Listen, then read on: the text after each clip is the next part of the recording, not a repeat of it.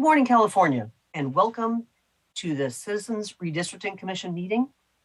We are going to have a big day today and continuing on with what we did yesterday. At this time, Alvaro, could you please take roll?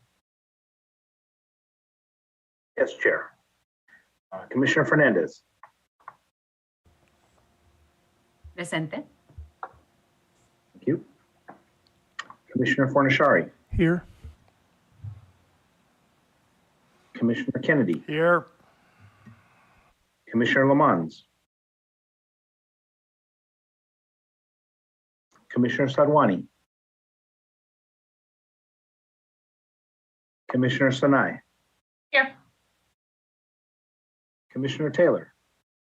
I am present. Thank you. Commissioner Toledo. Here. Commissioner Turner. Here. Commissioner Vasquez. Here. Commissioner Yee. Here. Commissioner Ahmed.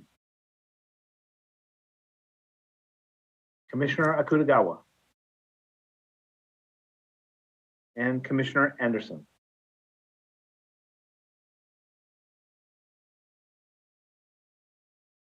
And I am also here. Thank you very much, Alvaro. Roll call is complete. Thank you.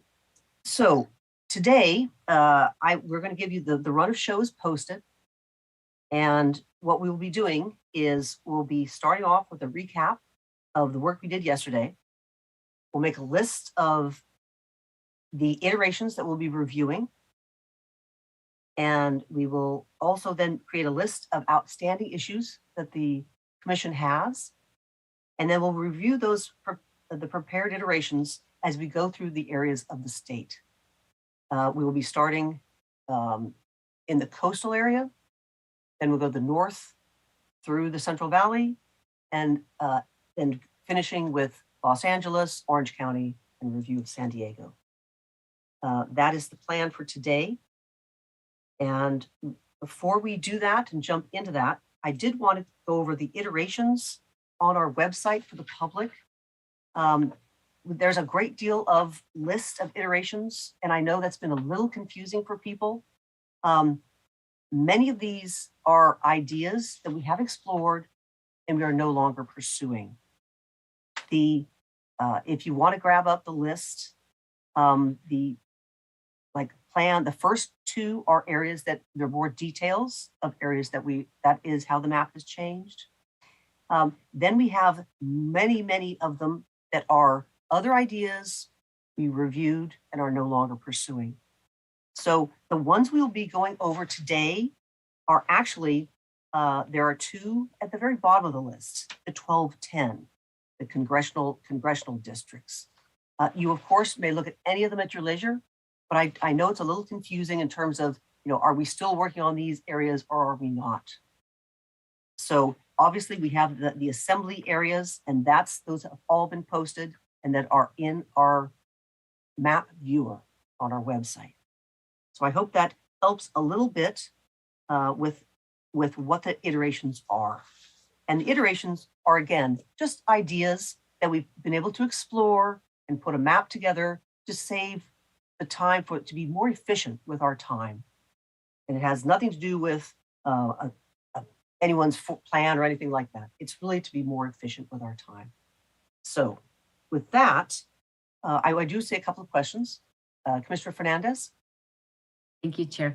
In terms of I brought this up before, but in terms of the handouts that are posted, it would be very helpful, not only for me, but also for the public, if when they're posted, we actually put the post date. That way, the date it was posted, that way we know as well as the public knows when it was posted, because oftentimes there's updates and you want to make sure that you pick up the most recent information. So I'm hoping that that's somewhat simple to do, and that's something that our staff can do. Thank you. Great, thank you. That's a very good idea. We'll have the staff look into. Commissioner Sanai. Thank you, Chair.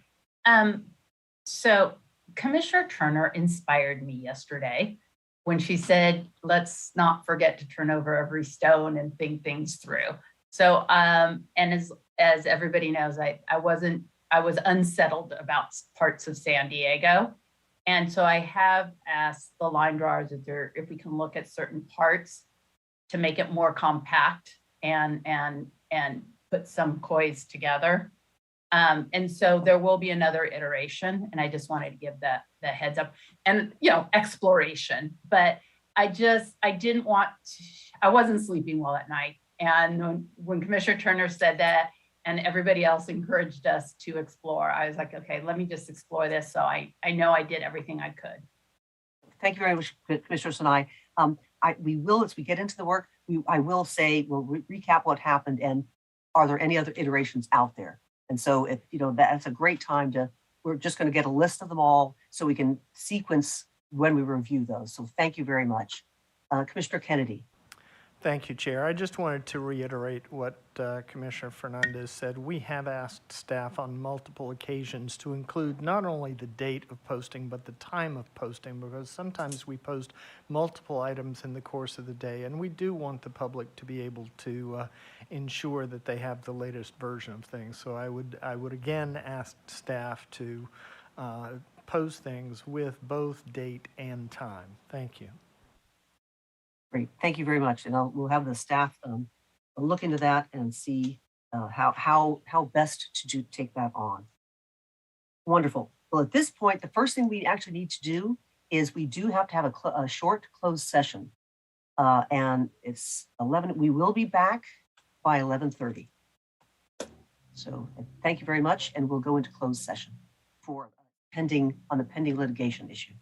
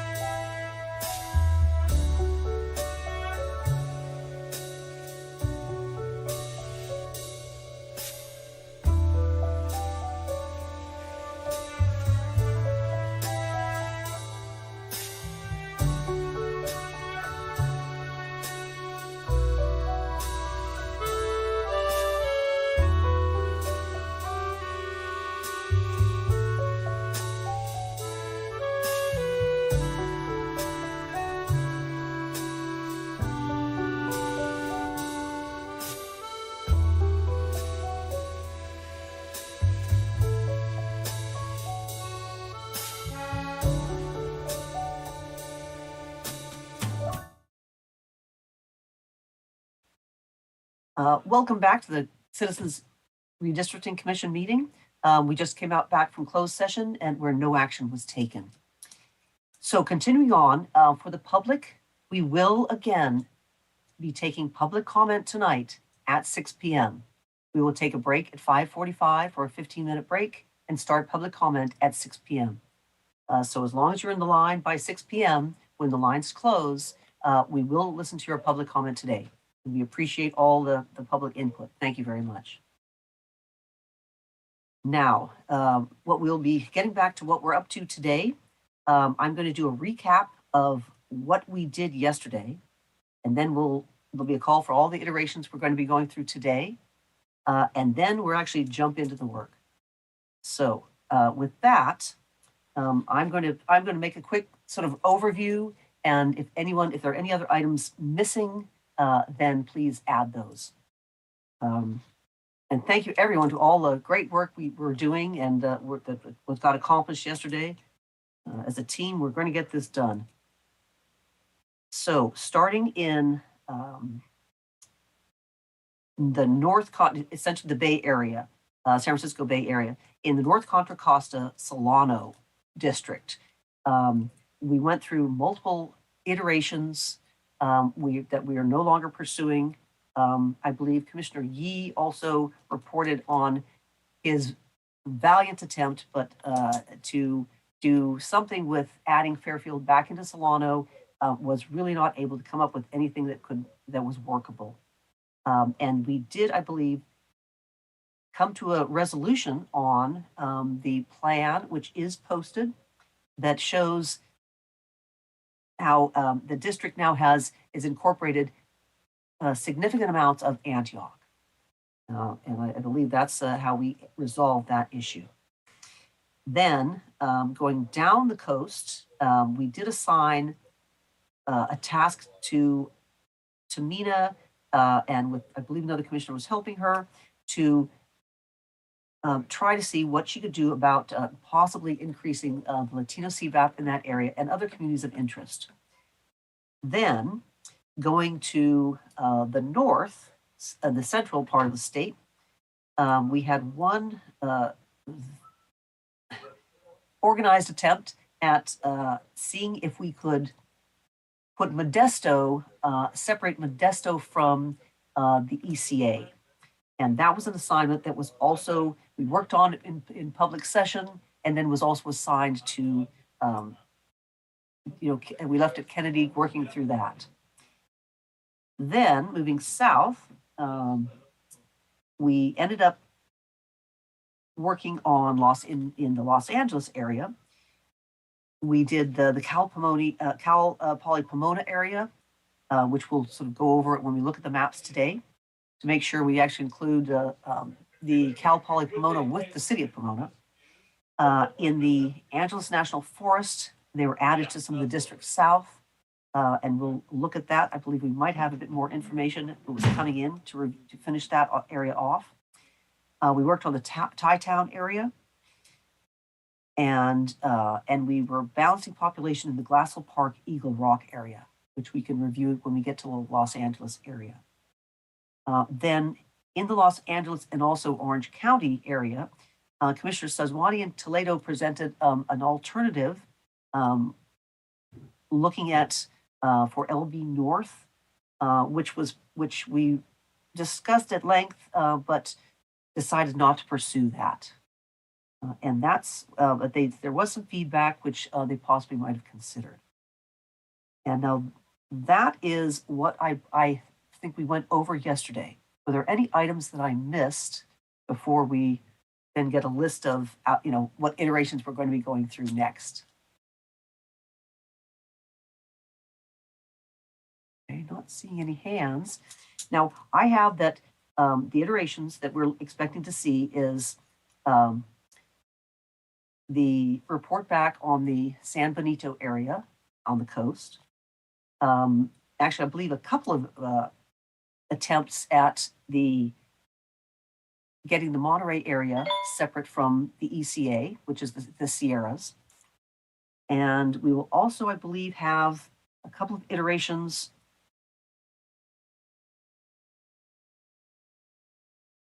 Well, I'm not sure if we're having another, yes. Actually, that was a Modesto, not Monterey. Modesto from ECA. I'm terribly sorry. It's Monterey from ECA. Yes, and that's a couple of, yes. Although they both start with an M, they are not the same town. So thank you very much, Commissioner Fernandez. Yes, and I don't, so at that point, those are the only iterations that I have that we're expecting today. Are there other iterations that commissioners would like? Oh, I'm sorry, Commissioner Sinai did bring up, there might be something for Orange County. Any others? Mr. Forshari. Yeah, I think yesterday we also looked at the VRA districts in the Central Valley and looked at some other potential approaches, but kind of decided they weren't going to work, and I think left comfortable with those at that point. The other thing that I think we need to circle or close a loop on today is, we've looked at essentially all of the state, but we have to come back to northern San Bernardino, northern LA County, and finish up that reconciliation, the population reconciliation, and how we're going to bring that population down from the north, and then get those districts finalized too. Great. Thank you very much. All right. And in addition to if there are any other iterations, then also what other items we want to get to. And that's certainly one of the important ones on the list. Commissioner Sinai. Oh, sorry. I just wanted to clarify, it's San Diego, not Orange County. Thank you very much. Okay. All right. Well, with that, we can either go through the iterations that we have, or we want to make a list of all the items that might be outstanding first. Do we have a preference? No preference. We might let's march through the iterations we have, and we might, think of ideas as we go through the state. So at this point, please, Tamina, share your map with us? Great, thank you very much. And, oh, this is wonderful. Now, could you please tell us what this iteration is called in the handouts for the public? Certainly, we are actually, the iteration I'm going to show you right now is called iteration, oh my goodness, iteration TF. And it is the purple lines right here. This iteration is focused on 2 districts, which are the Cupertino District and the Mid-Coast District. It was worked on by Commissioners Toledo and Fernandez. Wonderful. And could you please put the CVAP on here? And do commissioners, any of the commissioners want to discuss this or, Commissioner Toledo? Just briefly, I mean, Commissioner Fernandez and I have been looking at how to make sure that the maps are drawn fairly for the agricultural communities of the Central Coast, especially the farm working communities in the Monterey and San Benito area, as well as some of the farm worker communities up in that are included from Santa Clara County as well, or rather Santa Cruz County. We went through and we and put as much of it as we could in here that hadn't been, and did a few refinements to do so. But we were able to get the seat up a little bit higher in order to ensure that, in order to ensure that the Latino population in this area has an opportunity to elect candidates of their choice. I think one of the things that you know, as both of us, both Commissioner Fernandez and I, really have strong connection to the agricultural communities. Both of our parents' families were agricultural, farm working individuals. We really care about the Central Valley and the Central Coast and all farm working communities, as well as the rest of California. And so we really wanted to just make sure that we left no stone unturned, while also making sure that the communities around these areas also had fair representation. And I believe we achieved that. I think it's difficult. We were looking at one of the things we were considering also is the Central Coast versus the Santa Clara population, and I believe we struck the best balance we could, while also making sure that we met our legal obligations because this area has VRA considerations. So just wanted to share that as the bigger picture for this district. I believe this district will. This map is fairly drawn. Commissioner Fernandez. Thank you, Commissioner Toledo. Actually, there really isn't much left for me to say, so thank you so much for summing that up really well. Yes, definitely the farm laborers. I want to make sure that they are represented, dear to my heart and dear to Commissioner Toledo's heart as well. And what we try to do is we try to equally balance, as Commissioner Toledo said, between Santa Clara and then also the San Benito, Monterey, and Santa Cruz counties. And we actually struck a pretty good balance there. So thank you, Tamina, for working with us, and open for questions. Thank you. Any questions? It looks, actually, can we see, could you walk us through the CVAP, please? Or, and actually even changes, that would be wonderful. Sure. So as was mentioned, the changes were really minor. We have the black lines here are what we had before. So we smoothed this out to the purple line. Isn't much population down here. So really just making this a cleaner line for folks to follow. And then really the little changes that you see with the lines here along the coastal area have to do with what we could do to increase the LCVAP, and in case this is a potential VRA area to look at. So looking at these particular different communities, what they had in common, if there was a way to keep similar communities together, as was mentioned, the agricultural and farm worker communities, if there were little pieces that we could rejoin. As was discussed yesterday, we explored this area west of Watsonville in the unincorporated area, and so that line has been moved. Just a little bit of the unincorporated area of Santa Clara. And I believe it was just 1 or 2 blocks up here in the southern part of the northern Santa Clara County, San Jose section of Cupertino, which were moved. And the CVAP, which you are looking at on the label here, is 50.51% LCVAP, 2.77% BCVAP, 14.01% ACVAP, 0.64% ICVAP, and 30.81% WCVAP. Wonderful. Thank you. Thank you very much. Now, this is I know the commissioners worked hard and long on this, and I really appreciate, the whole commission appreciates the efforts. Commissioner Fernandez. Yes, I forgot to mention, we were able to increase it a tiny bit. It was 50.3 0.39 and it went up to 50.51. It's a tiny bit. You know what? Every bit counts. Thanks. Thank you. Commissioner Sinai. I just wanted to make sure that this was reviewed by council.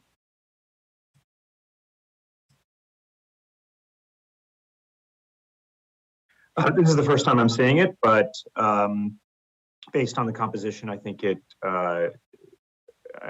complies with Voting Rights Act concerns, particularly with regard to the Latino population of San Benito County.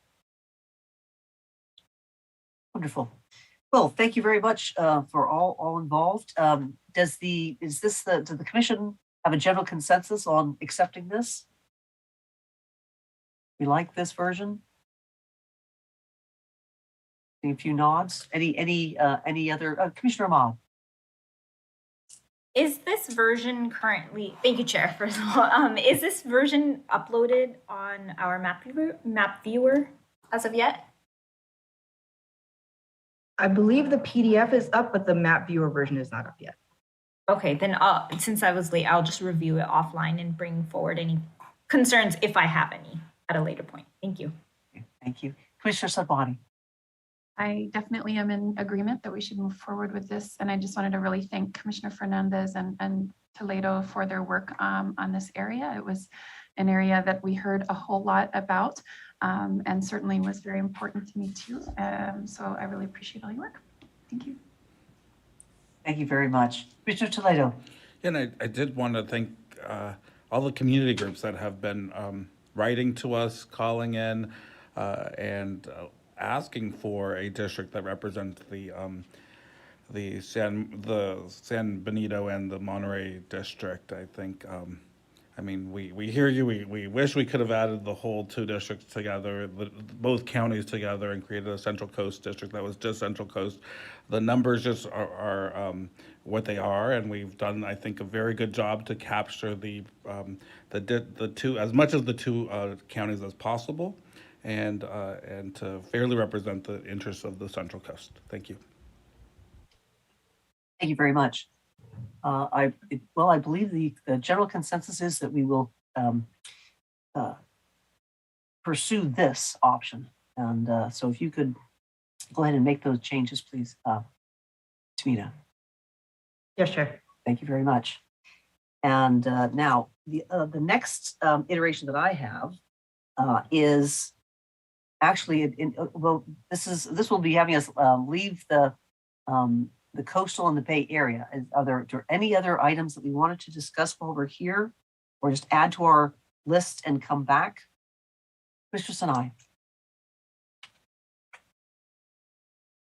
I know we've spoken about this a lot, but I just want to do it one last time just to make sure we're all on the same page.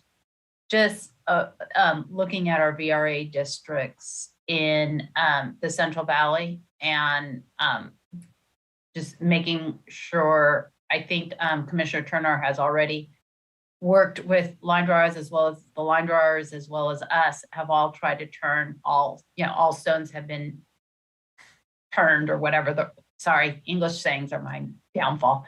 But if we just wanted to make sure that we say, make sure we're all feeling good about it.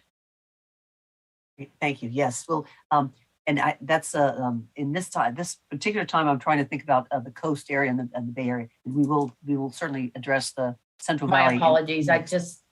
No, thanks for bringing it up. Thank you, Commissioner Yee. Yes, I'm sorry I didn't have a chance to work this out with the line drawers, but I'm interested in the Solano County area to see if we can get the Grizzly Bay and Wildlife Refuge area there in with Fairfield. It would improve the look of the district, and it would get more of Solano County in with its county seat. I checked just now, extremely large census blocks there, and possibly as many as 10,000 folks, but it would just involve a change in the split in Vacaville, I think, or Fairfield, where we had it before. But I'd like to explore that. Yes, certainly. If you'd like to explore that, please do so, and you can come back with that. So Grizzly Bay is that little head of water right below Fairfield.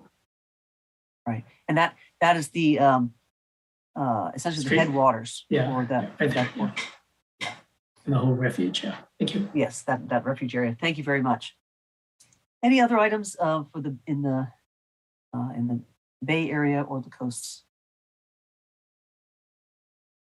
Okay. Oh, Commissioner Toledo. I had a quick question on that, Commissioner Gee.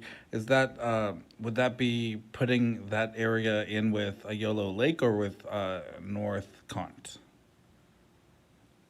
Moving it to North Con and adjusting the split. Okay, With, yeah, but it would be about 10,000 people? depending how it's done, you know, when I draw my California District Valley of census tracts, not census blocks, so I don't. Okay, thank you. Thank you. And we'll again, like all iterations, nothing happens on our maps until the entire commission has reviewed it. And kind of has, in a general sense, we might pursue that option further or not. Commissioner Toledo. Sorry, I didn't take down my hand. Oh, sorry. That's Thank you, all though. right. Commissioner Fernandez. We did it, Fernandez, apparently. So Commissioner Yee, it was putting, you want to put more of Solano County into North Cont? Is that what you are trying to do? That's right.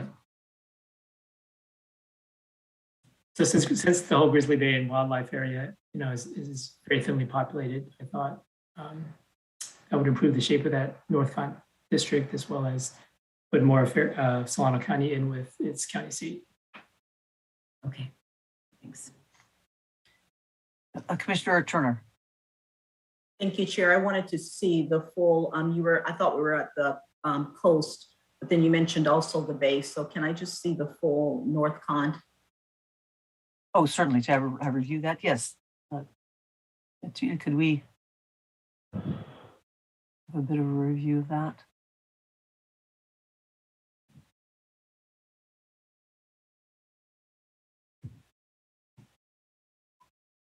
Okay, thank you. Thank you. Wonderful. Okay, so then I have the next, thank you very much, Tamina. And could we possibly have Kennedy share the map with us? Absolutely. One moment, Chair. Sorry, Commissioner Turner, did you have another item? Or not at this time? Okay. And now, again, we're just going through the state. We will come back. If there are other items that suddenly occur to you, please mention those, because it's certainly not precluding any, until we feel comfortable with the maps, we will be looking at them and reflecting on them. So if we could get we'll do just a few minutes of switch over. And I understand now we will be looking at several iterations, which are posted, what's they're called, the congressional districts iteration. One is called Iteration Stockton. The other is called Iteration Parkway. I believe Commissioner Fernandez might be walking us through one or both of these. Sure. Okay, Kennedy? Oh, Well, yeah, we need to give her a minute to be able to share her map. right. So we had two different iterations. One of them was bringing in all of Stanislaus out of ECA, and then the other iteration was just Modesto. So once Kennedy brings it up, we actually. Are you? I was just going to ask which one you want first, since there were two. Just whatever one. How about let's do the one with the entire county first. How about that one? Got it. One moment. Okay. Thank What you. is this plan called on the website? I think Kennedy would have a better idea what it's called. It should be Iteration Parkway. I do not. Is this one Parkway? This is the Parkway has the. Okay. Iteration Parkway. Yes, I'm looking at the printout of the PDF, and it appears that is the Parkway one. And I'll go over the second option too, but that was one that Commissioner Kitagawa worked on more so, but I can probably still walk you through that one as well. And then Kennedy actually knows the specifics, so she could probably actually walk it through better than any of us could. but Well- we'll go on this journey. Yeah, no, if you prefer that Kennedy walk us through the details, and you can kind of give us the background, whichever way you feel more comfortable. That's fine. Okay, Kennedy, can we do? Before we start, Commissioner Anderson, can we just get the high level? What are we trying to achieve here? What was the goal of these changes? Okay. Just because, I mean, I think I know, but I just want to make sure that we're all in the same, and the public too, that the public understands Right. where we're coming from and what we're trying to achieve. From a high level perspective, then we can get into the details. Okay, yes, thank you. Thank you for that, Commissioner Toledo. What, was it yesterday? Yesterday's meeting, we had received input from Modesto not wanting to be with the ECA. And so what we were charged with was going back to see if we could bring Modesto and then also Stanislaus County. So we have two different iterations back into the, I think we put it into this, we put it into, I can't think of the name of the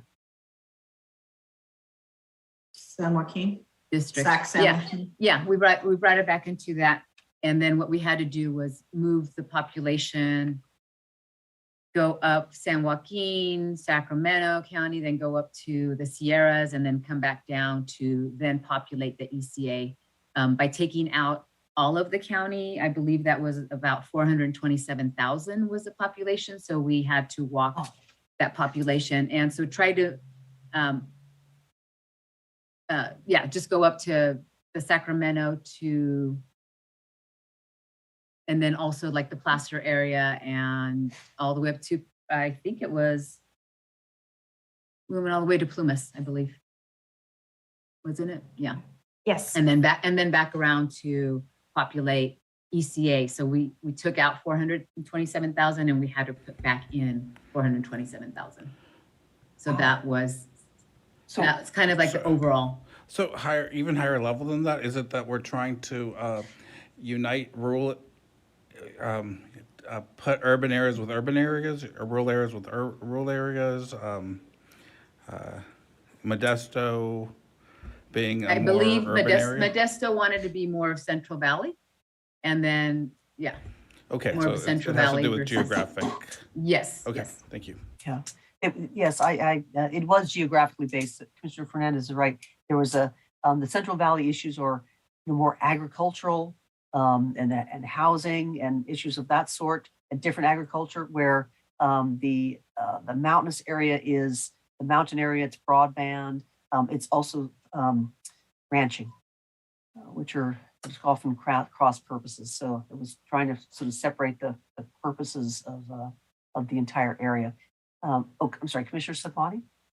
Well, yeah, I'm just wondering if we can move the map up so that we can see the upper bounds of this iteration.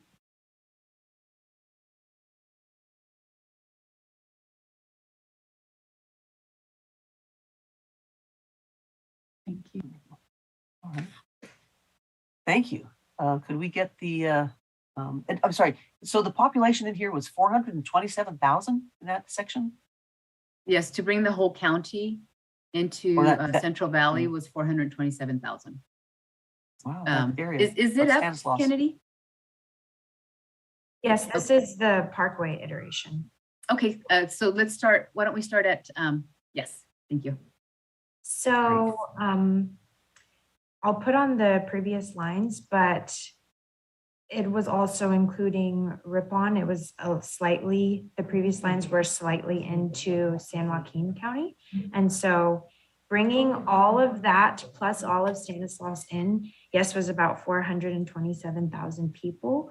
We worked it up and we took a similar, looking at iteration CD 1107, looking at those maps, we took the same kind of map for there. And so we put Modesto and parts of Turlock with Tracy, Mountain House, Manteca, Lathrop, and then the eastern farming towns in San Joaquin County. And then we balanced that out. We moved north and into Stockton. We kept Stockton whole. We also have Discovery Bay and Byron in here. And continuing to move north to, of course, balance population, we did have to find splits in Sacramento. And so we have Elk Grove, Vineyard, Wilton, Rancho Murieta together and Florin, but we did have to split within the CDP of Parkway. We split it down the 99 and then kind of took back so that we could get the right population. And that is where we had to do a split in that area. And then moving up into the northern parts of Sacramento, we also moved West Sacramento upwards. And I'll show you the previous lines. Before we had a line that was going through Sacramento. And so we moved those up into North Sac, and we also had to do a split in Arden Arcade at Howe Avenue and a bit below at American River. Then we also have Rosemont, La Riviera, Rancho Cordova, Mather, North Highlands, Rio Linda, and Alaverta in this iteration as well. And then continuing to move north, we kept moving the population northwards. Then we have Placer Sac, which has again that split in Arden Arcade on Howe Avenue, and Carmichael, Fair Oaks, Gold River, Folsom, Citrus Heights, Orangevale, Antelope, Foothill Farms, North Highlands. Then we also have Roseville, and we had to create a split in Rockland at the 80 freeway. So we split there in Rockland. And then continuing to move out, our last step was moving an ECA. And so we kept the boundaries that were already there from the northern counties. So before, Placer Sac took parts of El Dorado, Placer, Nevada, Sierra, Plumas, and Yuba, and we moved those over to ECA. So now ECA includes all of El Dorado, Granite Bay, Loomis, a little part of Rockland that's on the eastern side of the 80.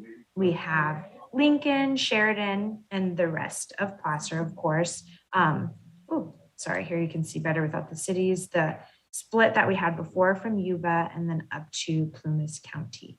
And so again, we just windmilled the population through Sacramento, created the split in Parkway at the 99, and then up to Placer Sac, created the split at Arden Arcade Carmichael at Howe, and a split in Rockland at the 80, and then moved up and kept El Dorado whole and the other boundaries that were a part of Placer Sac before for ECA. Thank you. Commissioner Fernandez. Yes, and so by doing this, we actually ended up splitting many more COIs as we move up Kennedy to the Parkway area. So right now with this, we are splitting Parkway and Florin, which is a very low income area, Latino, Blacks, Asians. So we're splitting up all those COIs like from Oak Park, Lemon Hill Parkway, Florin, also Greenhaven and Pocket from Elk Grove and Vineyard that we've heard many times. And then as we move further north, we continue to, we've continued to split up more COIs in terms of with Rose, we had to go into Arcade, which was whole before. Then we go further north and we split up the communities of interest from Rockland, Loomis, and Roseville and Lincoln. And we go all the way up to Plumas to grab the population. So now this is from Plumas all the way down to Inyo is the size of this district. For me, I believe it disrupts more COIs, especially for the lower income working class population. Okay, Commissioner Toledo. Sorry, my hand was accidentally raised. Oh, okay, thank you. Commissioner Turner. Yep, thank you, Commissioner Fernandez and Kennedy. I immediately see as a flag concern about the number of COIs that are being split, particularly. And did I see Kennedy West Sac that is now in a district with like Roseville? And can you go back? How did that go east to west there? How far did that go? So it goes out to Rancho Cordova. So it's Rancho not Cordova. Yeah. Yeah. Yeah, that's still, I think, a a different, and West Sac and Lemon Hill is over, yeah, over to Rancho Cordova. I like some of what happened in ECA, but everything getting to ECA was not, I think, what many of the COIs wanted to happen. And so I look forward to seeing the other option. Thank you. Commissioner Kennedy? Thank you, Chair. You know, in general, I like the overall architecture. I am concerned about some of these communities of interest and would like to see if we can find a way to address them. I mean, I remember we were looking last night at the area around Freeport, south of West Sac, north of Clarksburg, and I know there's not a lot of population there, but you know, I realize that Parkway is probably much more densely populated. I'm just looking for where we could resolve the population issues and the splits in particularly in Parkway, but you know, generally, I think I like the architecture. Thank you. Thank you. And a note on that, you are correct. There just isn't enough people down here to resolve that split. It would have to, I guess, come from further south. And that would cause, oh, sorry. I didn't know if someone was talking, sorry. No, go ahead. Oh, I think that was in someone in the background of somewhere. Oh, okay, sorry. So please continue. So just, yeah, this is not enough to really resolve that, and probably just resolve in more splits somewhere else. But I do understand the thought, but just saying. I put myself in the queue here. I certainly appreciate, yes, the split in Parkway is, you know, is certainly not what we want. Could you zoom in on that a little bit, please, Kennedy? But it does keep Sacramento whole, which we've heard of. And I'm wondering if in that, if you could rearrange within that, it's called North Sac, to put all of Parkway into it, if you might have taken some of the other area, you know, like either take a little bit more of Arden Arcade or, you know, something within it to shift that line around. Because, you know, I do see Sacramento, the city is whole. West Sacramento is with the city of Sacramento. Arden Arcade is with Carmichael. There are actually a lot of good architectural things, and then in it. This is a problem that I see. But I'm wondering if there's other arrangements within this area that might work. I don't know what the population is in that area, but I'm just wondering if, you know, to put that in, you know, to move that line, to put that in, something else comes out, if that makes sense. And Commissioner Fernandez would, of course, know the area better. But, and then going north, you know, the Arden Arcade, all the way up through there, those are the suburbs which fit better. It is a shame that Rockland and Lincoln aren't together. But and then over at, it does have in one district, Truckee and all of Tahoe, which is nice. And then that is a totally Sierra district. So I kind of also like the architecture, but there are problem areas within it. And I don't know if how those could be resolved, but I just want to bring that up. But we have another option as well. Commissioner Fernandez, did you want to say more about this particular one before we look at the other option?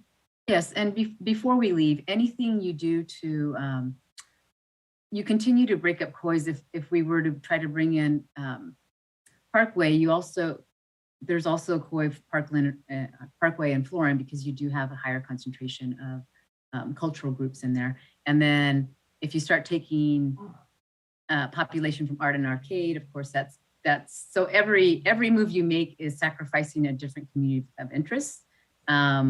So Yeah, so that's just something that we would have to grapple with. Yeah. Well, yes, and they're And the populations are very dense, like Florin, right. that section itself is 52,000. It's very condensed. Right. Population.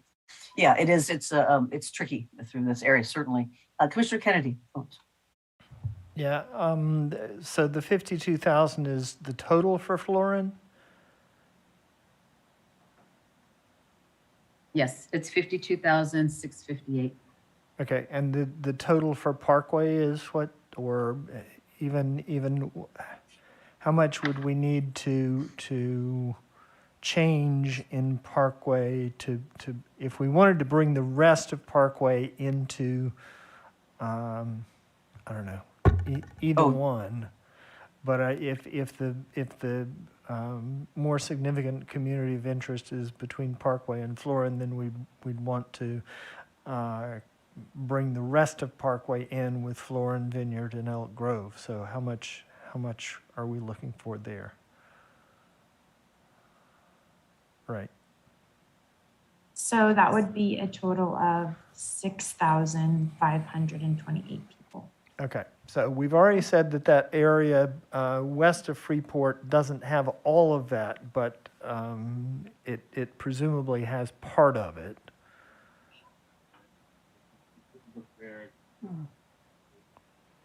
And I'm wondering also the area between, if you can pull out just one more click, between Rancho Murrieta and Folsom. I mean, and Rancho Cordova, the unincorporated area there in the eastern part of the county.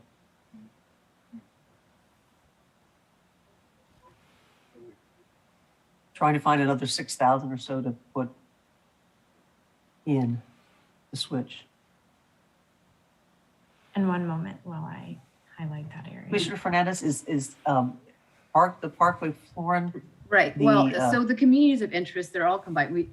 It's Asian, Black, and also Latino.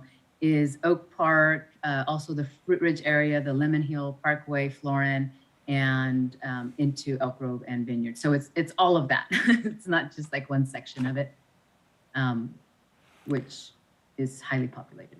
Yeah, so I guess this what we're looking at now, the area there, Rancho Murrieta, Rancho Cordova, and Folsom, that would be to bring more population into Sacramento so that we could make Parkway whole in North Sac with Lemon Hill and Fruit Ridge Pocket. And I haven't finished, but as you can see, most of it's filled in, and it's a Okay. total of 400. All right. Thank you.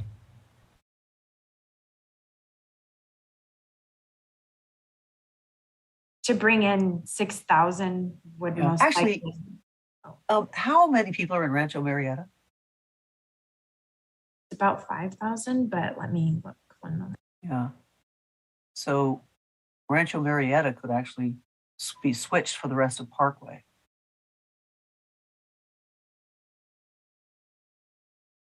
Commissioner Sadmani. Yeah, just a process question. Was I right when I heard that there's another plan to review? Oh, I'm sorry. Yes, Yeah, you're absolutely right. It might just be helpful Yes. to review that first before we get into Yes. making these swaps. Just so True. we can know what our options fully Yeah. are. Thanks. I think the exploration was being done as if, this is at all possible. But certainly, yes. So that's 5,000. So, all right. Thank you, Kennedy. Yes, at this point, let's that appears that may be a possibility, but let's review the other prepared iteration, which is called iteration Stockton, I believe. Thank you, Commissioner Sablani.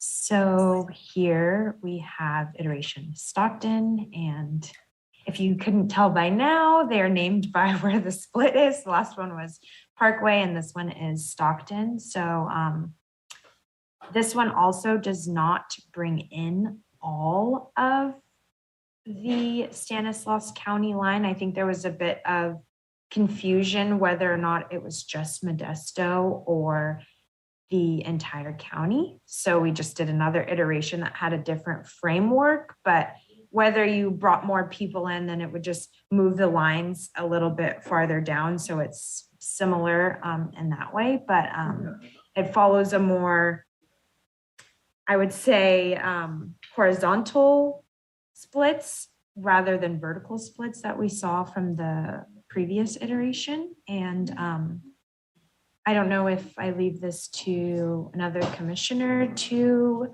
highly overview. I can do it as well, whatever is easiest for anyone.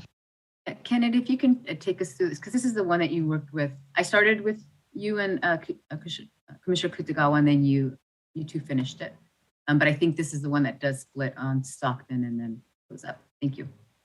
Yes, so as before mentioned, we just took the area of Modesto.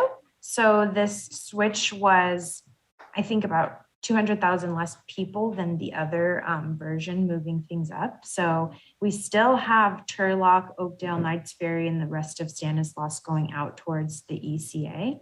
And we move into San Joaquin, and I'm going to move into the Stockton line. So we have Discovery Bay and Byron also going down, Mountain House Tracy, Lathrop, and Manteca, and then moving into Stockton.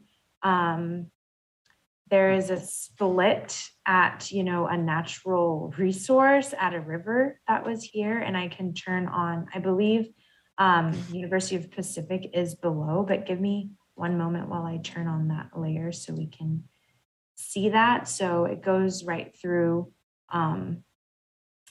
where this on the river. Yes, on the river.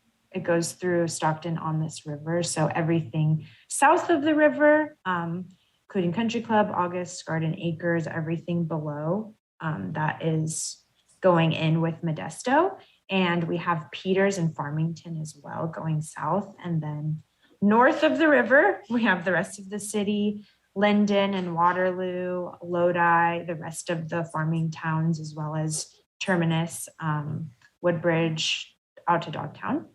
And then moving north into Sacramento, we were able, a difference here is that Vineyard, Elk Grove, Florin, Parkway, Lemon Hill, and Fruitridge Pocket are together in Sacramento.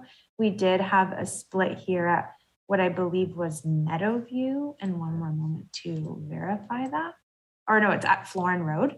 So we went up to Florin Road, down on Freeport Boulevard. We went and grabbed a little bit more blocks to the side, for population purposes, one above, as you can see as well.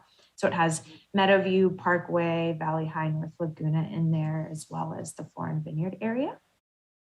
And so that was a lot in one district. So I'll back out and kind of repeat that. So again, in Stockton, we have Linden, Waterloo, and the river going through Stockton North, with Elk Grove and Florin, Lemon Hill, Fruitridge Pocket split at Florin Road going south. And then moving into North Sac, we have somewhat similar as to last time. It has Mather, Rosemont, La Riviera, with West Sacramento, the rest of Sacramento. And then we do have a split through Carmichael, keeping the Punjabi Koi together. That was in Carmichael and Arden Arcade, plus a few more blocks for population, but keeping that Koi whole here. We have North Highlands, Foothill Farms, McClellan Park, Alaverta, Rio Linda as well in this North Sac iteration. And then we have the Placer Sac again, which has Rancho Cordova, parts of Carmichael that were not a part of that Koi. Then we have Citrus Heights, Antelope, Fair Oaks, Gold River, Orangevale, and Folsom. And we have Roseville, Granite Bay, Rockland, Loomis, Lincoln, Penryn, Newcastle. Auburn does have a kind of non-contiguous piece that goes right above North Auburn. So coincidentally, it is split because of that, but it just includes Auburn, and North Auburn is going north, and this as well. And then we have very similar, identical northern boundaries as the last one, because we just took from what was there before. So it goes to Plumas, parts of Yuba, Sierra Nevada, parts of Placer, Sheridan, and North Auburn, and then going out to the east, all of El Dorado, again, Gold Country, and down to Inyo. And then we also have Oakdale, Knights Ferry, Valley Home, and Turlock going out to ECA as well. And that is an overview of those changes, and to you. Great, thank you. Commissioner Fernandez and Commissioner Law, Commissioner Fernandez. Yes, and I forgot to mention on the other option one, other communities of interest that are impacted by bringing all, on the first option was bringing in all of Stanislaus. What we have now, the most current version had San Joaquin almost whole together, also had Sacramento pretty much whole in 3 districts. So it broke up those communities of interest as well. So on this one, Kennedy, if you can zoom in, obviously a major community of interest that's being split is Stockton, splitting Stockton. And again, this is just bringing Modesto in, so the population was less than the first. And then as you continue to move up into Sacramento, you still have, you are able to retain the Lemon Hill Forum, but you do not have the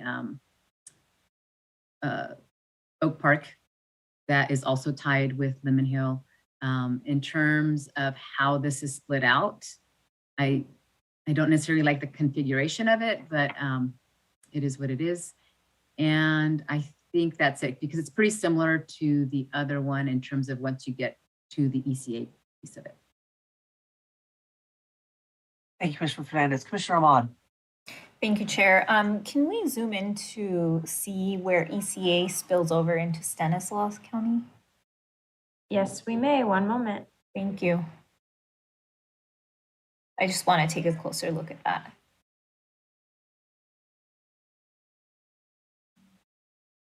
So the split we tried to follow was, this is the county line between Stanislaus and San Joaquin. So we pretty much just went down and then take in Modesto and Empire and Riverbank. So we have Valley Home, Oakdale, East Oakdale, Knights Ferry, parts of Turlock, Denair, Houston, Waterford, Hickman, and La Grange going into ECA. And of course, if we were to make the county line whole, shifting that population, this line in Stockton would start coming down a little bit more. If you reunited more population, then we would have to pull down the line a bit in Stockton. Sorry. Thank you. Commissioner Kennedy. Sorry, Commissioner Ahmad, did you want to say anything about this? Not yet. Thank you. Okay, thank you. Commissioner Kennedy.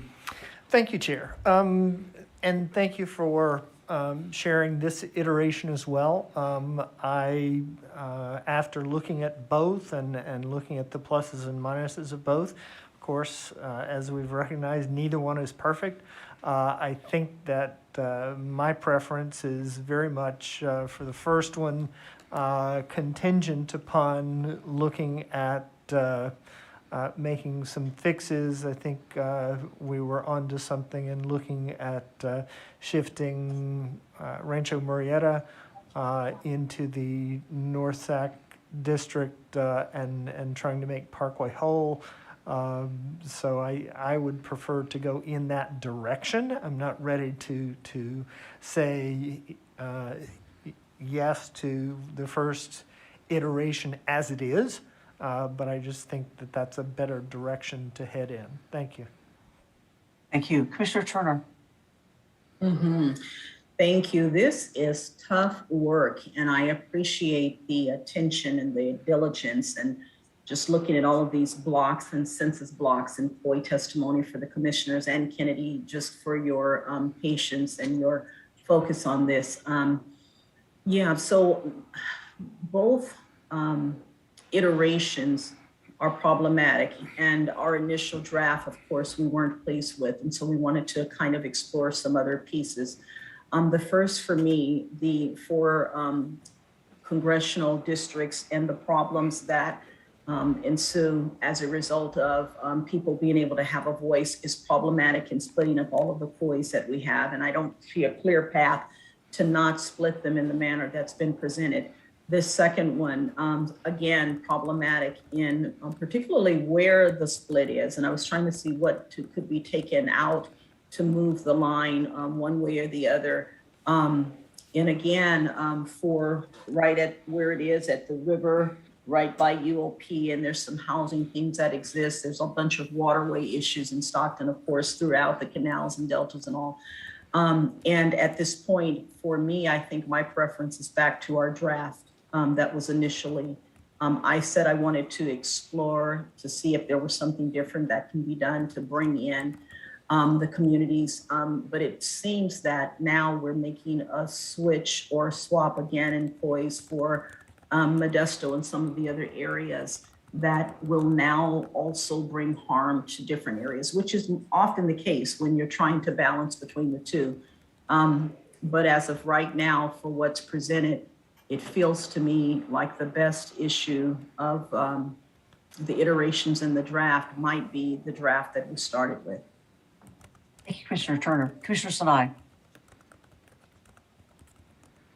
I want to second what Commissioner Turner said. And I also wanted to say thank you for kind of highlighting what COIs were being split. I think that's really helpful. And that was partially the reason I had asked yesterday when we were looking at Long Beach, because we can't keep them all in our head. And it is helpful to do a quick overview. But I think I'm good with the maps that we have. Thank you, Commissioner Sinai. Commissioner Sadwani. Yeah, thank you so much for all of the work that's been done here, but I'm still a little baffled. When we decided yesterday to have an exploration, it was to leave no stone unturned. And we had heard from communities that from the ECA folks during the 14-day period that they saw the connecting point to be Roseville. Now, in the first exploration map that was shared, the district comes right up to the border to Roseville and doesn't cross in. And I'm just curious why it wasn't even explored as a possible option, right?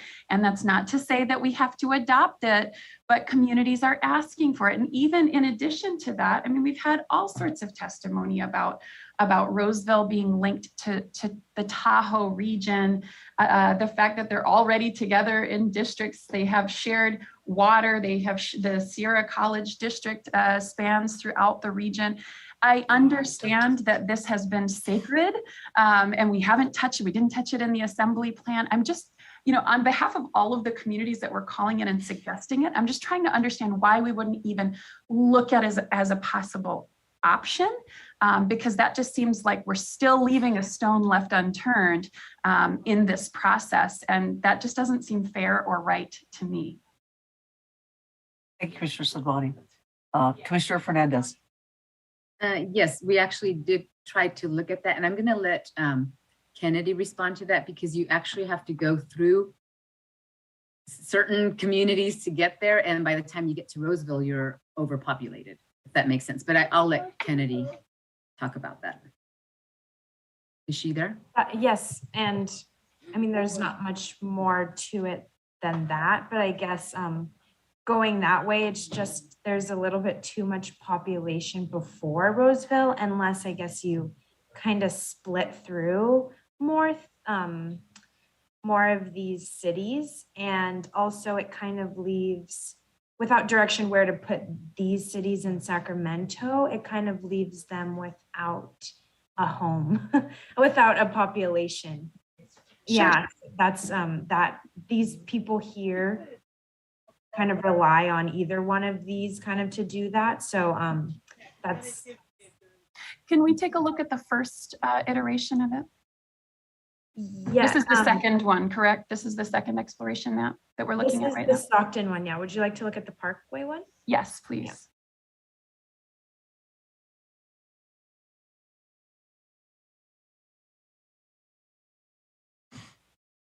Sorry, one moment while I pull it No up. problem. No problem.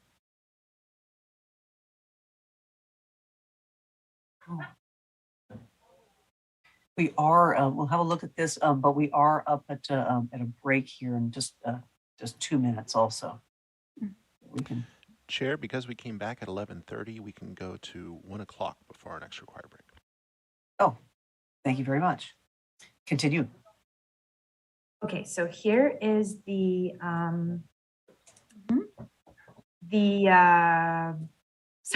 Parkway iteration. Sure. And I'll zoom in over to where the border of ECA meets Placer Sac. And let me ask you this though, further to the north, we're going well above Nevada County. Is that correct? Yes, we are going into Plumas. Mm-hmm. And is it reasonable to stop at Nevada and include and come further into that area there to pick up population rather than going to Plumas? Oh. We can explore that. I think also as far as what we were touching like just the districts it was affecting. So before Placer, if I pull up the old districts, which I can right now. Sure, that would be helpful, yeah. And I'm gonna turn these off. Oh, sorry, that was loud. The previous Placer iteration went up to this Plumas area. So then taking from that starts to affect the Norca one as well. And so I'm not too sure of. So it's combining those two districts, is that what it is? And then pulling more of the population from, where was it pulling from, Lincoln? No. I'm sorry, let me pull it back up. So it was pulling from El Dorado. It kind of took a snake line through El Dorado, parts of Rockland, Lincoln, Sheridan, Loomis, and upwards. Just because we weren't touching the Norca one as well, trying not to localize and just sweep through and not mess through the other districts that the commission was okay with. Obviously it could be explored. I'm not too sure, but this kind of also shows how the line kind of snakes through and it can't make it there. I mean, it probably could have, we split different things. But yeah, so if that kind of shows that line starting to snake through and almost reach there, but it just doesn't reach. Got it. And so that snaking part could take different iterations potentially. Yes, potentially if we probably changed. If we rework other areas. Yeah. Got it. Thank you. That's really helpful to hear. And I see others have ideas. Commissioner Ahmad. Thank you, Chair. And thank you, Commissioner Sadhwani, for bringing this up. I was trying to figure out if there's another way we can solve for this, if it is something to be solved for. Earlier, I had brought up the dip from ECA into Stanislaus County, where we're actually splitting Turlock.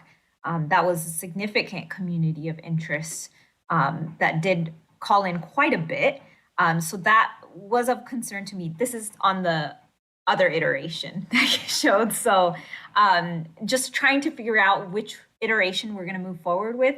I would like to see how we can change some of the lines up north in the ECA area, potentially going into Sacramento, to make some of the communities of interest whole lower into the valley. I know that this might ripple into some architectural changes, but that is, in my mind, what right now is for. We are in the drawing phase, so I'm all game for making changes if that means we can make our maps more inclusive of different communities of interest. Thank you.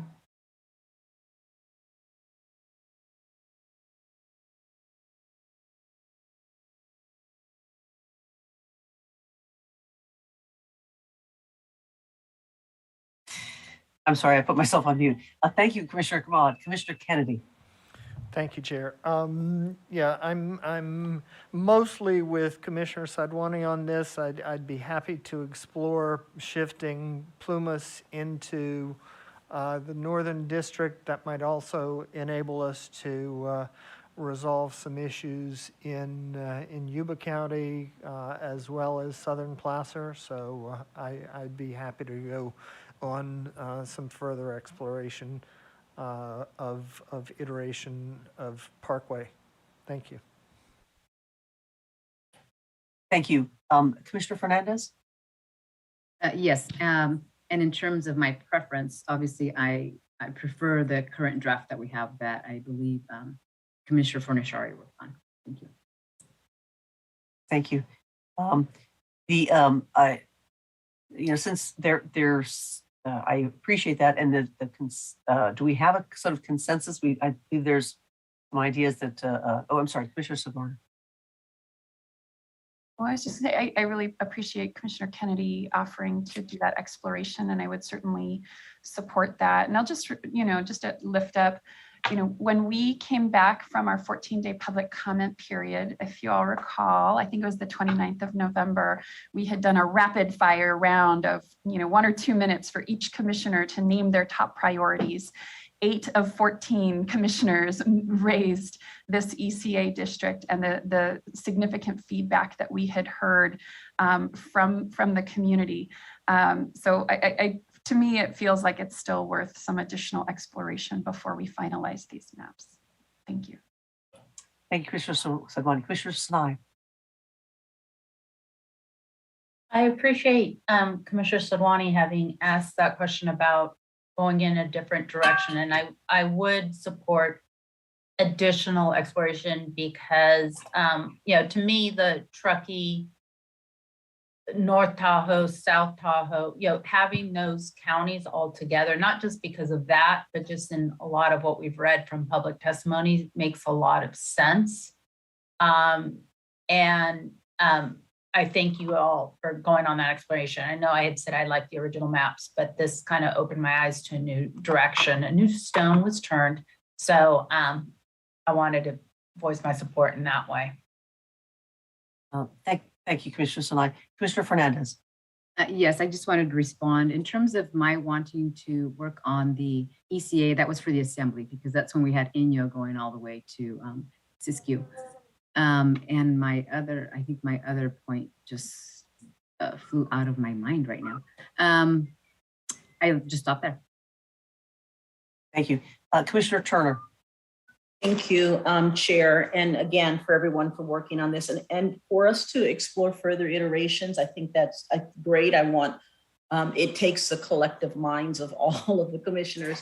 I want to say my biggest concern with the first iteration, I forget what it was called, the first iteration, is the splitting of the communities of interest and all of the testimony that we've heard in the Sacramento, the urban areas.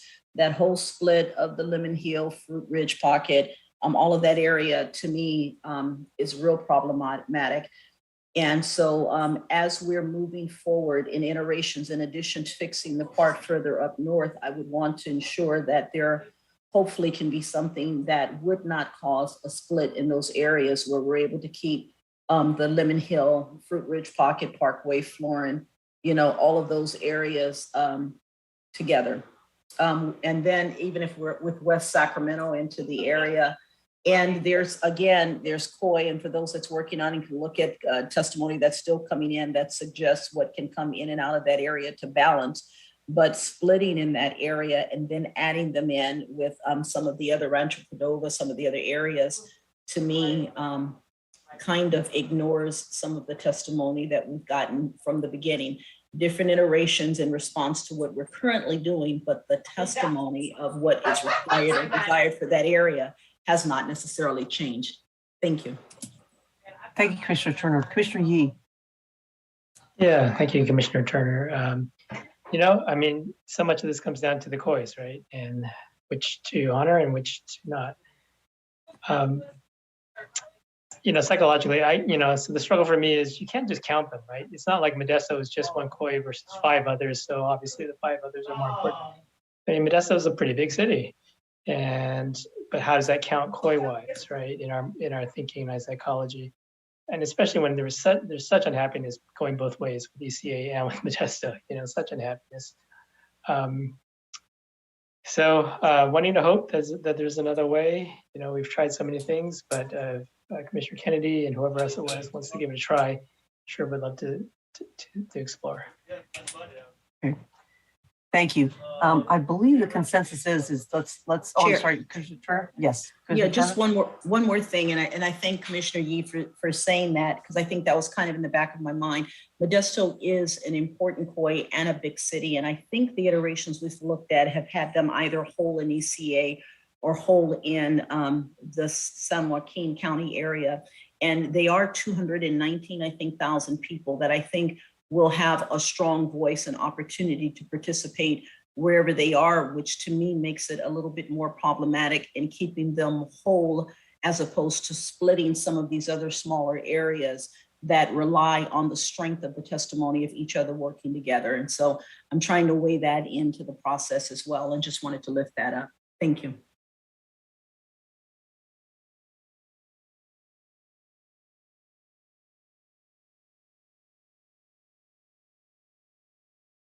Commissioner Chair, you're on mute. Thank you very much. I see that there are concerns with the versions we have, but there's also a desire to try to pursue a possibility if there is one. So I would like, since we have volunteers to look into that, one thing I would like them to go ahead. We don't have a great deal of time left, so it would have to be a rather quick exploration. And with that in mind, I do believe that there are, I don't think you need to go up into the other, you can still do that within what is ECA right now, with some rearrangement of after Folsom. Is that next town up? That is also, you don't really start getting, that's another suburb. That's the first one in El Dorado. I think a little investigation right in that. The El Dorado Hills. Those are certainly before you start going up. That's still, that's another area to consider through the Sacramento area. And yes, but the explorations have to seriously consider the Lemon Hill, Florin, that combination. So with that, I'd like to assign that task and move on. Is that agreeable to the commission? We have one last, I'm getting thumbs up. Commissioner Fernandez. Yes, I just want to say that there are more COIs than just the Lemon Hill Oak Park. So when Kennedy, our mapper Kennedy, is aware of all the other COIs too. So I just want to make sure that those are taken into account as well, and whichever ones are broken up to please bring back. Thank you. Yes, thank you very much. Commissioner Kennedy? And we should go to break. Yes, there's one, we do have a few minutes, and there's one item that the next on our list will be just a quick overview of the Central Valley, the VRAs. I think Mr. Becker might give us a few minutes because he won't be able to be with us much longer. So if we could, you just pan down to the Central Valley and the, including also the San Benito, the VRA districts. Kennedy, could you move the map down, please?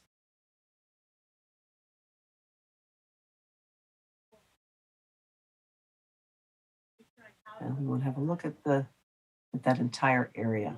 Wonderful. Thank you very much. And so, Mr. Becker, would you like to sort of give us a quick overview of and say anything that needs to be said about this entire area, please? Sure. Thank you. Thank you, Chair. So first of all, we did an initial analysis of racially polarized voting patterns throughout California. And that's reflected in, I think, what was called Appendix A, which was posted on the website, I believe, at the very end of October. And what that reflected was for each of the three types of districts that we were drawing, I'm excluding Board of Equalization here, But for Senate elections, Assembly elections, and congressional elections, with those elections alone, given the existing boundaries, did we see racially polarized voting? And that was very informative because those are the most important elections when you're drawing a congressional district. Looking at racially polarized voting in congressional districts is the most probative, the most relevant, but it's not all that's relevant, particularly if you're getting if it's in the gray area. And so if you, in Appendix A, we have what we found with regard to Senate districts, what we found with regard to Assembly districts, and what we found with regard to congressional districts. And throughout the Central Valley, from basically Bakersfield north up to, say, Merced County, we found fairly consistently racially polarized voting with regard to Latinos. And in San Benito County, we found all three jingles preconditions, racially polarized voting with regard to both Latinos and non-Latinos in the Senate plan, but it wasn't entirely clear in the congressional and assembly plans, given the districts that had been drawn before. These are very dependent upon the existing districts. So what we did is after we posted that, we ran some additional analysis on other types of elections, statewide elections, for instance, to see if we could clarify whether or not we found racially polarized voting. And in our opinion, based on the data that we reviewed for all of the elections that we had for the past decade, it's fairly clear that not only is racially polarized voting in existence in the Central Valley, it also is in existence with regard to Latinos in San Benito County. So that's why we're advising that districts be drawn to protect Latino voting rights in those areas. Thank you, Mr. Becker. I see actually Kennedy has a hand up. Kennedy, did you have a question? It wasn't about this area, so you can come back to me. Oh, thank you. Commissioner Toledo. It's just for clarity for the public. So just want to make sure that the recommendation from VRA Council is that a Section 2 VRA district be drawn in the Central Coast, encompassing San Benito and Monterey areas. Or the specifically San Benito, right? Yeah, primarily, yes. Based on what we're finding, based on, and again, our analysis is always dependent upon the existing districts because that's where the elections are run, that's where candidates run. So, but based on what we have looked at, we advise that Latinos throughout the Central Valley and in San Benito are protected under Section 2 of the Voting Rights Act, and therefore the Commission should do its best, and it's done a very nice job, I think, given the population concentrations, to draw districts in such a way as to protect their ability to elect candidates of their choice. Thank you. I'm sorry, Commissioner Sadwani. Yeah, sorry, my internet's a little unstable here. While we're in this area, I did just want to also note, as we're talking about the VRA districts, that we continue to receive public comment, in particular about the King Tula Kern district. Some came in yesterday. I'm not sure if it's posted yet, though it has been sent to the Voters First Act. So I'm sure staff is going to get it up there soon. And some specific areas were identified that may need to be removed in order to further improve CVAP in this area. So I just wanted to flag it and see if there's general consensus to have Kennedy look a little bit more closely. I know Commissioner Turner looked at it already, but I think from the community perspective, there continues to be concern that this district may or may not perform. And so I just wanted to read out what it suggests. It says remove East Tulare, North Hanford, and Lemoore. I know that those are also a part of some key communities of interest testimony for other communities. Also only North Visalia, what's known as El Barrio, should be in the VRA district. In Fresno, there's also a potential to make a stronger VRA district, again, by removing Old Fig and Sunnyside. I know we've gone back and forth on this issue. So I just wanted to raise that and see if there's interest from the commission to continue to look at this more closely.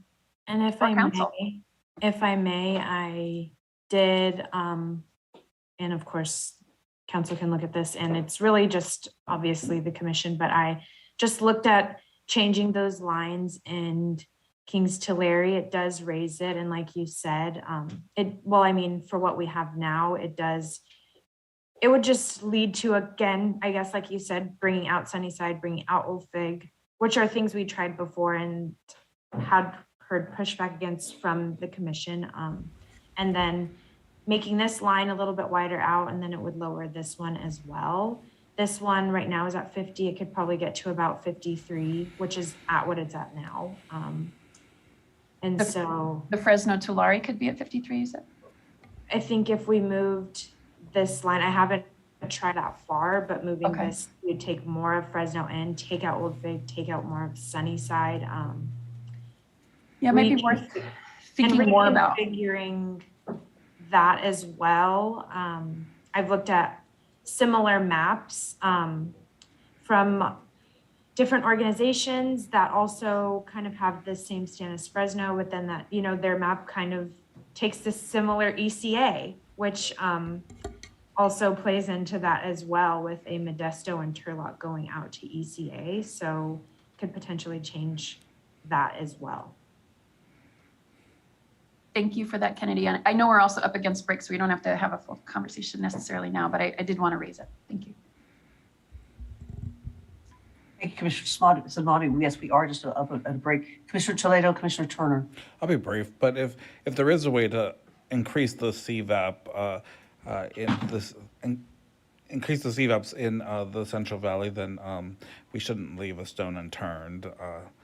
And I know we probably have turned many stones, but obviously Section 2 is above communities of interest, and so if we are able to, at some point, I think if we're that's all. I mean, if we're able to increase the CVAP with the additional testimony we're getting from community groups, then we should take a look at it and see if it's possible. Thank you.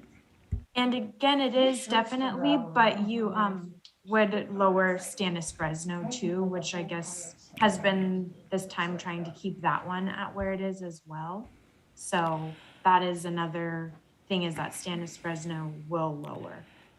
So maybe this is an area where we need to discuss with legal counsel. Thank you.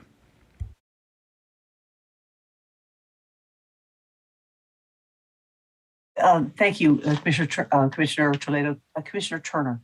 Yeah, I was going to just suggest, thank you, Kennedy. And again, we are appreciative for all of the input that we're receiving. The particular concern about King's Tulare, King Tula Kern down at the bottom. If you would, Kennedy, just prepare the snapshots or go back to previous iterations where we've tried it to show where, yes, we can increase those, and then show where it lowers, because then the commission will need to decide, should we be in alignment or go with where the higher CVAPs are all the way down that block, or, because that will increase CVAP for that one area, and are we and is our attorneys okay with lowering it in other places? But I think so that it's clear, so that we're seeing more than just saying this will lower, this will increase, be able to say, here's snapshot 1, Lemoore all out and into this district. This is what it does for the 3 or 4 different areas. With it back in, this is what it does for the different areas. And then likewise for the Stannis Fresno, and if we do or don't pull in and out Old Fig Garden, because we do go back and forth on that. And it's not that we're confused. We're trying to be responsive to what, you do one thing and you get tons more testimony that comes in. And so we're trying to ensure that we are looking at all of it. But if we can show it on the screen with the snapshots there, we'll know why we've made our final choice, and then settle on it and be able to move forward. Thank you. Thank you, Commissioner Turner. Commissioner Akutagawa.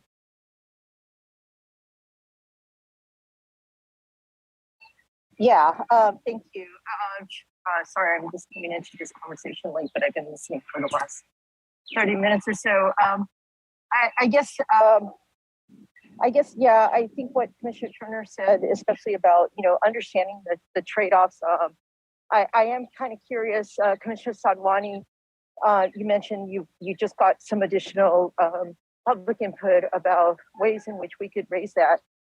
CVAP, was there any recommendations in terms of addressing what the ripple effect is going to be to the Stannis Fresno? Because I think we tried really hard to at least get those up. I have seen the other testimony that still it is raising concerns about that the CVAPs are not high enough. So I understand the desire to ensure, if we're going to do this, we obviously want to make it so that it's going to be effective.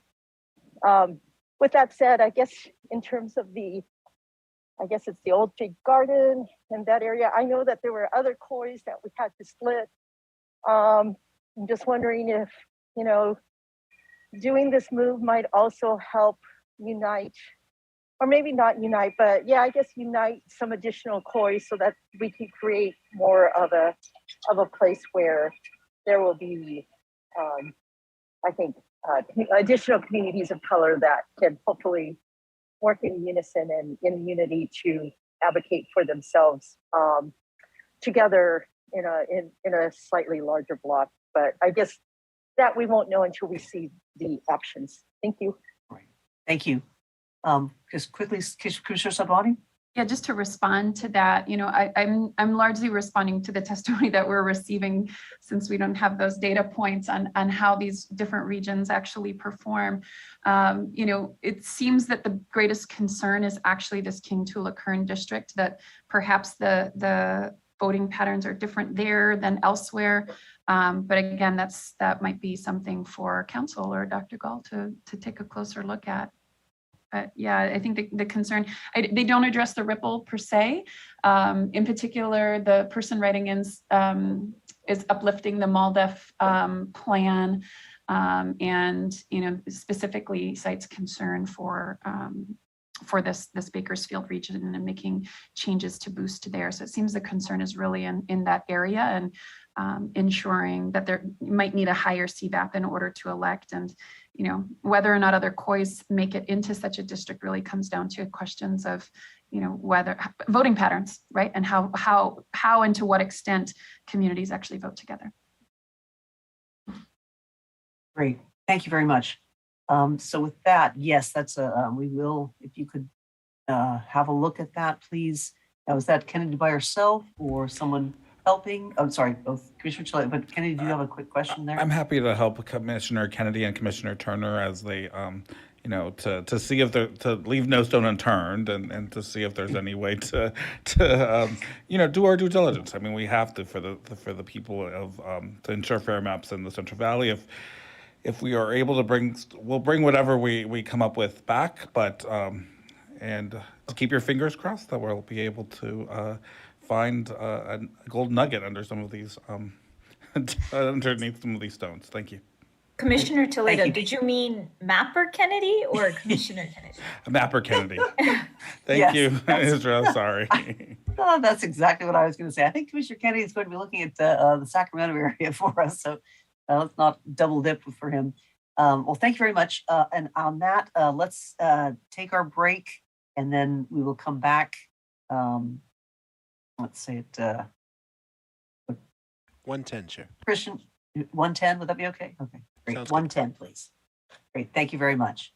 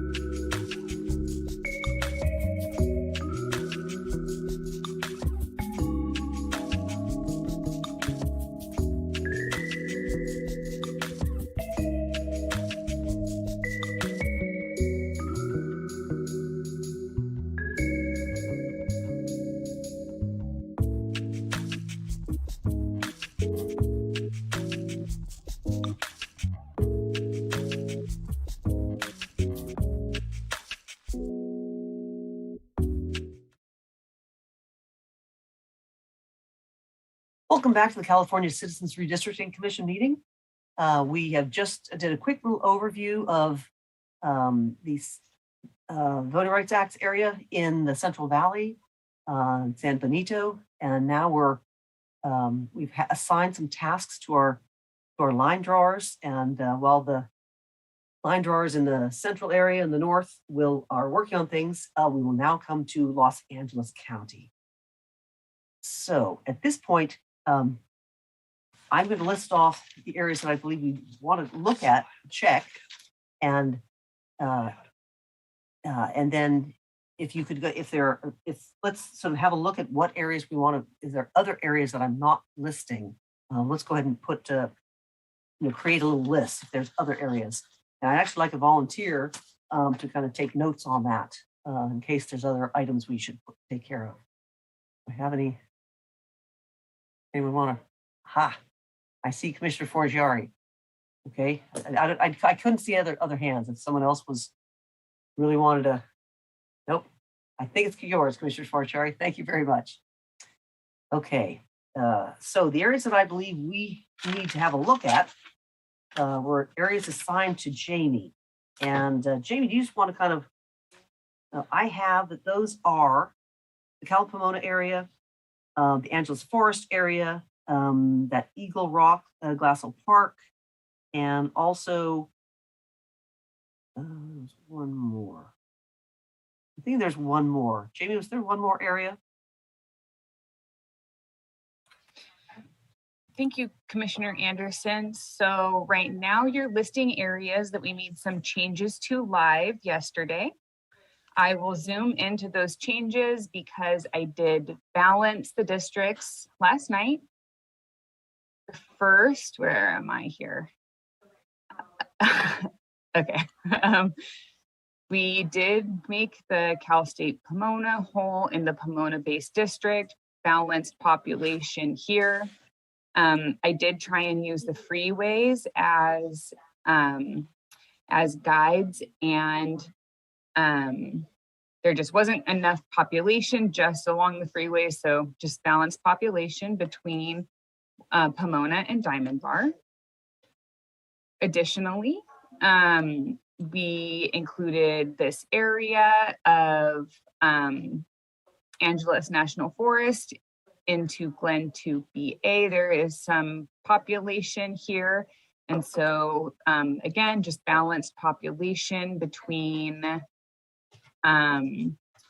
the SFV and Glen 2BA districts. And just so Commission and the public knows, the shape file and equivalency file for this plan has been provided to staff. Not sure if it's up and posted quite yet, but it has been sent up. So if anybody would like to take a closer look, this is available. Additionally, yesterday, this was a zero population change, but we included areas of Angeles National Forest into the CDCOV district.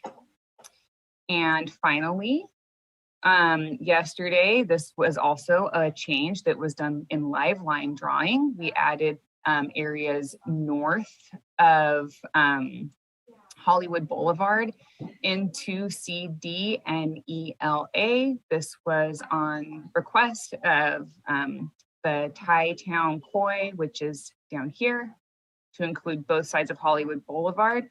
And then I received direction to balance between CD Nila and Glen 2BA. And this was where is it? This area, here we go. I think it was this area was just changed a little bit per commission direction. And then additionally, just balancing the overall direction was to move population, then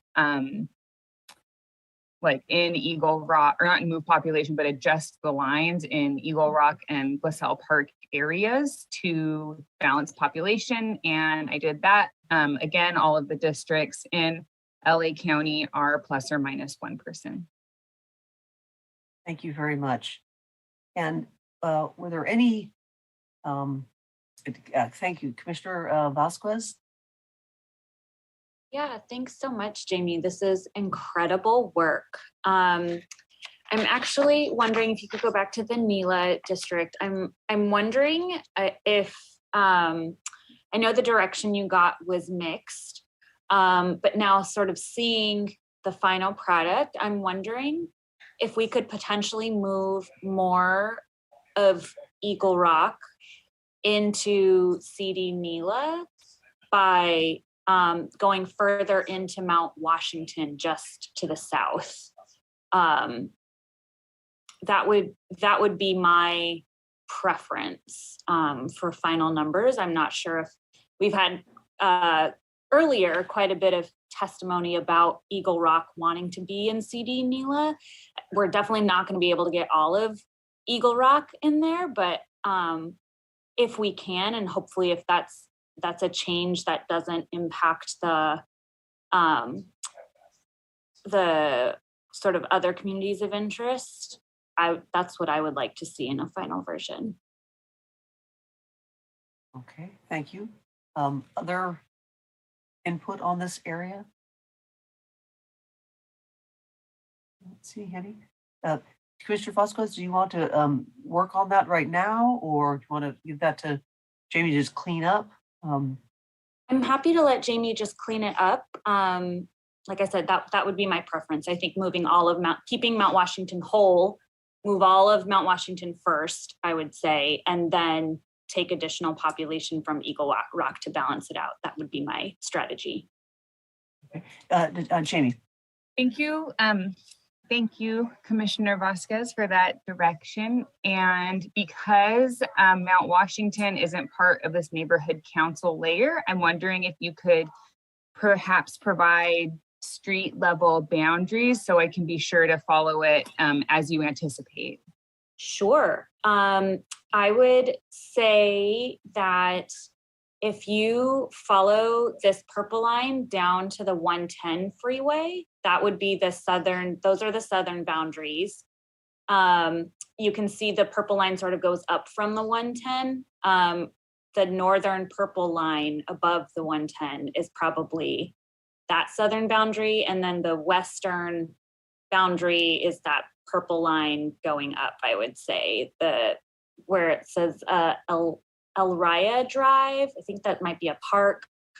Roseview Avenue, Altamont. Yeah, that line I would say is the western boundary of Mount Washington. So what's labeled on the map as Arroyo Seco, basically? Yes, basically, Okay. but not on the southern side of the 110. So don't cross the freeway. So Mount Washington is basically Arroyo Seco plus some change on the sort of southeast side of the 110. Don't cross the 110. So could I just circle with the Sure. mouse and you let me know if it's what we're talking about, the same thing? Yeah. Yes. Okay, I understand. Thank you so much. Yep. Thank you. So Mr. Forshari, that's a little item to put on the list, please. Or we can remember to come back to. And then Jamie, could you, were there any other areas? We did this area. I believe there might be more detail about the forest area. It was coming in as another public input. I don't know if anyone has that, if anyone on the staff or Commissioner Kennedy might have that, but I'm not sure he's available right now. So we could add that also, Commissioner Forshari, to your list, please. Just, in case there might be some additional direction on little very specific direction on the Angeles Forest. Don't think we have that at this time, though. And the Thai Town, I believe that there were no questions on that one. So Jamie, do you have any other iterations in this area that I have not mentioned? Not at this time. Great. No, I don't. So thank you. Do any of the commissioners have other areas of this that they would like to explore in the Los Angeles area? We're just naming those areas first, and then we will, decide which ones we would actually work on for priorities.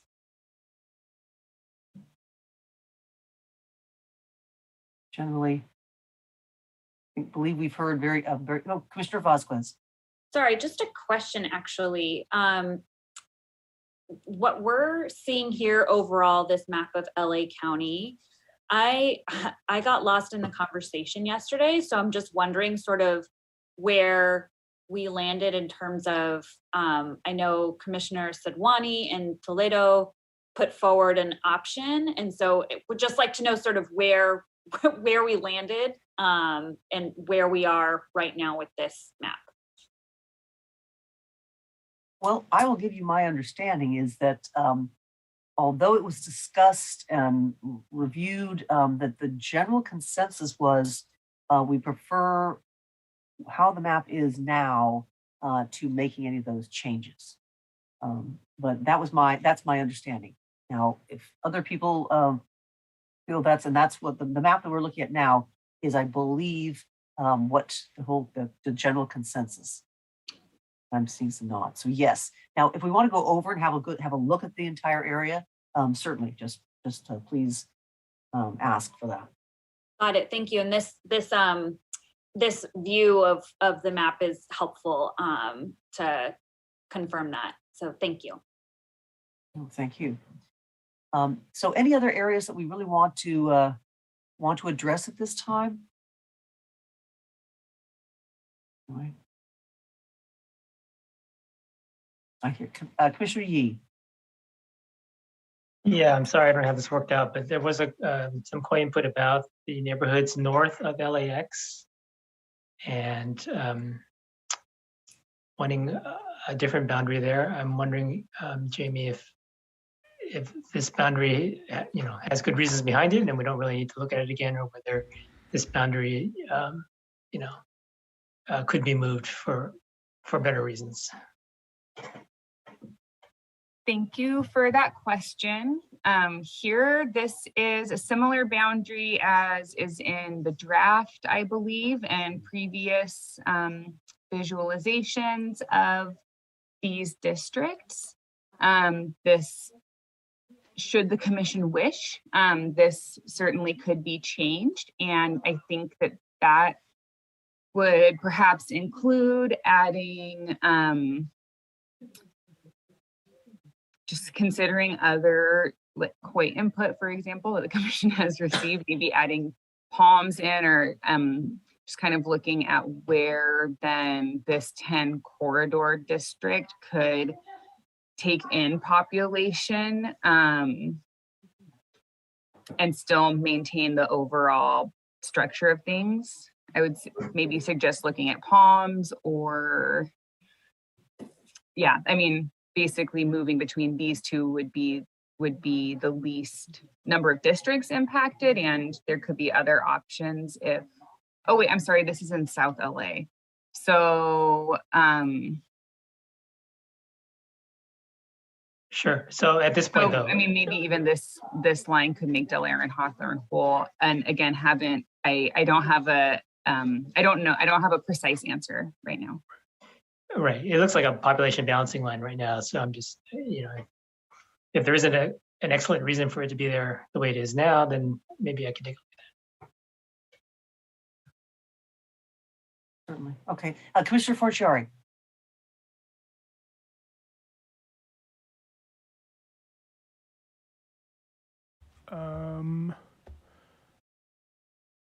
I kind of forgot what I was going to say. I guess what I'd ask Commissioner Yee was what were you having in mind there? I'm just curious. Right. I'll have to look back at the COI testimony. There are some neighborhoods there that apparently were splitting. So there may be actually a zero population, a net zero split that would preserve those neighborhoods better, or maybe one of the possibilities that Jamie mentioned, but just that split is splitting some neighborhoods that would like to be together, like to be whole. Okay.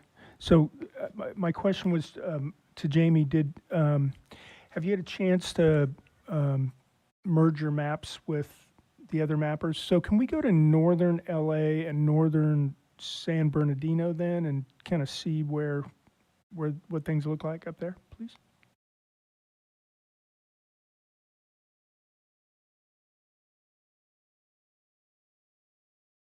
Yeah, so we merged our maps and just in anticipation of potential changes. I know in Northern California, there's some like -2s hanging out, and here in the Ventura County District, there's a 5-person population, but in this map throughout the state, and again, these files have been sent to staff.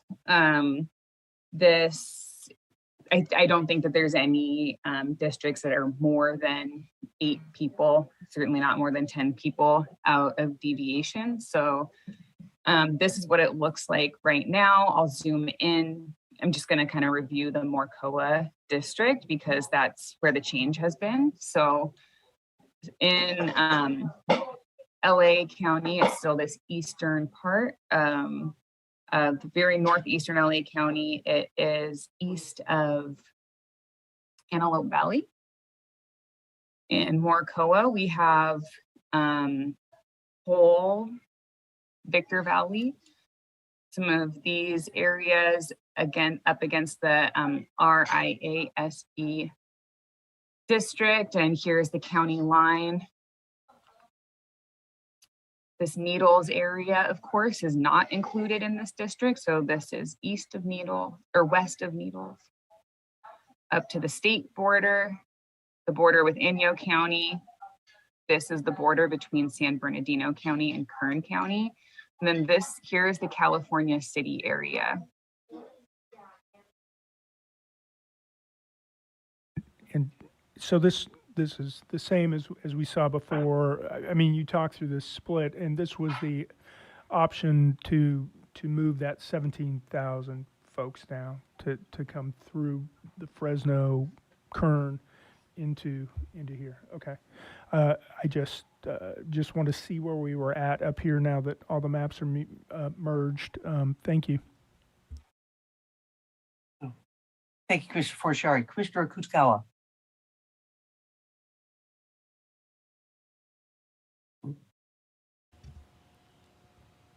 No, we've lost Commissioner. Oh, there you are. Yeah. Thank you. I didn't want to unmute myself on the Zoom. Just a question. I guess, well, what I was going to talk about is a different area from where we are right now. So just a question, should I ask now or should we just wait till we finish this conversation? Thank you. Do the other commissioners have also want to talk about this particular area? Okay, no, then Commissioner Toledo. Thank you. I'll come on. I was Linda, also going to speak to a different area. So oh, you were. I'll defer to whoever wants to talk about this area. Does anyone any other hands about this area? No. Okay, I think thank you very much. Then it was Commissioner Kutagawa. Okay, I just wanted to come back down to that, I guess it's the LB North. I know that this has continued to vex us, I believe. I know that we've gotten some more input, and I guess I'm just trying to get an understanding. Are we at a place where we're just agreeing to live with it, or are we going to try to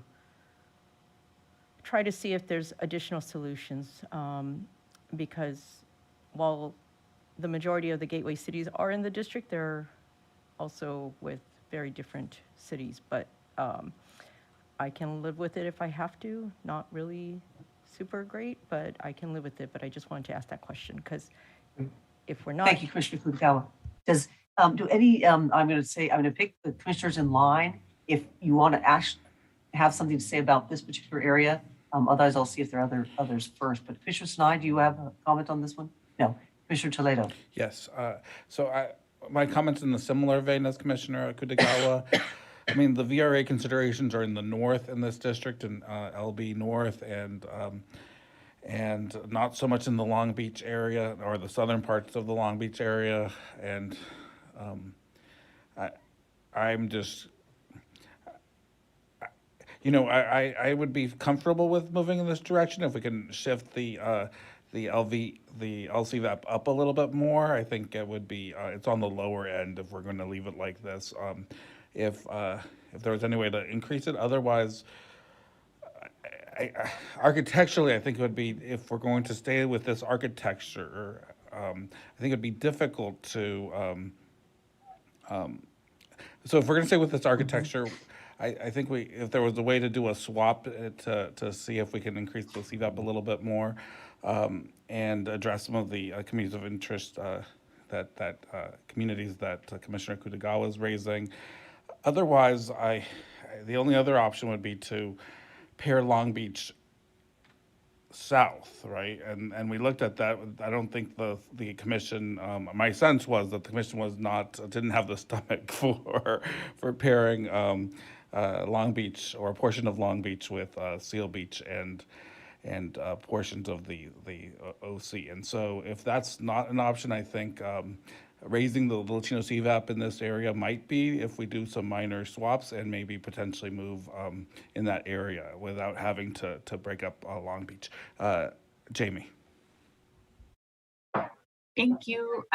Just a quick follow-up in terms of raising the Latino CVAP in LB North. I think there some solutions, for example, could be to, split Montebello and maybe move more of Downey into STH 60 or something like that. I think essentially at this point, it'd be looking at city splits, and just wondering if that's something that you would like me to explore.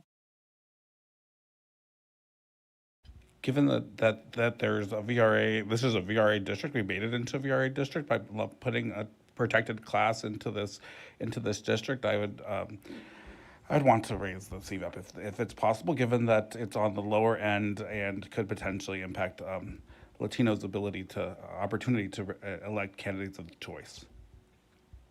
And of course, I would never want to split a community if we didn't have to, but VRA does come first. Thank you, Commissioner Toledo. And Commissioner Kutagawa, Commissioner Forchard, did you have a comment in this area? No, okay.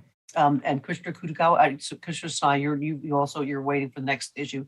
Commissioner Kutagawa, do you have one on this one? Yeah, I was just kind of curious. Jamie, you mentioned, possibly having to split Montebello to bring the Latino CVAP up. Just to understand then, to make up the population there, which way do you think you would go to bring in additional population into STH 60?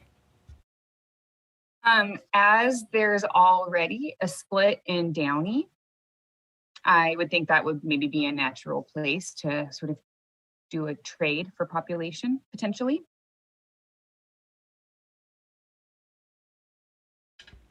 May I suggest that maybe Commissioner Kutagawa, since she has interest in this area, and I work with Jamie on potentially working on some solutions to LB North and gateway cities? Yes, and there would be minor refinements at this point. So given that the only other option would be to go through OC, and I don't think that was something that the commission was interested in. Or at least that was my sense yesterday. I don't know what it is today, but. I think we have Commissioner Forchard. You do have a comment about this one? Yeah, how about we just take a look at it right now? I think that's a great idea too. Particularly for smaller areas, yes. I know this is an area that people have been concerned about. Before we jump into that, though, could I get Commissioner Sinai? You had also another area you wanted to discuss.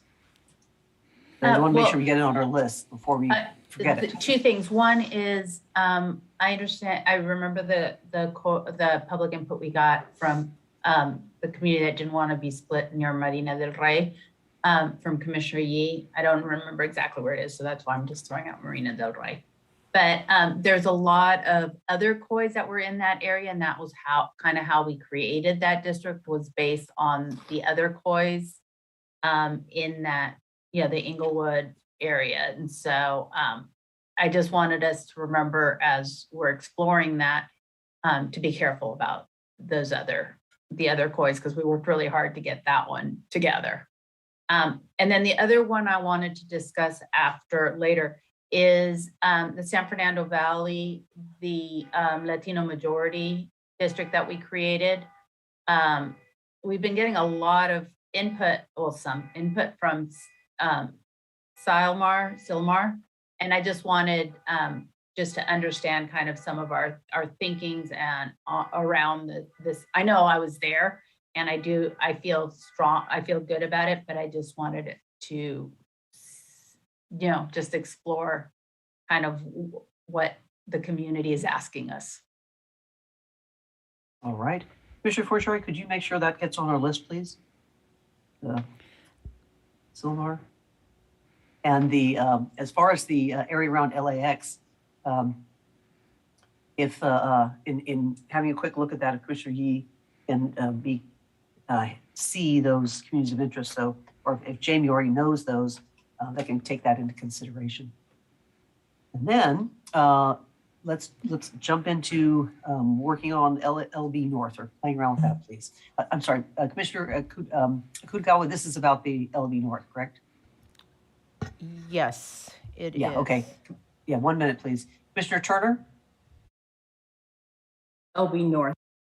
Okay, all right, wonderful. Then, Jamie, I'm sure you have a snapshot of exactly where we are right now. And so let's do some exploration. Commissioner Kutagawa. I see two things. One is, I know that members of the commission said that they're not open to reopening, I think. Well, I'm going to just say this. I am open, and I think we've gotten some testimony, again, about Orange County. I'm open to also revisiting San Diego as well, too, because I think that that's part of the key to potentially unlocking something that could make something work. Alternately, Jamie, I also wanted to ask for your thoughts on this. Perhaps instead of Downey, what do you think about bringing in, or instead of Montebello, what do you think about bringing in a part of, East LA? Like the part that hugs that 5 freeway area? So taking a small portion of it, would that be enough to lift the CVAP? And then trade for what? Maybe Vernon, like a portion of Vernon, because there's. Yeah, so Vernon, I think, has like 200 people total. So then it would be looking at moving out maybe this northern part of Bell, which is also very low population, Maywood, which is also very high Latino CVAP area, or part of Huntington Park.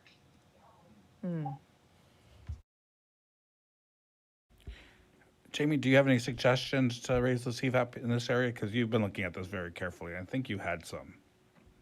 Yeah, I suggested maybe looking at Montebello, and then as there's already a split in Downey for population, trying to trade that out. What we did previously, just a reminder, is that earlier this week, I don't know exactly when, the Latino CVAP in LB North was 50.83%, and now it's 51.19%. That was accomplished by moving commerce into LB North in exchange for a different split in Downey. So that's kind of how the commission has already increased the Latino CVAP in LB North.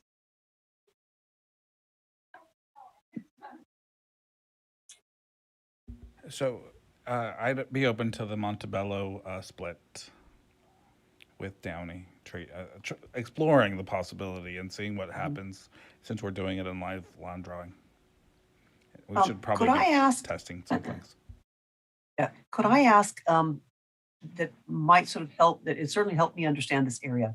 Are there other areas, like you're saying, the East Los Angeles, I guess, that are not within yeah, in other areas around here that we were trying to incorporate into these areas that we might be trying to trade. I don't quite understand the whole, all the communities in this area that we'd like to incorporate, and others that are not, they're in a part of a district, but they aren't actually part of the areas that require being protected, I guess is the best way to say that.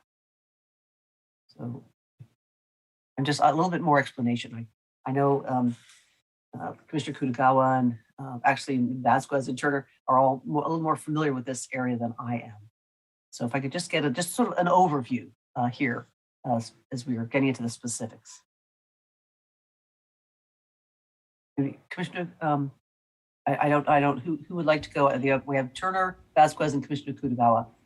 Chair, I just wanted to ask, I do know that we received maps from Equality California that has also submitted shapefiles for this area that potentially addresses what we're attempting to do. And I just wondered at some point, can we see that overlay if indeed our mappers have it so that we can either make adjustments or decide that we can't go in that direction?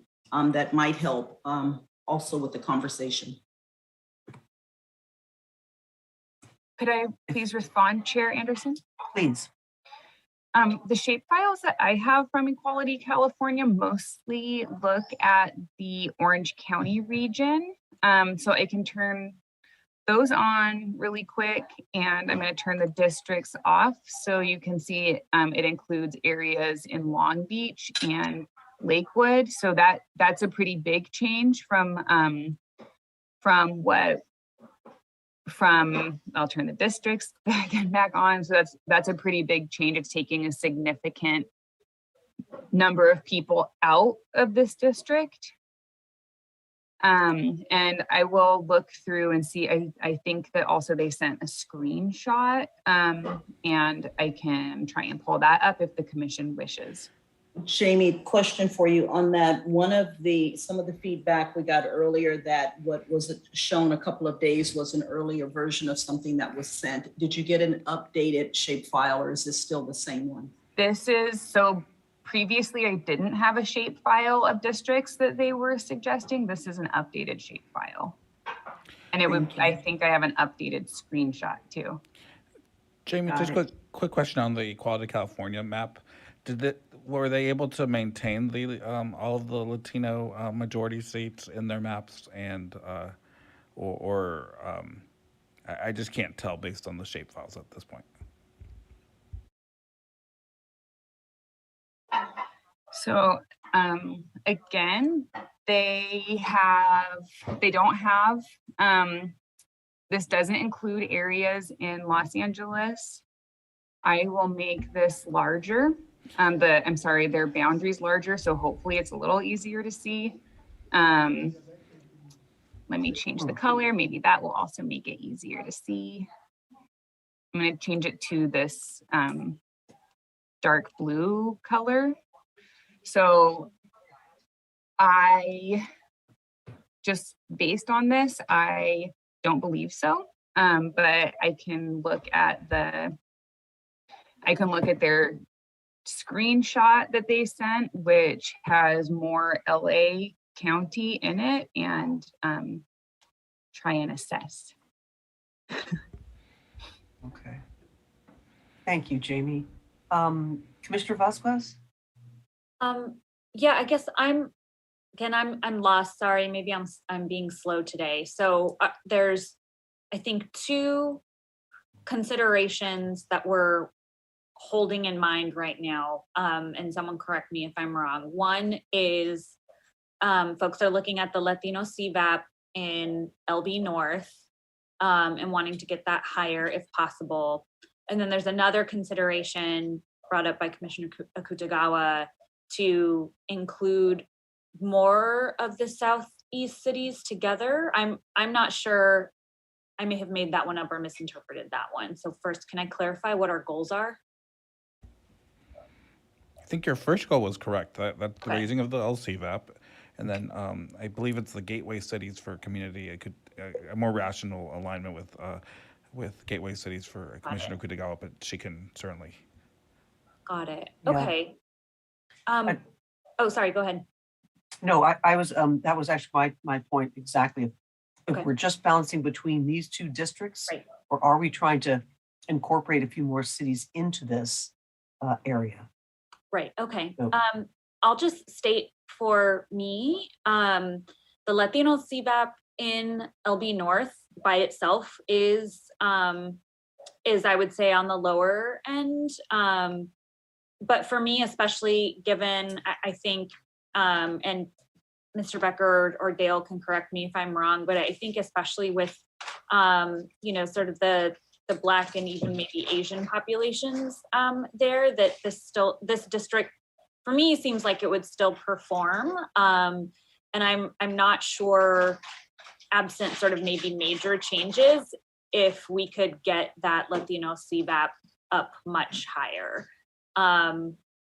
So, and I'd also, I'm interested to see, Commissioner Kutagawa, if you have like a proposal for which gateway cities to drop or to swap, to include more of them in there. But for right now, I don't know. I think the map as is pretty good considering where we've been and where we are now.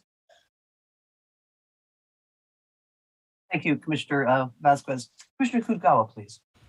Yeah, originally I was thinking about maybe trying to bring in the portion of Southgate that's up at the top, and I think that's bisected there. Yeah, I think that's actually the 5 freeway.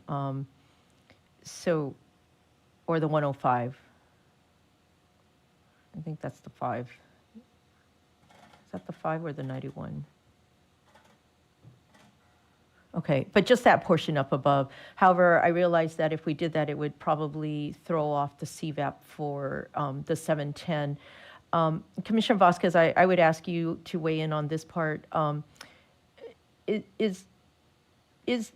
you opposed to perhaps bringing in a portion of maybe East LA or even a portion of Boyle Heights that's south of the 5?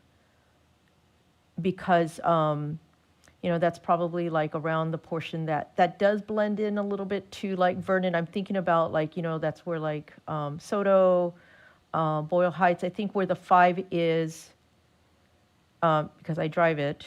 I'm just thinking that if we were to bring in either that portion or a small portion of East LA and then swap out and move a portion of Montebello into the CD Nila district to make up for population, to bring up the CVAP.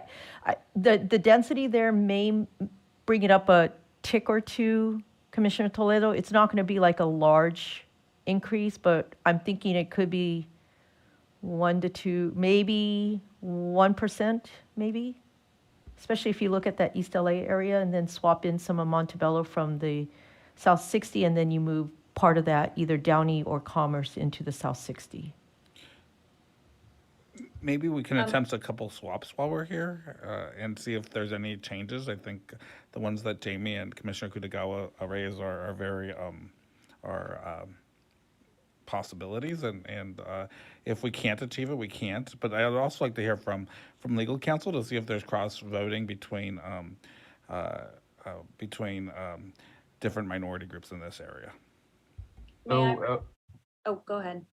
We did see some crossover voting in this area. I think the way that Commissioner Vasquez characterized it a few minutes ago is accurate. As you all know, there's no magic number here. So we're looking at a range, and this is admittedly in the lower end of the range, but we do think it's within an acceptable range right now.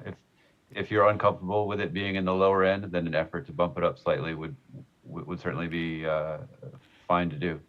I'm sure. A quick question for Mr. Larson: is it did we see cross voting with both the Asian and Latino community, or rather Asian and African American, or was the because that?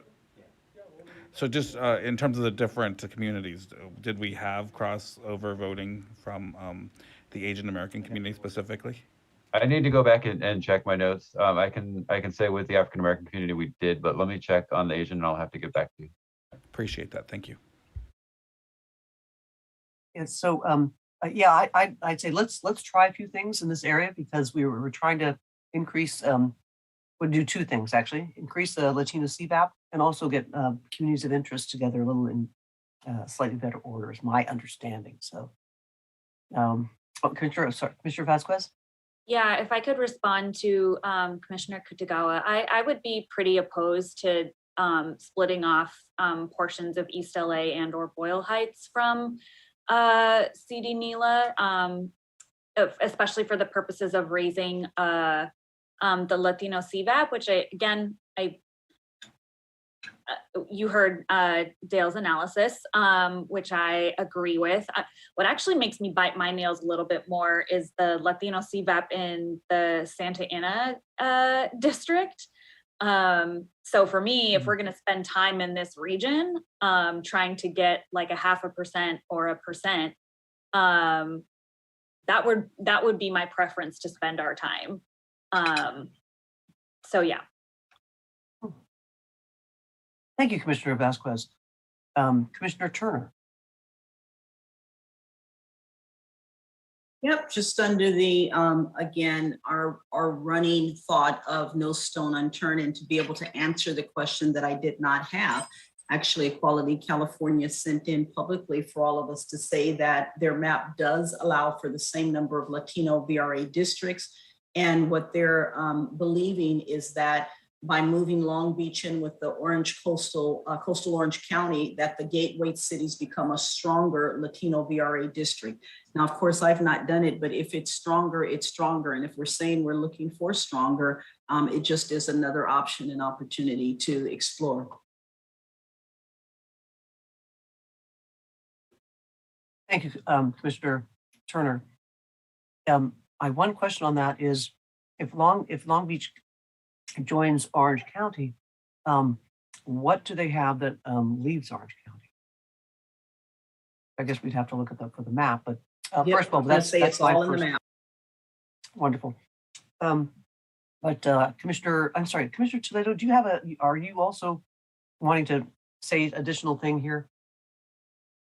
I was just going to concur with, I was just going to say the same thing Commissioner Turner said about Equality California, that they had raised that they are able to, and their maps are able to achieve some of the goals that we had wanted, including uniting some of the LGBT COIs and raising the Latino CVAP in the north. Although it does involve reconstruction of the OC and potentially even more. So I know that's something that we have shied away from, and that I am.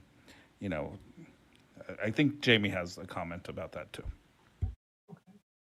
Oh, sorry, before I get to Mr. Ford, Jamie, do you have a hand up?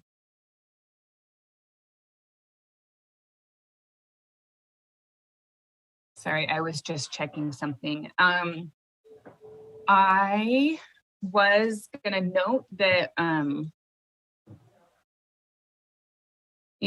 additionally, and I'm not sure exactly how this lines up with Equality California's maps, but MALDEF, I do have MALDEF's plan loaded into here. I'm not suggesting that the commission adopt MALDEF's plan at all, but that might be a useful tool for the commission to understand if you're moving part of Long Beach into Orange County, the impacts on kind of the current configuration in LA. Yes, moving part of Long Beach into Orange County would be a redraw, or would shake things up a little bit in Orange County, but they also would in LA. And what I've seen, I don't have the exact number for how many people Equality California moves into Orange County. MALDEF moves about 100,000 people from Long Beach into Orange County. And there are impacts to areas that the commission has sort of, ironed out already, and I think that it does also accomplish things that, I think that moving the population out gives room to accomplish some of the things that the commission has been looking at, but it also changes things that the commission likes right now.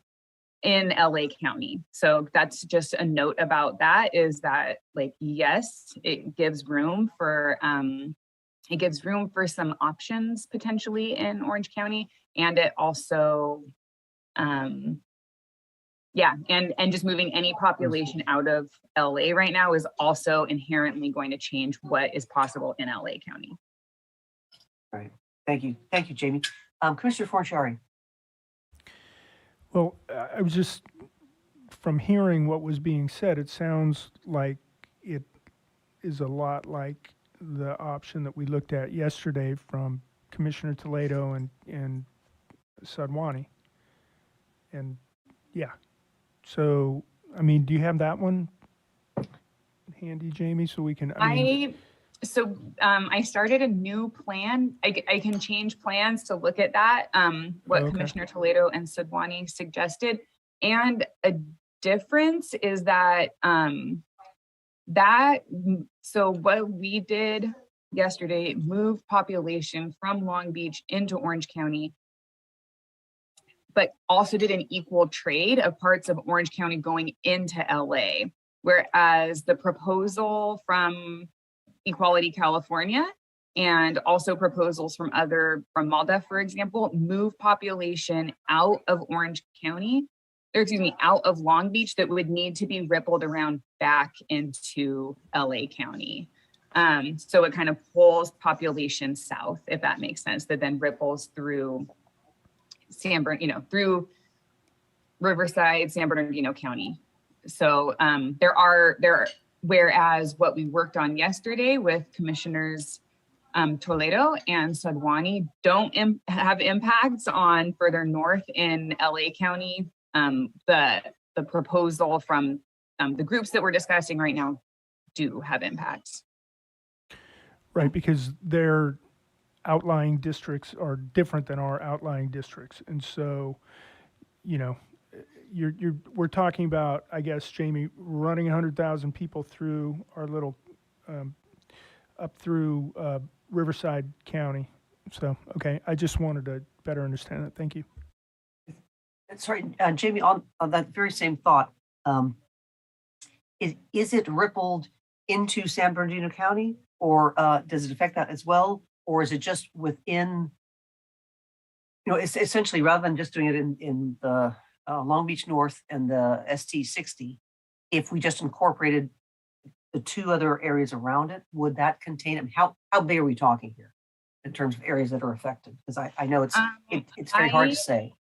I haven't seen a statewide plan from Equality California, so I can't say. MALDA's plan, which we looked at yesterday, does have significant changes to Orange County, Riverside County, San Diego County, and also San Bernardino and LA County. Or it has 100,000 person difference, I should say, in those counties. Okay. Yeah, and I know that was reviewed yesterday and said, no, thank you very much.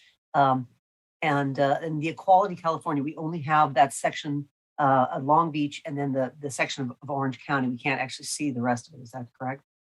That's all that I have loaded into my map. And I think that's all that, that is all that I have right now. Yeah. Okay. All right. I just want to understand the extent of things, like Commissioner Forciari. Okay. Thank you.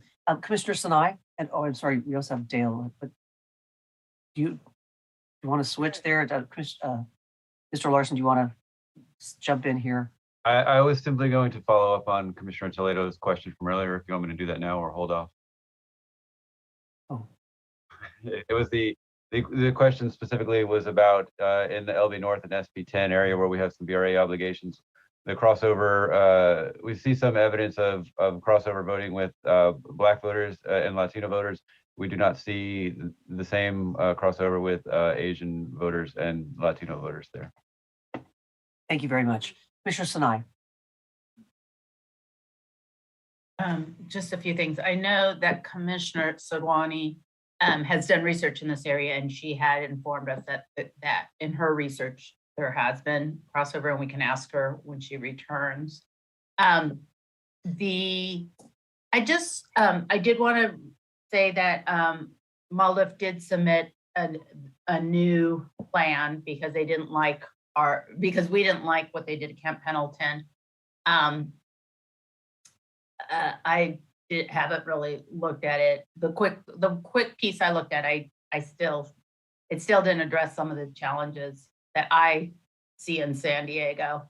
But I want to remind us that we have over 28,000 community engagements. And those are from all walks of life, all different types of Californians. And a lot of the groups who have created plans, they have spoken with each other, but at the end of the day, their advocacy is usually, the strength of their advocacy is measured by the community that they originally came together to advocate for. When we talked about some of these plans from yesterday, they weakened other communities. And that was the same thing we were seeing in the Central, in the Central Valley, that we need to keep reminding ourselves that when we're going into Orange County, there's a strong Asian, different Asian communities in there that we have spent a lot of time making sure we keep them together. There's Asian communities throughout Los Angeles that we have spent time, same with Latinos, same with business communities. And all of those, we need to be careful. And so I think the other piece I wanted to remind us is that there was a time when the VRA, in the VRA districts, our Latino CVAP was way too high and we weren't comfortable because the CVAP was so high. And we asked to explore how to, lower it. And now we're saying, okay, now it's too low, let's make it higher. And we, this LB North, I just want us to keep everything in mind of the whole process versus getting stuck on where we are today. We need to remember that we've been on a journey and that we've learned things along the way, and we've made some tough decisions along the way. Thank you. Thank you, Commissioner Sinai. Commissioner Kutgawa. Yeah, I thank you, Commissioner Sinai, for what you just said. I was just going to state that I did not like yesterday's proposed option because the groupings are not the groupings made less sense than the current groupings right now. So and as she had said, I think my other concern was just the splitting and the weakening of some of the communities in Orange County, but also, I think I guess like we've tried to do in other places, I think there's ways in which we can find other solutions. But I'm also conscious that we're going to run out of time. So I do appreciate this, and if we could maybe start trying to see what these other suggested changes could be, just so that we can see whether or not it makes sense. I'd like to see us just move forward on that. Lastly, we did also get some additional testimony last night from communities in and around Signal Hill, the Cambodia Town community that did ask to be put more with the greater Long Beach community in LB North, less so in the SP 710. But I think we first need to work on the Latino CVAP here. But I wanted to acknowledge that they were heard. Thank you. And also Equality California, I just want to thank them. We're trying to make it work, just like Maldiv, we're trying to make it work. All the people who have called in, we're trying to make it all work. Thank you. Thank you, Commissioner Kutgawa. And now, Jamie, let's go with you, because I just want to say we have about 30, a little over 30 minutes to work on something here. So we want to jump into it and make good use of our time. And Jamie, you have please go ahead. Yeah, I just wanted to let you know that I do have the updated MALDEF maps already loaded into the map from this morning, and I just received the Equality California maps and haven't had a chance to look at them yet, but they're in the map, and it sounds like the big difference is that Pomona is put into the San Gabriel Valley Latino seat, and that is how the other seats are maintained. And this note also says that the San Bernardino Latino seats can be drawn without Pomona. So that's a difference that I heard just now.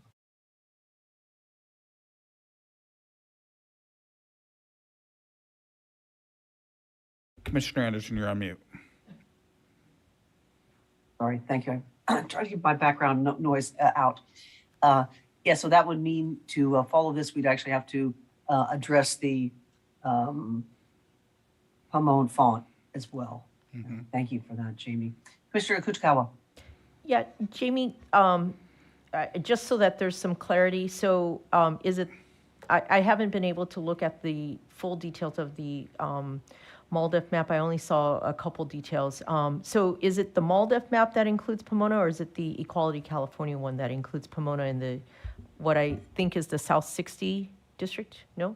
That's the MALDEF one? I was incorrect. Yeah, this is Equality California, and this includes Pomona with the northern, with what right now is for the commission called CDCOV.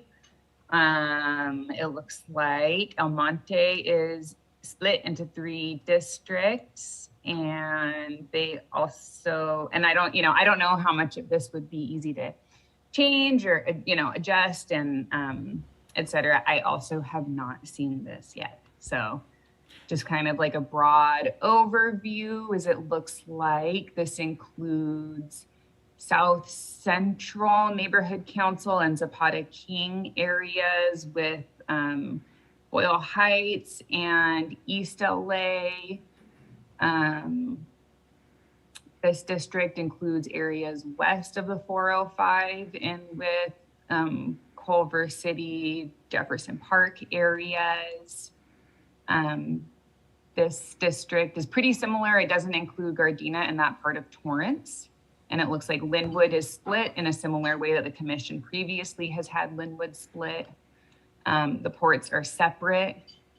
This includes part of Signal Hill, part of Long Beach, Lakewood, up with some of the gateway cities, and includes Santa Fe Springs and La Mirada.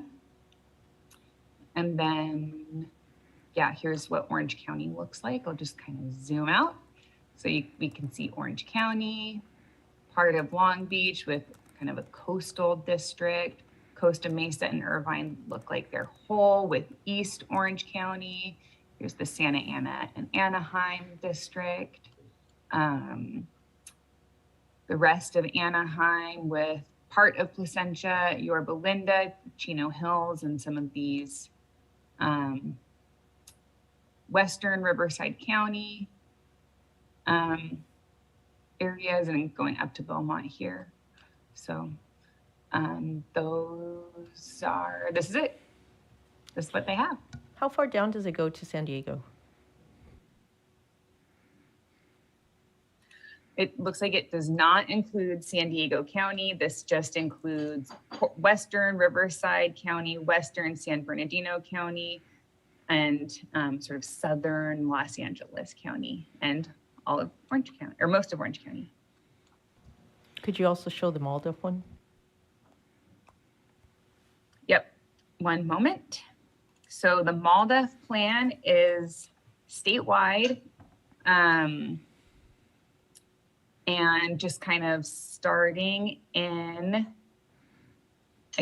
I'll start with kind of the areas we're talking about right now. So the district with Port of San Pedro, Carson and West Carson, it includes part of Long Beach, but the ports here are separate. Includes Paramount, Linwood, Southgate, and Walnut Park. And then Signal Hill with this sort of, eastern part, of Long Beach with Lakewood, Bellflower, Downey, Bell Gardens. And then this looks like South Central and Zapata King are split. It does include Florence Graham and Huntington Park. I'm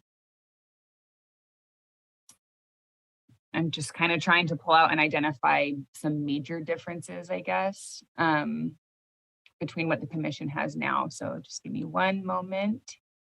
This, in the Nila district, it looks like it has Chinatown and Little Tokyo with Koreatown and Filipino Town. It does not include Thai Town. It does have Eagle Rock and Glassell Park together.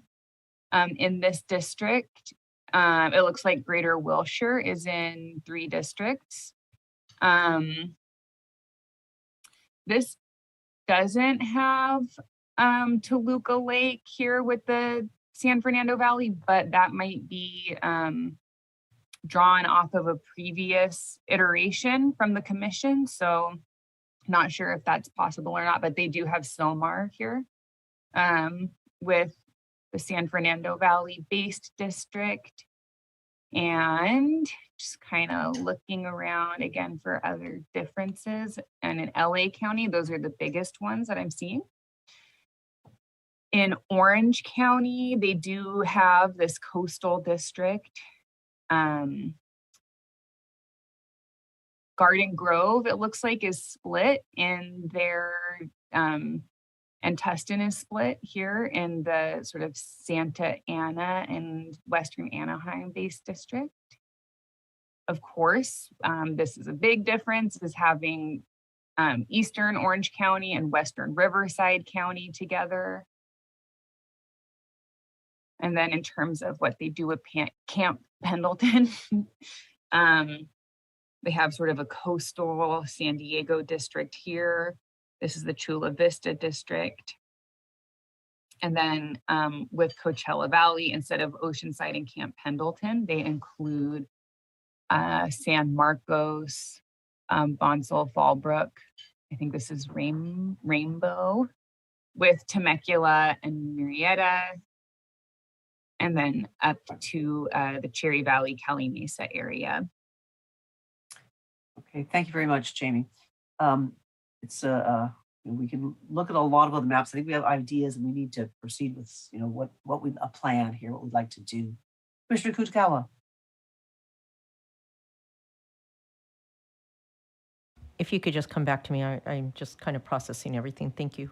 Oh, certainly. Yeah, absolutely. No, Commissioner Turner. Thank you. And thank you, Jamie, for that. I'm wondering if a couple of things. If we are able to show the Equality California maps and the MALDEF map lines would be one thing. And maybe I don't want to see that. But in addition to that, I'm wondering how they relate to our, you're laughing, Commissioner Sinai. I'm trying to see how that relates to our lines. So I'm trying to see where the big differences are between the maps. Because of course, we've listened to now almost 30,000 COIs. So we got individual COIs, we have group COIs. Equality California has also done a lot of listings. MALDEF has done a lot of it. I'm just wondering, how do they all shake out and where are the differences? Because of our time issue, I'm trying to see if there is some one-shot wonder hit where we'll be like, man, we should have saw this a week ago. Okay, so this is everybody. So I see MALDEF is blue. Go ahead. Yeah, so MALDEF is blue and the commission's lines are the black lines. So I guess starting just and focusing. Jamie, before you start, is equality lines on here also, or just the two? Not yet, but I can add them all together, and it might be even more overwhelming to look at all together. Just let's look at it, and then you can take it off and explain it. Okay. Jamie, what's the green lines? The green lines is a maptitude setting, and I'll just change that in 1 second. So the Equality California lines are in red, MALDEF's lines are in blue, and then the lines, the commission's lines are in black. So there's a lot of overlap and some differences. Overall, I'm just gonna start and try and show them all together. Okay, so in SP 710, very similar in San Pedro, Carson, and West Carson. Equality California uses less of Long Beach. And they also put part of Signal Hill with sort of some of the gateway cities. Another difference is that right now the commission has Long Beach in 2 districts, and Equality California and MALDEF both have Long Beach in 3 districts. And then there's also differences here on the northern end. MALDEF has Walnut Park separate from Florence and Huntington Park. Equality California and the commission both have those 3 cities together. Okay, pardon me, I'm trying to kind of see it all for you also. Doing good, you're doing good. Okay, thanks, just gonna keep going. So for this district that then includes Downey and Lakewood and some of these other cities in the north, Equality California has part of Signal Hill with this kind of central part of Long Beach. With Lakewood, they include Downey. They also, so they include Norwalk, Santa Fe Springs, and La Mirada, with Commerce, Vernon, Maywood, Bell Gardens areas. MALDEF has all of Signal Hill, and then follows the same, northern pattern. Includes also part of Long Beach and all of Lakewood, it looks like, with Bellflower, Downey. It does not include Commerce, but they do instead split South Central and Zapata King and include Central Alameda with these gateway cities and with parts of the city of Long Beach. Up here, I'm gonna have to take these one at a time because it's hard to look at. So looking at MALDEF first. MALDEF split. Actually, this is the LA River, so I don't even know if this counts as a Boyle Heights split according to their neighborhood council boundaries, and community members might have different, opinions about where Boyle Heights is. But MALDEF splits East Los Angeles, includes Eagle Rock and Gliselle Park, splits Echo Park, does not include Thai Town, has all of Koreatown according to the COI boundaries, includes Pico, Union, and it looks like has Little Tokyo and Chinatown in this. A difference. And then just kind of looking at this, Greater Wilshire is in 3 districts, but this is somewhat similar to what the commission does, with the exception of not including Thai Town. Looking at the 10 corridor district, they include more of the West Side neighborhood areas, parts of Greater Wilshire. And again, this is the other part of the district into which South Central and Zapata King are split. Whereas the commission has fewer of these West Side neighborhoods and includes different area, and basically has a different area of downtown Los Angeles and includes all of South Central and all of Zapata King and Central Alameda. The South LA districts look pretty similar. This doesn't include the population here north of LAX in the MALDEF map. That's with the Shoreline district, and they include this part of Bel Air. And things are looking pretty similar on the edges here, but some, population swaps. And in terms of the districts here in San Gabriel Valley, pretty similar for CDCOV. It looks like the population swap here mostly is like what part of Monrovia, parts of Glendora are in this district. And it looks like they do not include North El Monte. In the South 60 district, they split Chino Hills and include part of Chino Hills with this district, and also include Commerce. Now I'm going to switch to Equality California because we didn't get to them for more interior parts of, or we didn't get to them for the rest of LA. So their NELA district is in some ways similar. They also split East Los Angeles and include Boyle Heights, including Highland Park, and parts of Lincoln Heights. It looks like, do not include Koreatown and instead include all of downtown, South Central Zapata King, Central Alameda areas with this district. In the 10 corridor district, they include all of Greater Wilshire. They also include, Jefferson Park, Mid-City, West Adams areas. They include more of the West Side neighborhoods, including Del Rey. And looks like that's where their population is kind of made up from, not including downtown South Central areas. Instead, they include Del Rey, Mar Vista, West Side, and Greater Wilshire.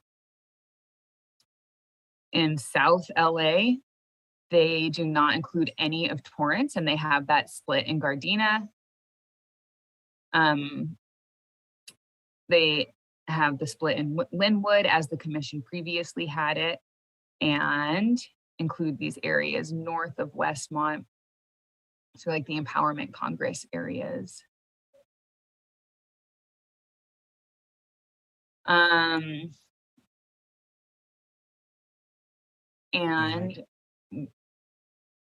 do you think we need to, Commission want a little bit more? Or you think you've sort of given us the whole overview of our area? I think so a major difference, as we noted previously, is that Pomona is included in the CDCOV district. They have El Monte split here, and then they have different configurations for some of these VRA districts in San Bernardino and Riverside counties.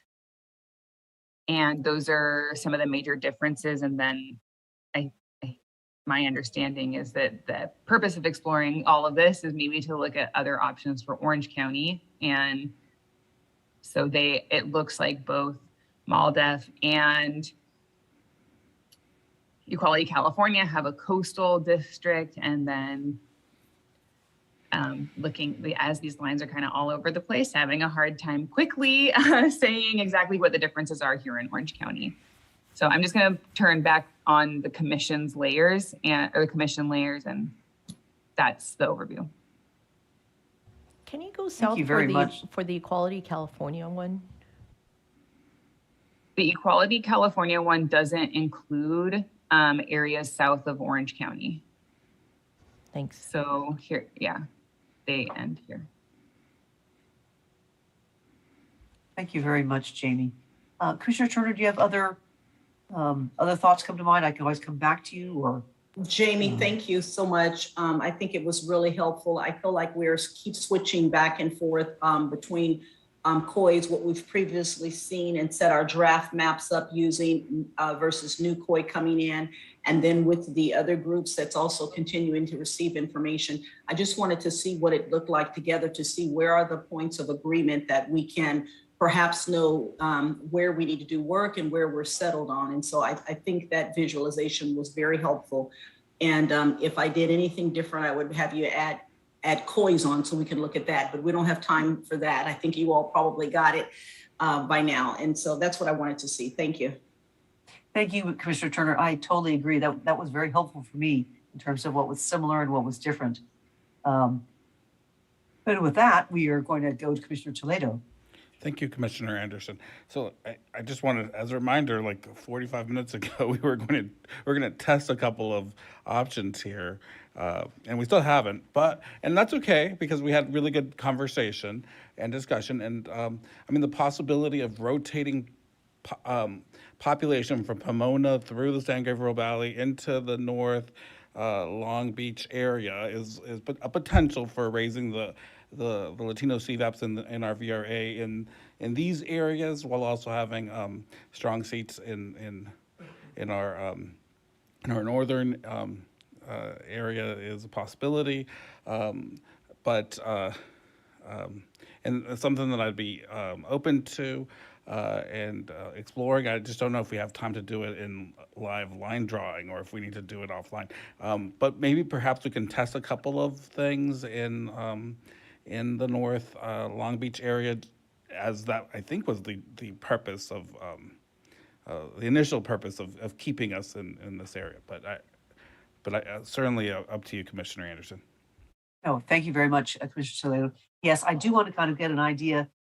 We have actually 15 minutes until it's break, and so I'd kind of like us to have, do we want to do a little, what do we want to do here? And at the end of our lunch period, we're going to come back and actually hopefully sort of take care of all the areas in the north, and then spend the rest of the day focusing Los Angeles and south. So a game plan here, ideas to actually draw right now. What do we want to do? Commissioner Sadwani. Yeah, I apologize because I missed the earlier part of this conversation, so I don't know where everyone stands on this. I just wanted to raise, I think that the LA maps are pretty similar actually to what we're seeing from Equality California as well as MALDEF. They're not drastically different. On the Long Beach piece, whether Long Beach stays in LA or goes to Orange County, either way, I could see that happening. I think currently Long Beach is with Orange County in current maps, right? Honestly, it doesn't matter to me which way, but we've heard so loudly from them not to be cut. So I understand we're going to cut them once in our current plan. What I wouldn't want to see is for us to cut them 3 times. I mean, they have, and I said this yesterday, so I'll say it again. I mean, they have had such a strong coalition asking to be kept together. I get it. That doesn't always work out. But I wouldn't want to see them cut 3 times. That doesn't sit very well for me.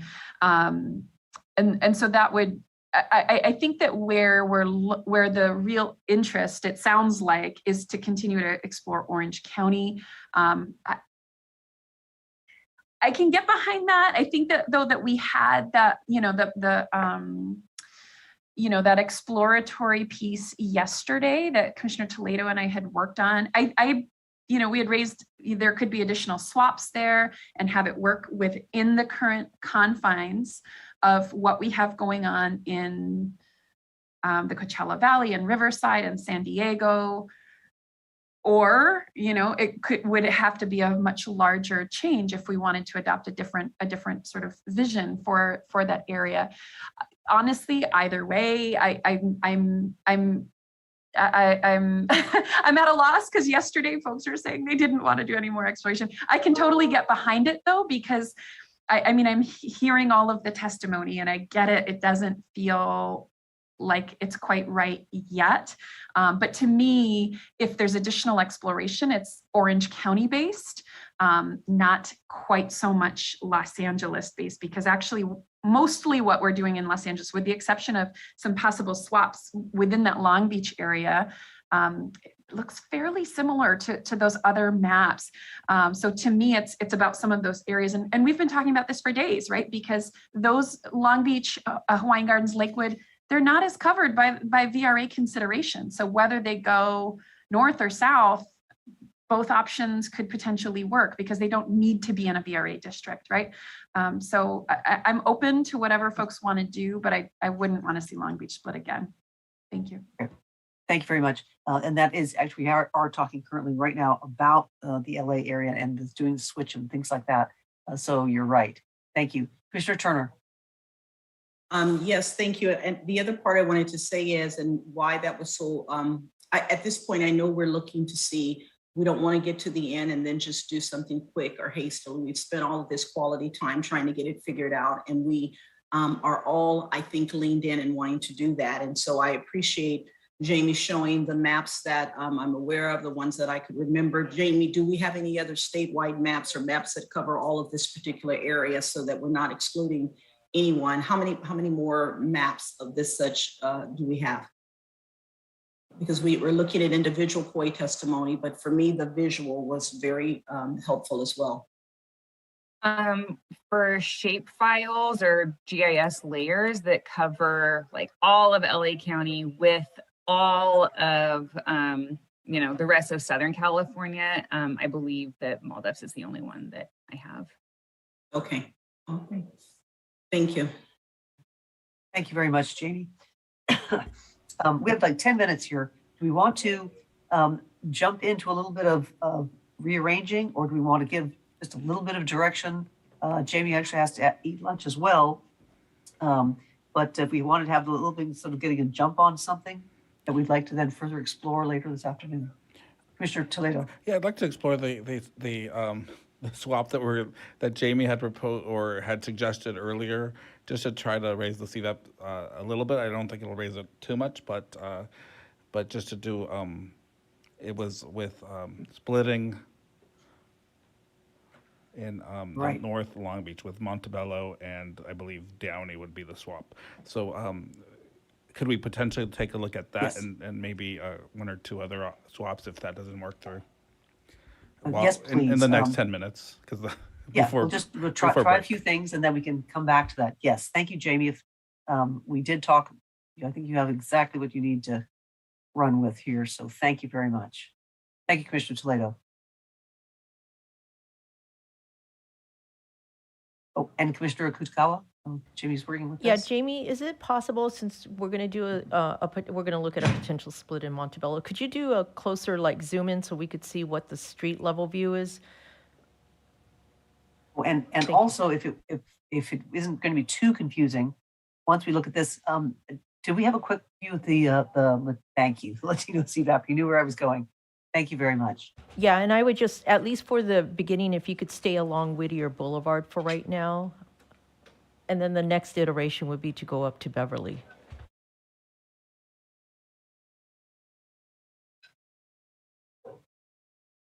So this is a change of 23,814 people. And the Latino CVAP in LB North would be 52.14%, and in STH 60, 54.86%. And of course, we can go back if we are unhappy with the results of this, but to be able to see then what the results would be for, a more closely deviated district, we would have to make this change and then go back to a different area to remove population. Great. Yes, please do that. I'm seeing nothing but head nods. As we're doing a little exploration here before our break, our lunch break.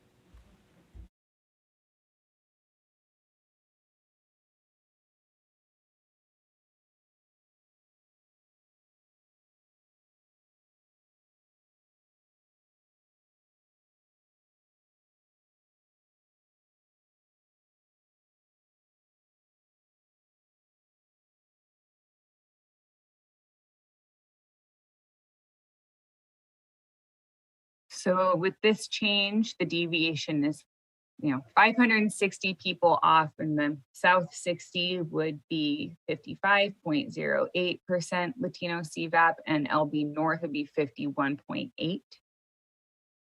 So it's in total gaining 0.6% Latino CVAP or so from where it was before we made any swaps.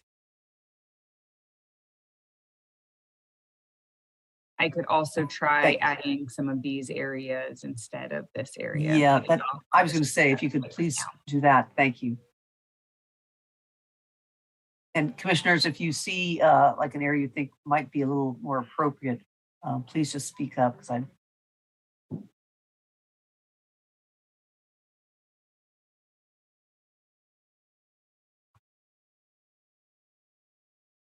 So here again, LB North would be 51.73% Latino CVAP, and South 60 would be 55.14% Latino CVAP. Thank you, Jamie. Commissioner Toledo, do we think we like that, or? It's a little bit higher. It's a tiny bit higher, but I think that's without having to do major architectural changes. I think that's what we'd be trying to get incremental, tiny increases at this point, unless we're looking at. Or if we are looking at, I understand we're looking at Downey, switching Downey because we've cut that. I'm just wondering if there are other areas a little further north which we could exchange. No, some areas that are very low Latino. So the split here, including this part of Montebello, is in the very northern part of the area. So it would be basically moving Montebello back is now the northern boundary. I see what you're saying. Thank you. Okay.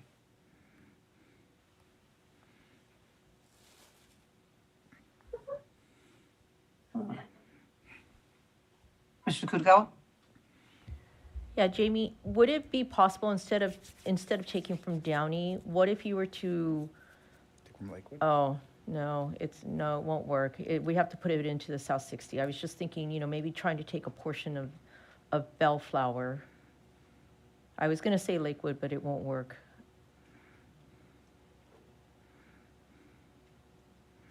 But maybe a portion of Bellflower, or again, maybe moving part of Commerce, or even Vernon. Maybe Vernon and a part of Commerce. Would that make a difference? So moving Vernon or Commerce would be a swap with the CD and Okay. ELA. Sorry. Okay, no, that won't work.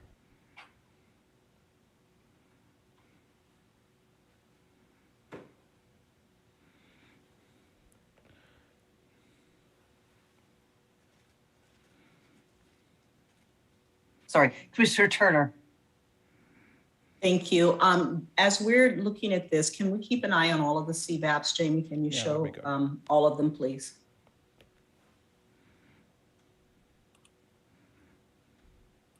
Thank you. Commissioner Ahmad.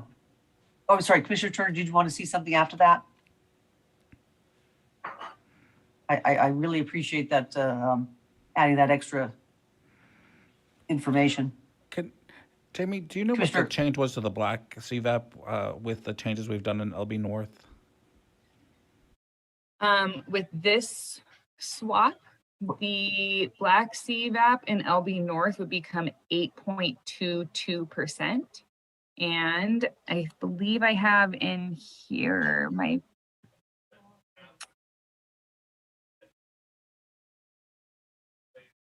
so that's from 8.24% from before the change at all to 8.22% in LB North. Thank you. Thank you. Commissioner Ahmad.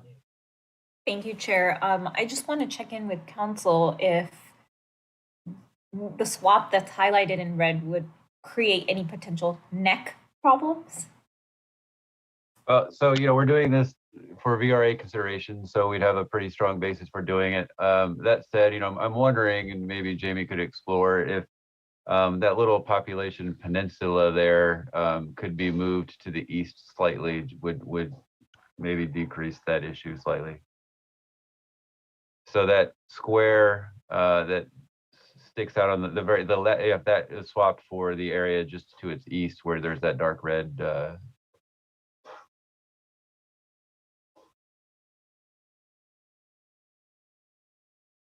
that widens that neck as well.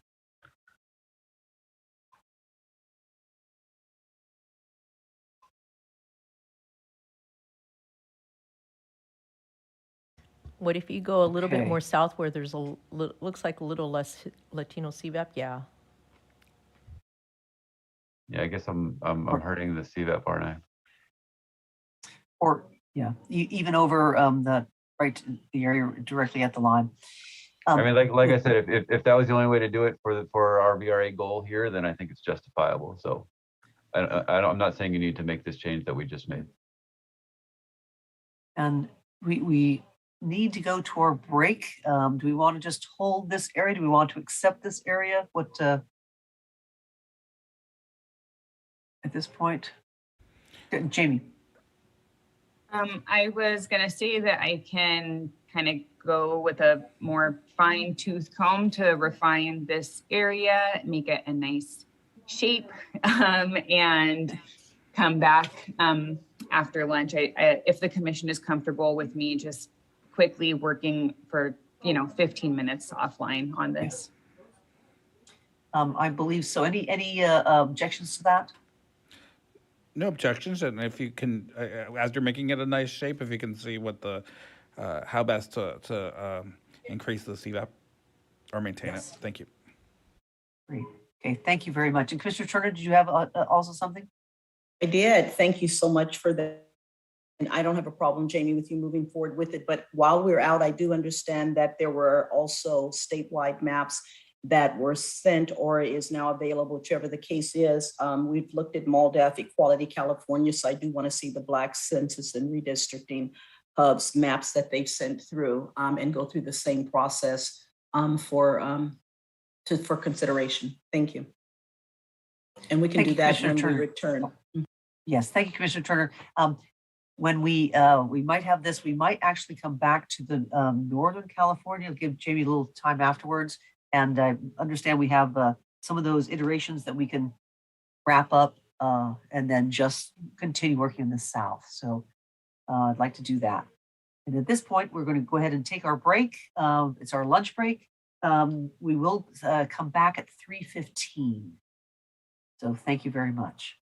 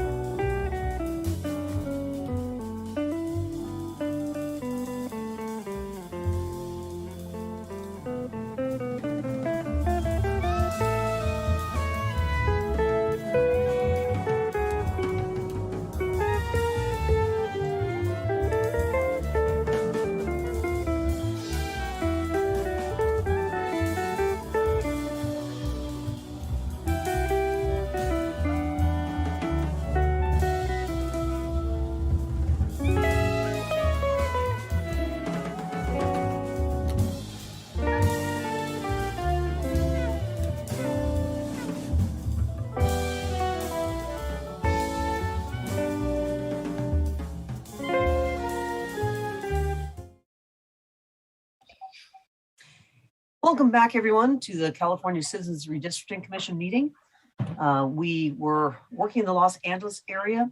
Jamie's going to give us a review of what we just did. And then we're going to go back to a finishing of previous section of the state. Commissioner Kutagawa. Yeah, I understand that we've received the statewide maps, I believe, for the Black Hub now, and also Advancing Justice. I'd like to recommend that we do review their maps as well, too, since we did have a chance to see Equality California and MALDEF's map in comparison to ours. Yes, thank you very much, Commissioner. We will certainly do that. At this point, I just want Jamie to just report on what we should just finished, and then we'll put this section on hold and go up to finishing up the iterations from from assignments in the other sections of the state, so we can return and spend our complete attention on this. So Jamie, could you just give us a rundown, please? Certainly. So just balancing population between STH 60 and LB North. I'll zoom in to this split in Downey, which goes along Woodruff, Hall, and then northwest, then northeast, roughly along La Arena, and sort of moving north towards the city boundary. And there's a total deviation, there's a deviation between the two of roughly 350 people that I can work on offline if the commission generally likes this split. And the in LB North, I'll read the CVAP for all of the groups. In LB North, the Latino CVAP is 51.82%. The Black CVAP is 8.17%. The Asian CVAP, 8.61%. And white CVAP, 29.96%. In STHLA, the Latino CVAP is 55.06%. The Black CVAP is 2.54%. Asian CVAP is 20.93%. White CVAP is 20.38%.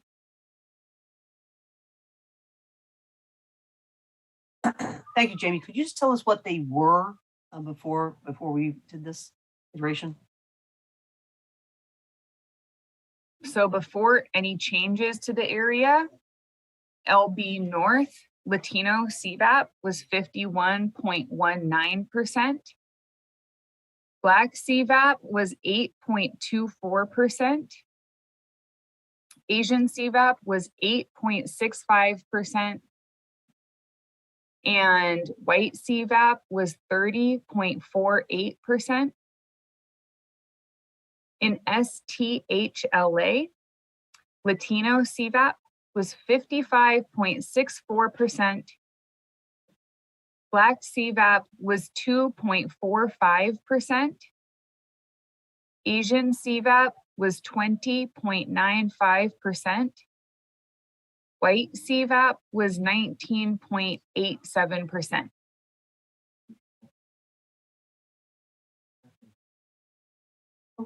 Thank you very much. Oh, Commissioner Fernandez? I just want a clarification. Jamie, you said it was the STHLA, but it was actually the STH60, right? That's the one you were reading off. I just want to make sure. Thank you. I apologize. Yes, that's correct. The population swap was between LB North and STH60. Thank you. Commissioner Vasquez. Yeah, thanks. I appreciate the intent here. I'll tell you, I'm not thrilled at sort of, I believe Montebello was already sort of slightly split. I'm not thrilled at the idea of you know, making such a big split in Montebello and making the split in Downey even bigger for such small gains. Understanding VRA considerations are greater than COIs, but the change feels fairly marginal, and the cities of Downey and Montebello have really like small town feel to them. So for me, it seems a real shame to do what I would consider pretty not insignificant splits in those cities for not a whole lot of gain the way I am seeing it. But this is not a hill I will die on. So if this is something that the rest of the commission wants to do, then I'm okay with it. Thank you, Commissioner Kutagawa. Commissioner Toledo? Yeah, I'm leaning with Commissioner Vasquez right here. But can you post the CVAPs again? Because I saw a very marginal increase in Latino and a decrease in African Americans. So but I couldn't really see it because the font is a little small. Okay, there's. So what's in orange here is the previous, it's what we started with. And the labels that are in black is the current. So here's for LB North previously, this is LB North current, and then this is STH 60 previously and current. So, okay, so I'm leaning with Commissioner Vasquez given the marginal nature, but let's hear from other commissioners.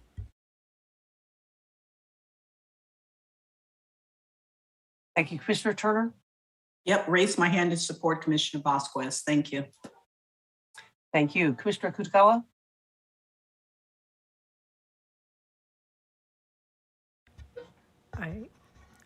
Anyways, I almost did it. I was going to say I almost did a Toledo, but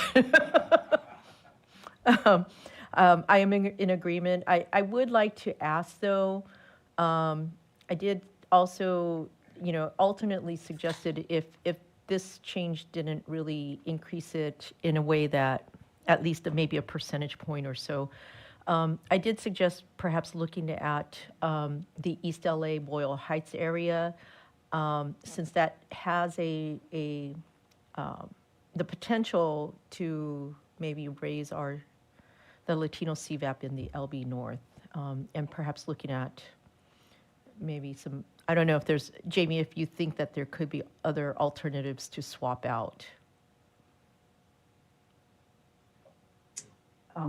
Thank you. Commissioner Taylor. Yeah, real quick, I just raised my hand in support of Commissioner Vasquez's statements. Marginal gains for splitting up those COIs, even recognizing the priorities that are set. Thank you. And Commissioner Toledo, did you want to have another thing to say as well? No. Okay, nope. Commissioner Vasquez. Yeah, the East LA thing is a hill I'd be willing to fight for. I really don't like the idea of splitting up East LA, especially since what we just attempted were pretty high concentrations of Latinos in Montebello and Downey.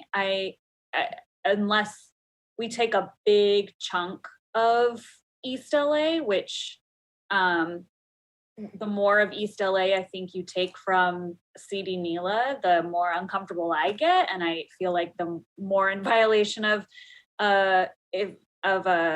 congressional districts' overall communities of interest. I think, I'm really not in favor of breaking up East LA. Thank you, Commissioner Vasquez. Commissioner Kennedy. Thank you, Chair. Just to say that I'm with Commissioner Vasquez, Commissioner Toledo, Commissioner Taylor, and others on the Downey and Montebello idea. Thank you. Thank you very much.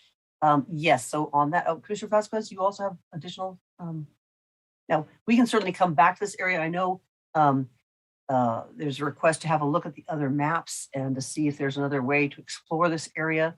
At this point, I want us to think about those, and I'd like us to put this on hold. And if we could get Tamina, please. we're going to review our. Sure, no problem. I offline will revert this change. It sounds like that is the wish of the commission. And Tamina will be with you shortly. Thank you so Right, much. and actually, if you could find those, oh, I'm sorry, Commissioner Turner? Yes, Chair, you did not want to see the other map before we moved from Jamie? I thought we would have a look at that, and then, unless you want to have a look at that right now, be able to think about it, is we're going to go to a different area and then come back to this area. Right, if I there's- think my preference would be to look at it now while we're thinking about the others, while they're fresher in our minds, and then go to Tamina. All right, certainly. Okay, and that's a general consensus that's absolutely no problem. I think we're getting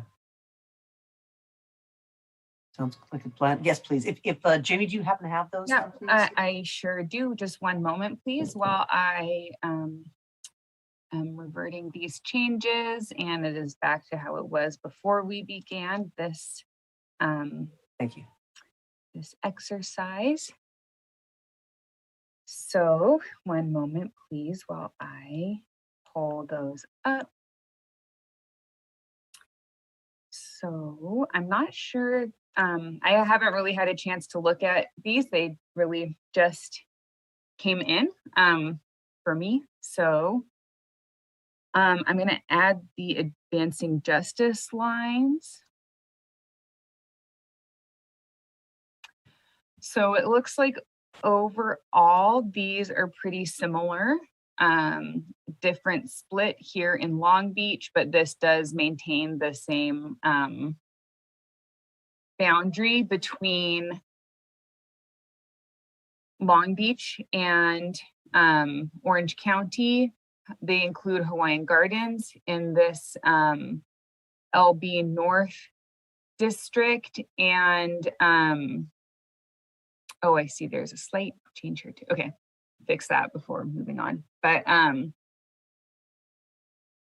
yep, and they also, it looks like, split South Central and include Central Alameda with the gateway cities and these parts of Long Beach. Again, they do not include Signal Hill here in the SP 710 district. They do maintain the split at the ports.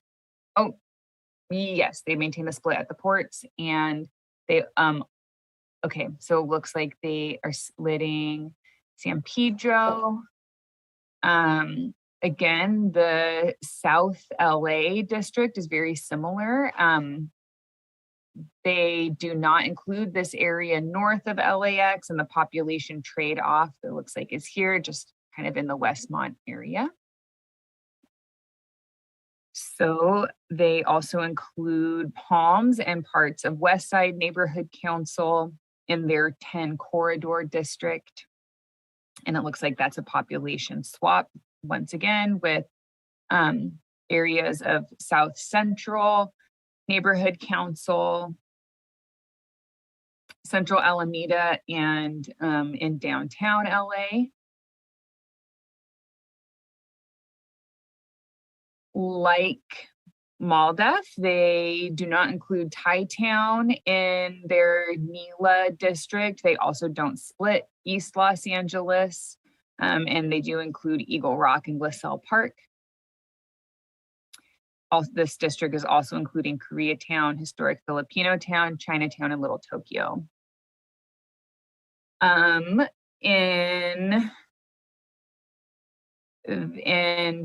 CDCOV, they have Monrovia. They have a different, yeah, they include all of Monrovia and just have a different split in Glendora.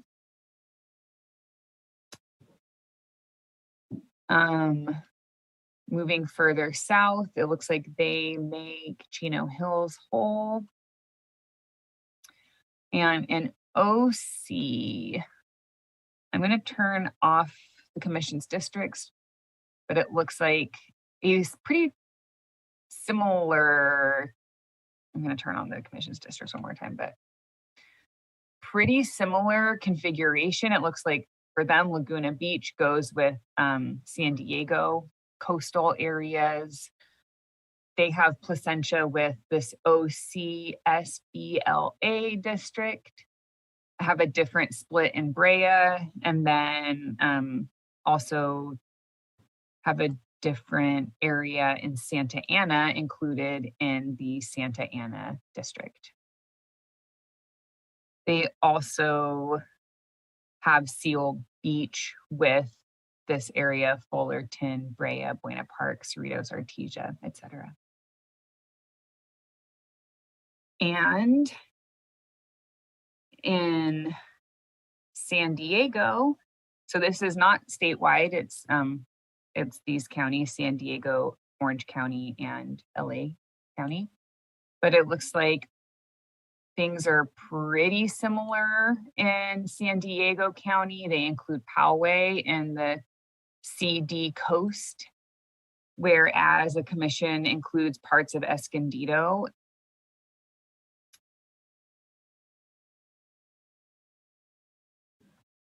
Similarly, having this district that includes, areas in the coast in Orange County and areas in the coast of San Diego County.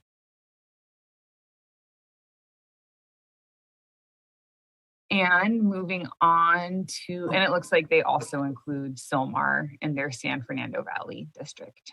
Yeah, 1 minute, Jamie, while you move on. Commissioner Turner, did you want to have a comment about this one before we move on to the next?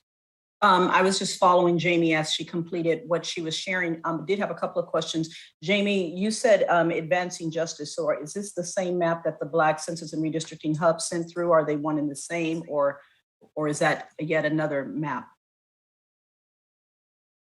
It looks like there are differences. Right now, it might be a little challenging, but here are some differences. So right now, the Black Census and Redistricting Hub is in green lines, whereas Advancing Justice is in purple. Oh, so this is two more maps. I just wasn't clear. I was asking for the Black Census and Redistricting Hub, and then when you said Advancing Justice, I was just trying to be clear. We're looking at two additional maps or one? And so this is two. Yeah, okay. I apologize for the confusion. So now what's in green on the map is Black Census and Redistricting Hub's map. Would you like me to review this as well? And I can turn on the Advancing Justice lines just so we can see. It seems like there are slight differences, but as they've noted in public comment, they've been collaborating closely. So most of these lines are identical from what I'm seeing. Slight differences in the Santa Monica area, for example. And have all of the other submitted maps come in maintained a coastal district that's different than ours? So,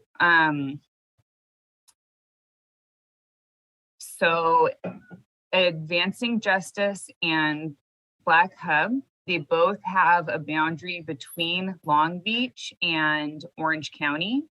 And the difference here in the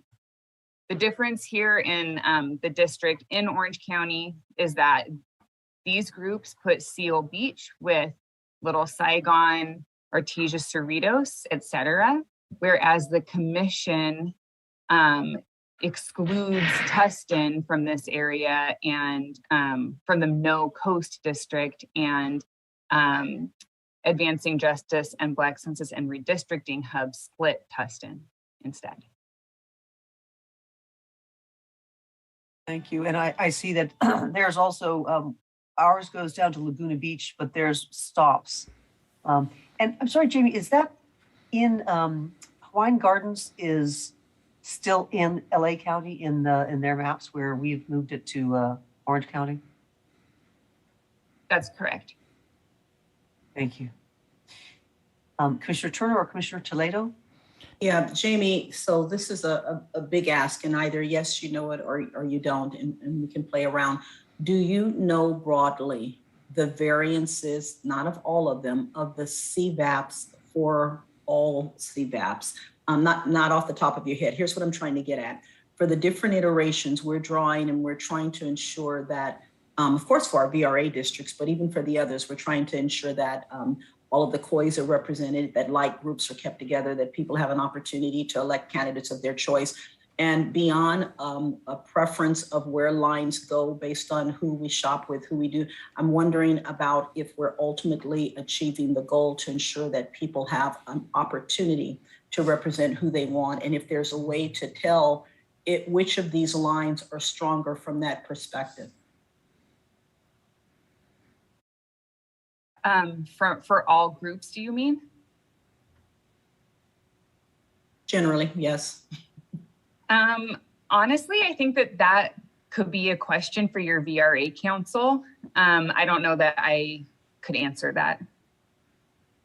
Yeah, that strikes me as a tall ask. It's unless does our council have just quickly to thank you for uplifting that question, Commissioner Turner, because it's a very, very valid one.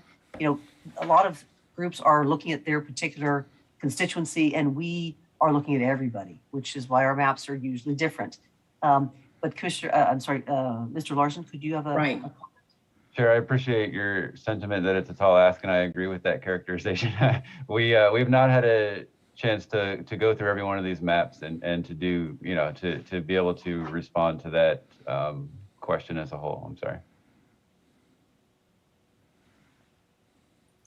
Thank you. So I guess I'll end by ultimately saying that this to me would be a way to honor all of we're trying to represent all Californians. And so based on COIs that's come in and all of the various requests outside of preference, et cetera, if the ultimate goal is indeed to ensure as many as possible have opportunity, it would be great. And I know I hear that we don't have the time, we haven't explored it, but it seemed like would be a really good way to determine this, and would require probably a lot more research, but this is what I was hoping to be able to see. Thank you. Thank you, Commissioner Turner. And that's I'm actually struck by how similar many of these have been. And I haven't seen any gaping differences. So I was very pleased to see that. But Commissioner Toledo? Yeah, thank you. And this seems a little bit different than previous iterations that we've seen before from these two groups, where I thought previously there was connection to Long Beach and Seal Beach with the maps, but from groups. And I know these have evolved, especially with I think groups are evolving to our thinking, and appreciate that. I do see, and maybe Jamie can speak to this, that there is a change in the VRA district in Orange County with the map presented from the Black Hub and the Advancing Justice group. Can you speak to those changes and what they are? I would just remind the commission that in the congressional maps, we did not have the third jingles precondition met here, so this is not actually. I meant in the majority minority map in Orange County. Yep. So it looks like, and the lines that are in green are the Black Hub lines, and the lines that are in black are the Commission's lines. So the Commission has, basically there's a different split in orange. Black Hub includes more of orange in the Santa Ana district. The split in Fullerton is different. The Commission is slightly further north than the split that Black Census and Redistricting Hub uses. And in Santa Ana, there's also this very western area of Santa Ana is included in the Commission's version, keeping Santa Ana whole, whereas Black Hub has a split here. Thank you, Jamie. Commissioner Vasquez. Yeah, I was just going to remark, I think Commissioner Toledo said this as well, that I think these maps from our folks at the different sort of statewide advocacy groups have evolved as we have evolved, but maybe haven't gone quite as quickly as we have, especially as we've sort of made bigger changes in the last 2 days. In Orange County in particular. So, but I am also struck at how pretty similar most of these are. It may be worthwhile if we have sort of staff capacity to just go and sort of tally up, majority minority districts in each of these iterations, and maybe what those percentages are, to Commissioner Turner's point. Hopefully that's not, something that takes several days, but can be done with, again, some staff support overnight. But yeah, I think I feel in much better shape than when we started with these maps, for what it's worth. Thank you, Commissioner Vasquez. Commissioner Turner. Yes, I think Jamie wanted to say something, but in addition to that, for example, and then I think I can watch and see how we move forward with this, but Santa Ana area, Santa Ana, however those maps, so the VR one that I think that was a VRA district, we struggled for a while with trying to increase the CVAP in that area, and was not successful in doing so. And noticing that the Black Hubs lines being different, it would, to me, be the right thing to look at what their lines, if that indeed does raise it in that area. We've been stuck at around this 50, and each time we comment that we want it higher, it would be 50. We would love to get it up higher. I'd love to see what the CVAP is with the boundaries that they've provided. Thank you, Commissioner Turner. Commissioner Sinai? Thank you. If we were to have staff look at the different maps and the CVAP, I'm wondering from council if we need to open up so that all groups who want to submit for that type of evaluation, or can we do it just based on the ones we have? What would the ones we have entail? How many is that? About 4, I believe. Well, these are, in terms of. I'm just concerned about, are we opening ourselves? I mean, I just want to make sure that everybody has the same opportunity in the state of California. I agree with that goal. If there's 4, that would make sense. Yeah, if staff were, you all need to decide about the impact on staff of doing that level of analysis. I'm sorry, Commissioner Vasquez on this one? Yeah, if I could, I think that's good thinking ahead, Commissioner Sinai. I will just say that it's my understanding that we're looking at these 4 because they've evolved along with us and with our thinking. And these are most recently submitted maps that take into account all of the different potentially impacted regions in Southern California.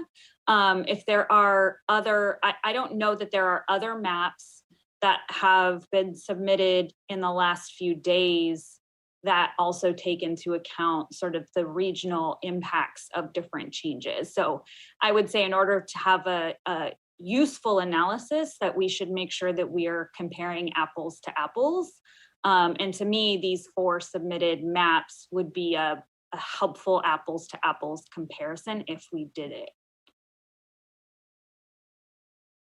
Thank you, Commissioner Vasquez. Commissioner Kutagawa. I would, I think I do agree. I think we do need to keep it fair, but I also agree with what Commissioner Vasquez said. It has to be an apples to apples comparison. Just looking at one city, one region isn't going to be necessarily helpful given the ripple effects that we've all been experiencing.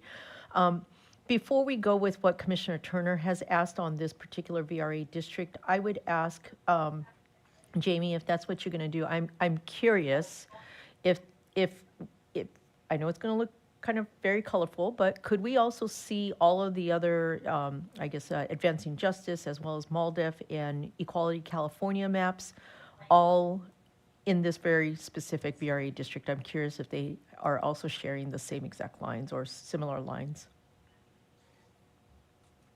Yeah, just to quickly respond to that, I don't think that I didn't understand that the suggestion was to make this change. I think it was just to see the difference in the CVAP for this district, and because this shapefile doesn't have the exact same fields that we have. I didn't want to pull up something incorrect. So the most accurate way for me to tell you the answer to that was just to highlight it, to pull it all up. And so what the commission, well, I should say what Black Census and Redistricting Hub has for this district in Santa Ana is for Latino CVAP 50.13%, for Black CVAP 2.75%, for Asian CVAP 16.92%,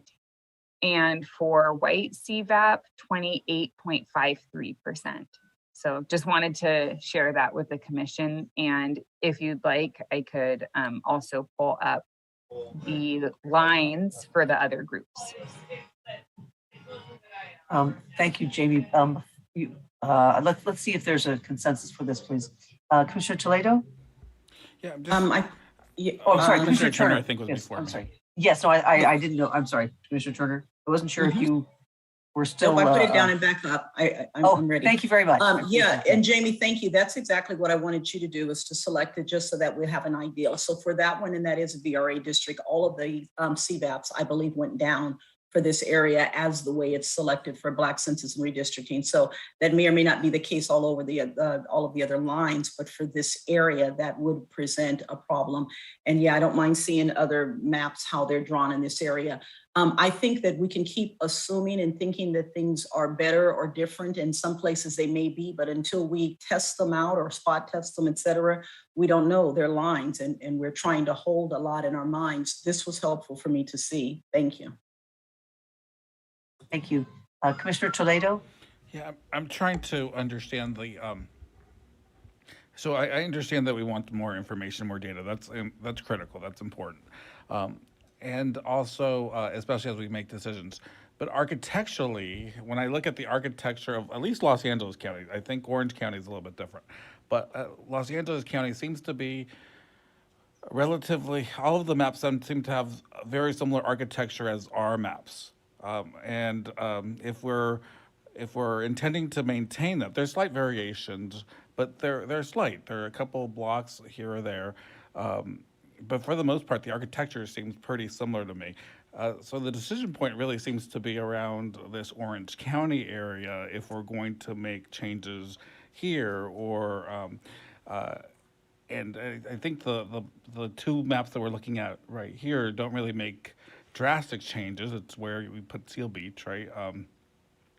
Or where you put the cut in Los Angeles County, between Los Angeles and Orange County. But I thought we had a decision point yesterday that we weren't moving, or we weren't changing the maps in Orange County. So that's where I'm a little bit confused, because I'm not sure what the decision point that we're trying to get at is.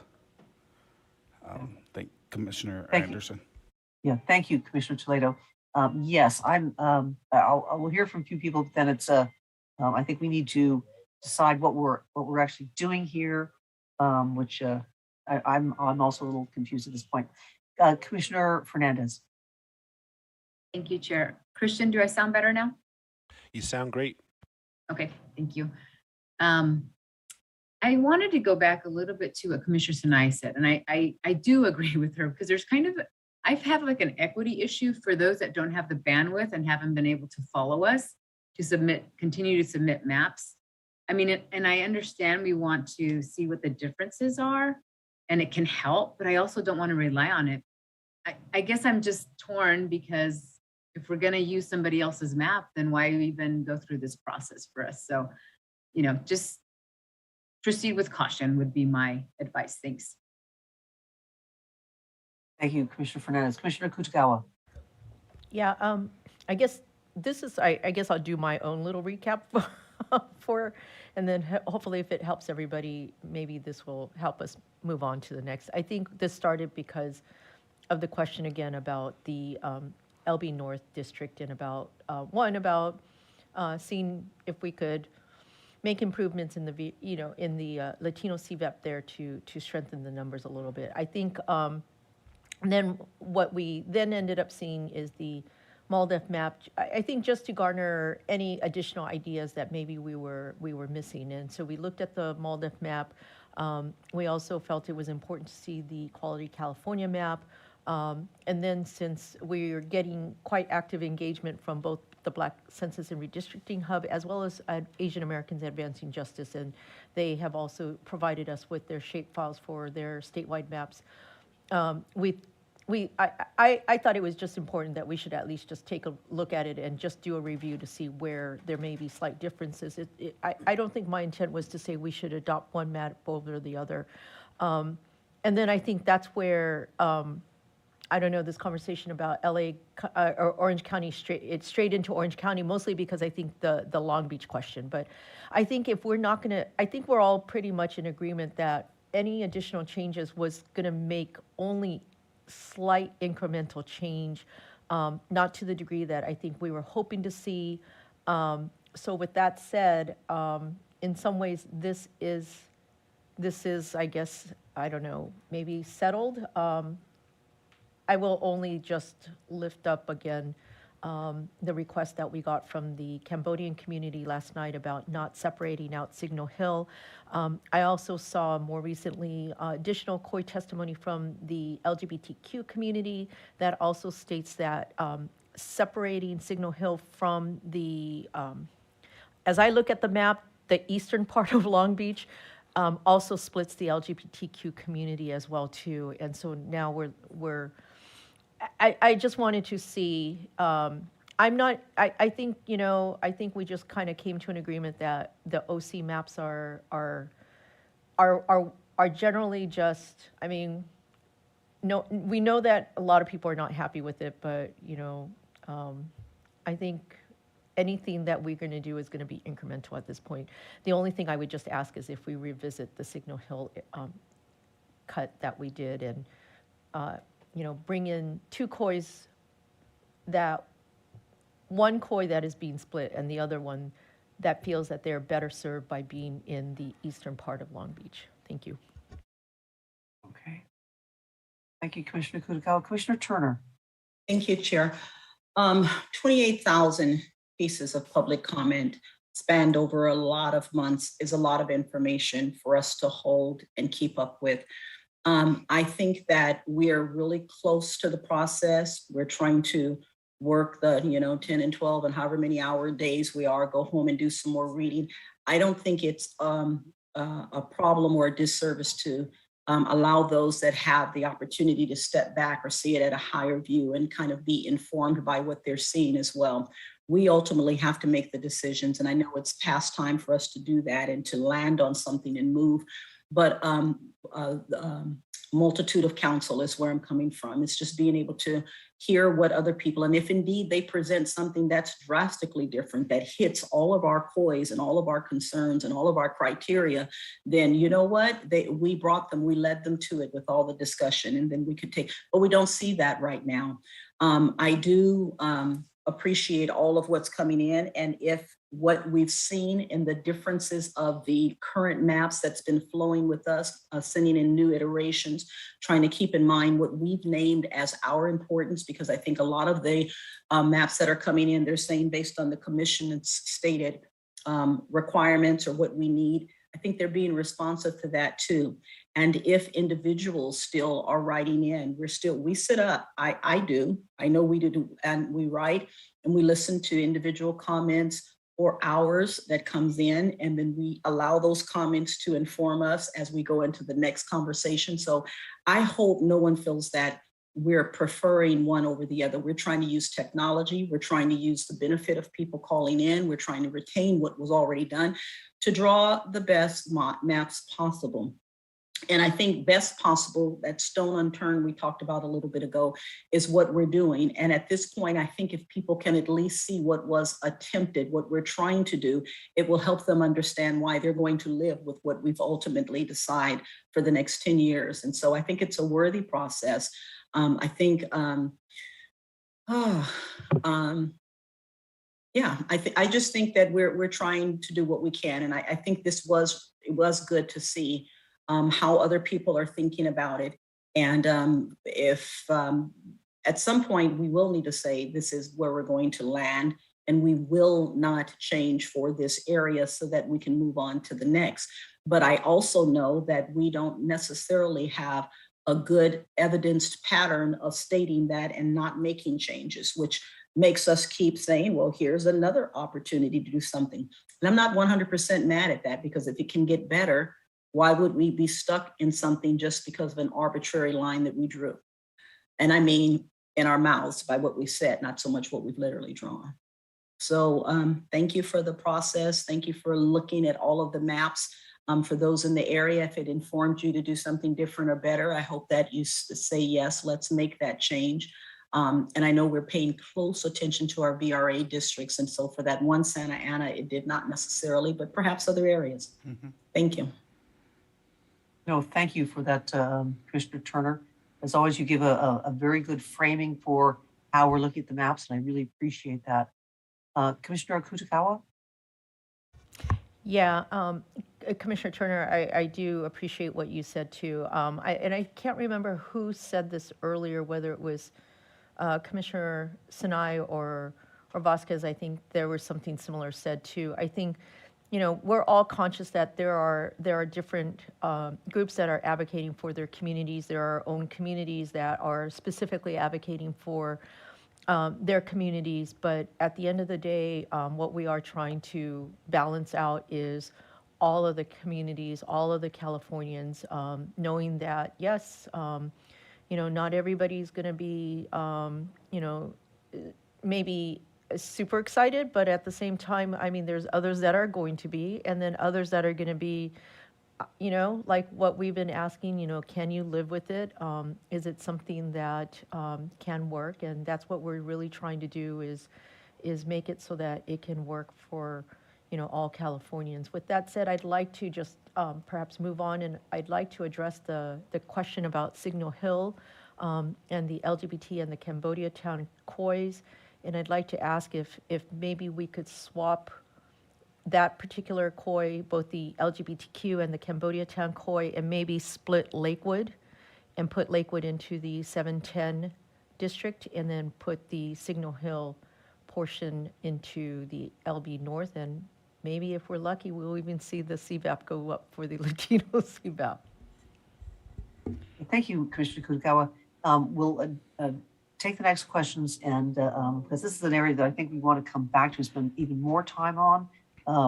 This is an item that I want to see if people want to address this one right now. But I know we're going to come back to this area, and I'm just keeping an eye on our time here. I think Mr. Larson has a comment. Mr. Larson. Thank you, I appreciate it, Chair. I just wanted to, I had a moment a few minutes ago of too many meetings where I misspoke, and I wanted to clarify the record that what I said about the Santa Ana district, as you all know, and I've been operating as there is a VRA obligation there, and so you have been addressing that correctly. I just wanted to clarify that for the record. Yes. Thank you, Mr. Larson. And just to that, it yes. does meet all three jingles, and it is a Section 2 VRA district. Correct. Thank you. Thank you. Thank you. And Commissioner Yee. Thank you. I did want to just comment on the preceding conversation. I don't disagree with anything anyone said. I love the different perspectives, and I learned so much.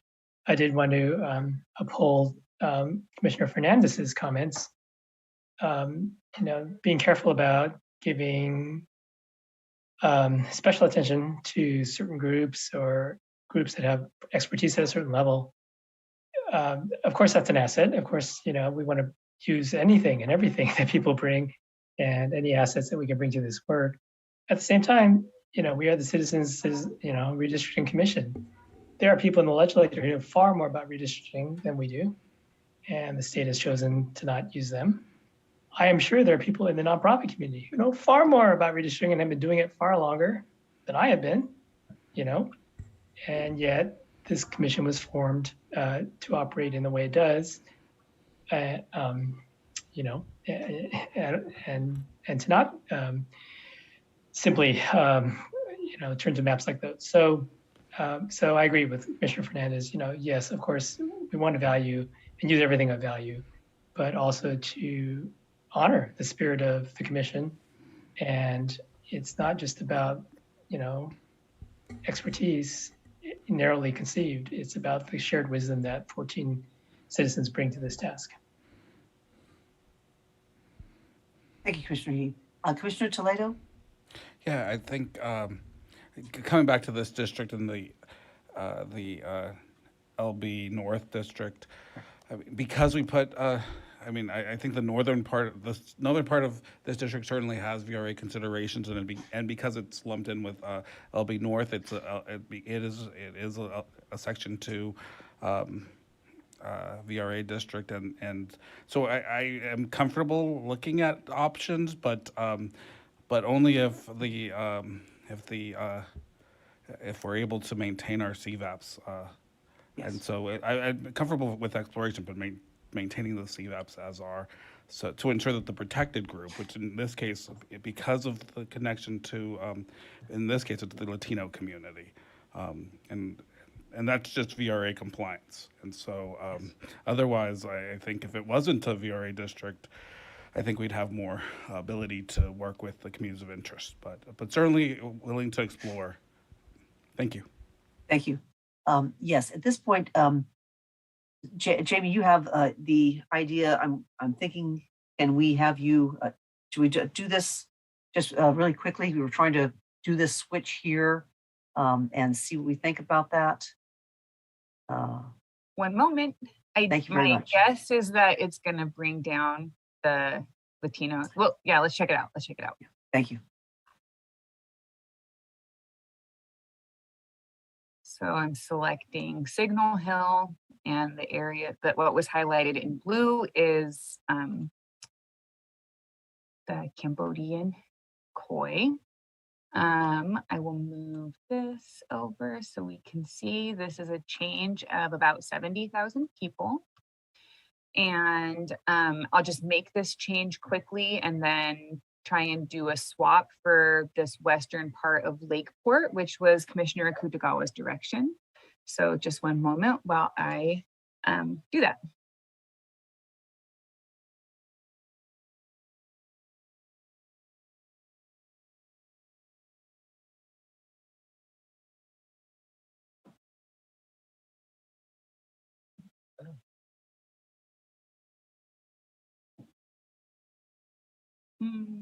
Let's see.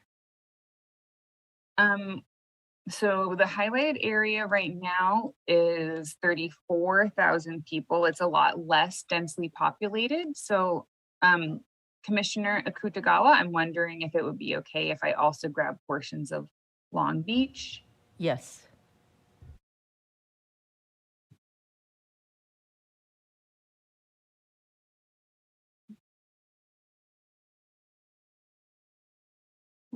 And I'll clean that up in a second.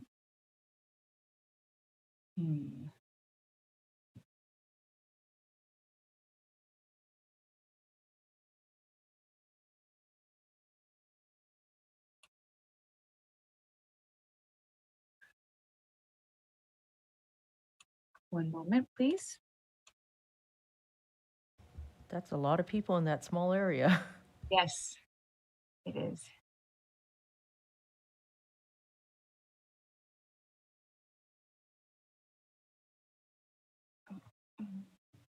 Let me just double check that none of Signal Hill is included. So this is roughly an equal swap and an SP10. The Latino CVAP will become 50.45%, and in LB North, the Latino CVAP will become 50.92%. Can you show us all the CVAPs, please? Yes, I can. One moment. 50.92 or 52.92?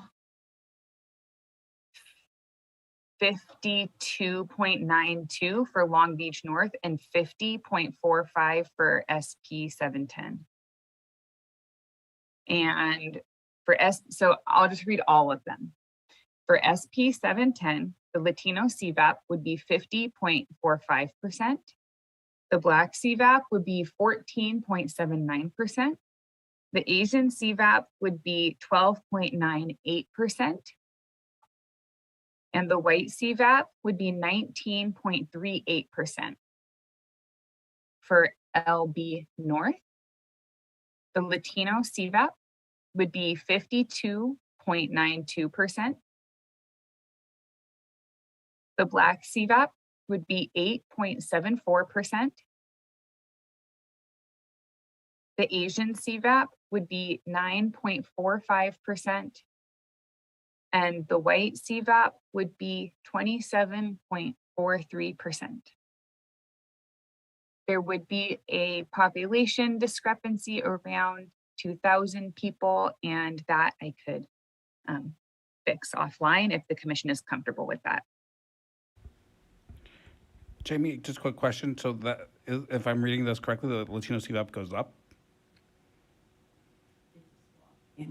The Latino CVAP for LB North goes up, and the Latino CVAP for SP 710 goes down. I'm comfortable with this change. Commissioner Sadwani? I'm just trying to, before we commit to that change, I'd just like to take a closer look at like street level, what we're looking at in terms of the trades. I mean, we've heard so much testimony from Long Beach. I just want to make sure we've heard from the Cal States, from so many different folks. I just want to know more of what I'm looking at. From a CVAP standpoint, it seems to be like a fairly even trade. But just want to make sure that we're not cutting into other things. So in I think they have an airport or something too, right? They do have an airport, yeah. And I'll just talk through the changes here. So this is Bellflower going through Lakewood.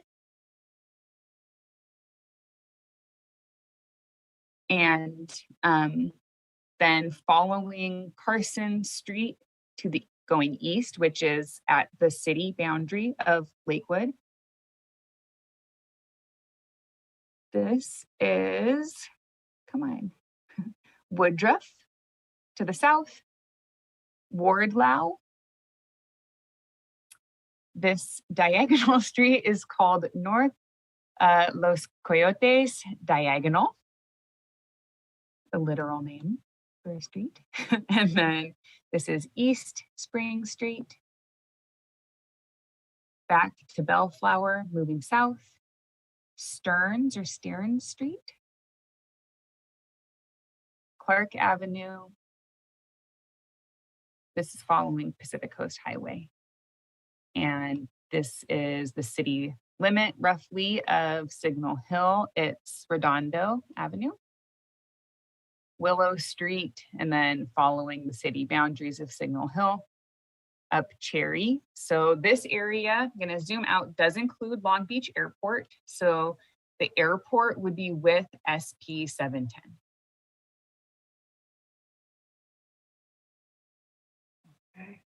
I would have to go back and look at testimony, but my sense is like, I don't know if there's interconnectedness between airport and the ports. I mean, certainly we've heard a lot from the ports. And are there any of the college areas that are getting cut off doing this? I think we've heard from community college as well as Cal State, Long Beach. So Cal State would be in with the port and LB North. Mm-hmm. The community college is, one second.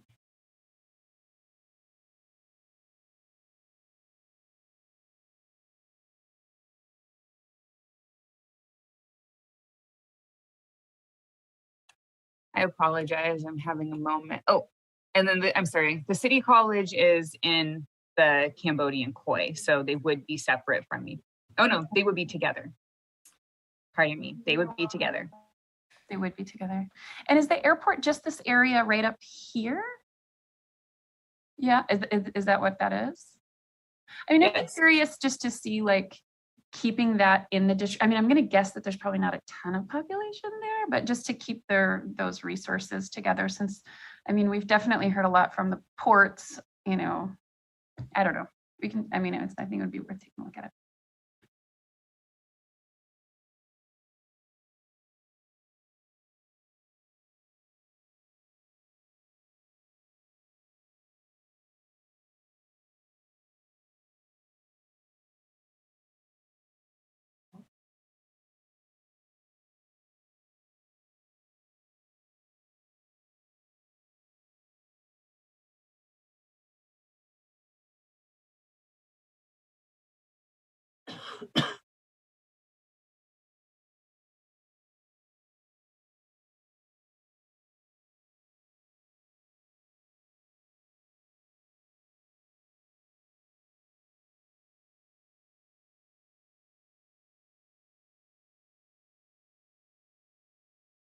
So the airport is no longer included in the highlighted area. There's a little bit of population, but not a ton. So that is still about 2,000 people. And the CVAP, it looks like, has not significantly changed. Thank you. Thank you, Commissioner Sadmani. Commissioner Turner? Thank you, Chair. So for sure, we saw the LCVAP increase for LB North. However, a lot of the other CVAPs did go down. And I think the testimony in this area, the public comment that we received, they're trying to have Signal Hill included. And I think I missed it. It looked like the swap Signal Hill, according to our paperwork we have, is 11,911 people for just Signal Hill. And if we put Signal Hill in, could we not just take that amount or close to that amount out of Lakewood without doing anything different to Long Beach? Thank you. Yeah, so Signal Hill is this area, and then it does have overlap with the Cambodian koi, which I think Commissioner Kutagawa asked me to look at both of them. So Commissioner Turner, just to clarify, is your suggestion to just move Signal Hill? Well, I wasn't trying to break up a koi. I missed that part. I was wondering why we grabbed all of it. Yes, I thought we were just trying to get Signal Hill in.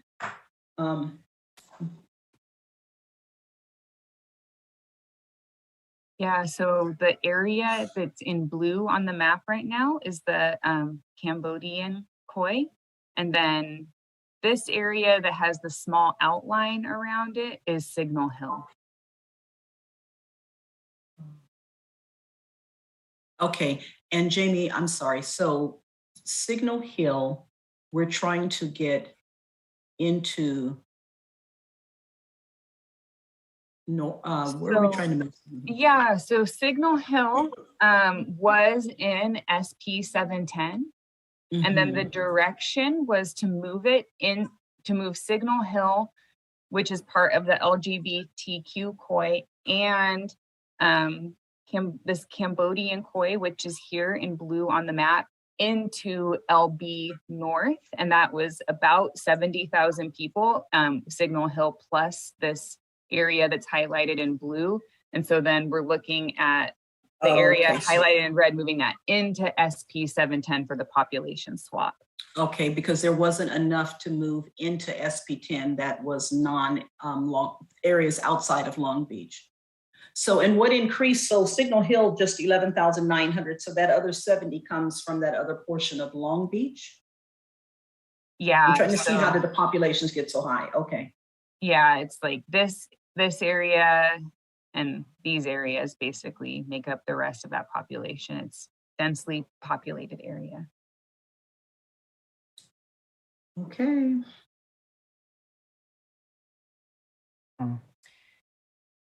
Commissioner Fernandez.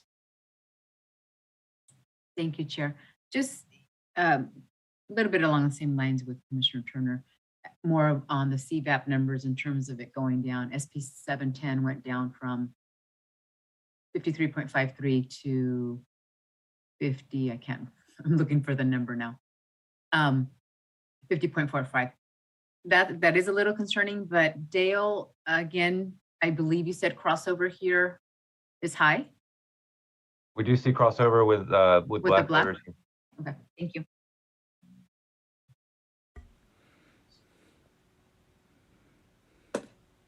Commissioner Toledo. Yeah, I was just curious to see the CVAP changes for all the CVAPs for the Long Beach North, because I thought they hadn't changed much. I mean, yes, Latino went up by a little slightly, but I thought the other ones didn't change much. Thank you, that's helpful. So yeah, so what's in orange on the map is where we started today. So I'll read Long Beach North first, because that's the one we were looking at. So we started with Long Beach North being 51.19% Latino CVAP. That would change to 52.92% Latino CVAP. We started with 8.24% Black CVAP. It would change to 8.74% Black CVAP. We started with 8.65% Asian CVAP. It would change to 9.45%. And we started with 30.48% white CVAP. It would change to 27.43% white CVAP. For SP 710, we started with 52.17% Latino CVAP. It would change to 50.45%. We started with 15.41% Black CVAP. It would change to 14.79% Black CVAP. We started with 13.85% Asian CVAP. That would change to 12.98%. And we started with 16.14% white CVAP. It would change to 19.38%. Thank you.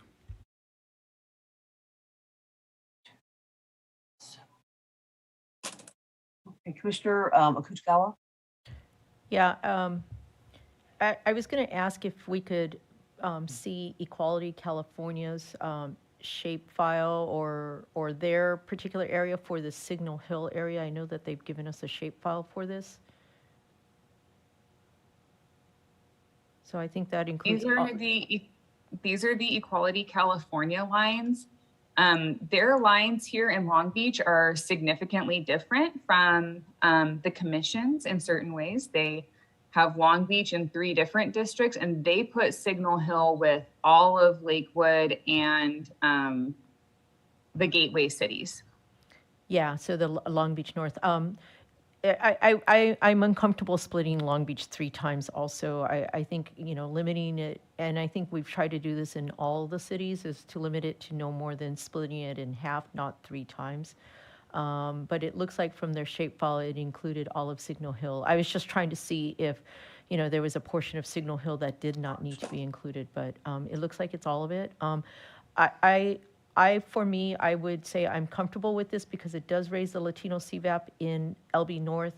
I think it's been mentioned that there's a lot of crossover voting. I also want to note that for the Asian CVAP, the population in Carson and in this particular area that's in this SP 710 district is a predominantly Pacific Islander and Native Hawaiian and also Filipino population too. So my sense is that, again, this is how diverse the Asian American community is and the Pacific Islander communities are.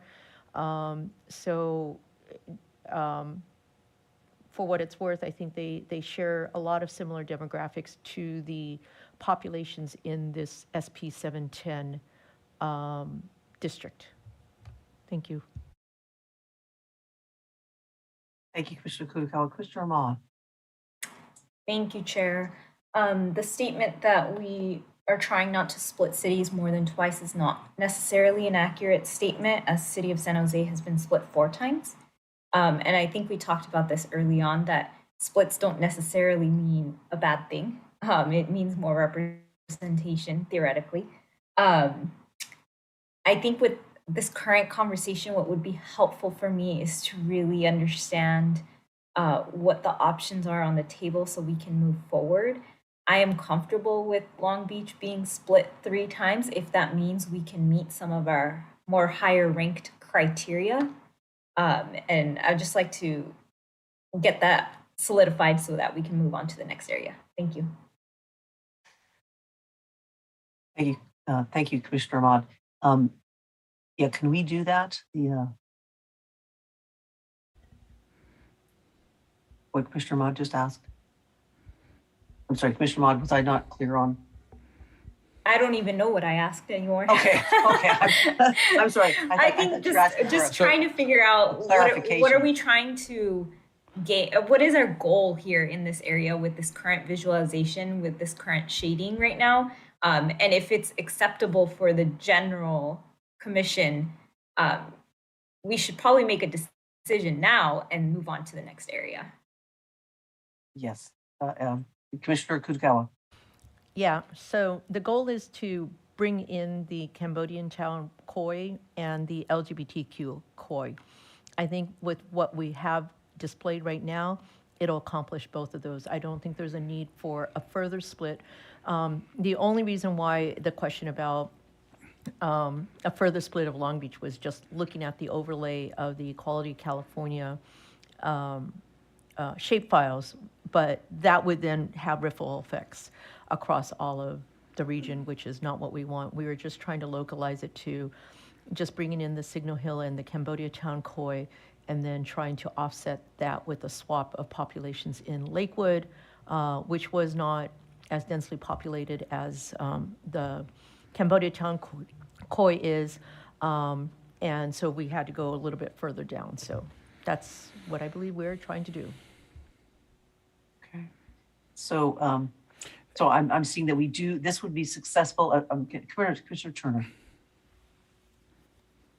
Yeah, so I guess the surprise or the difference for me was that that swap would include removing more of Long Beach, and wondered if we could look at removing more of Lakewood, Bellflower, going that direction instead of into Long Beach. Yeah, Commissioner Toledo. I do worry that if we move into Bellflower and Lakewood, that we are going to create a compactness issue, because that neck is small, and the higher up we go, that neck is going to be even. It's going to be so I would want legal opinion on that in terms of about compactness around if we go through Bellflower, which would have to take a pretty significant amount of Bellflower and more of Lakewood in order to achieve that, because they're less densely populated. So I would want legal to weigh in on the compactness issue around, or the neck around that we'd be creating. So, Yeah. so Go ahead, Mr. Larson. Thank you, Chair. As you know, compactness is going to be a low criteria. You actually, might be violating a higher criteria, because you'd be splitting Bellflower to accomplish what you're trying to accomplish. So, to me, that would be a higher concern and something you all need to consider. Thank you.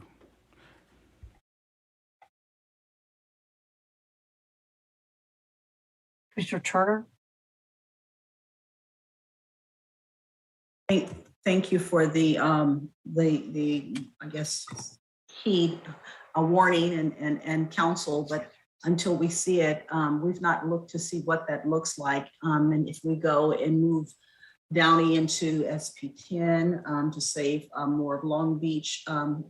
Let's see what the neck looks like. And start grabbing. If it's a heavily populated area, maybe it won't get so thin. Yeah, or having an area up in Downing or something further north than heading more of Long Beach. I like that idea. I do worry that it'll impact the CVAP though. The areas above this is higher CVAP, so we'd be taking lower CVAP area and replacing it with higher CVAP, Latino CVAP area. But I'm willing to explore. Yeah, Jamie, do you have a read on this? Are we, do you know the outcome before we're looking at it?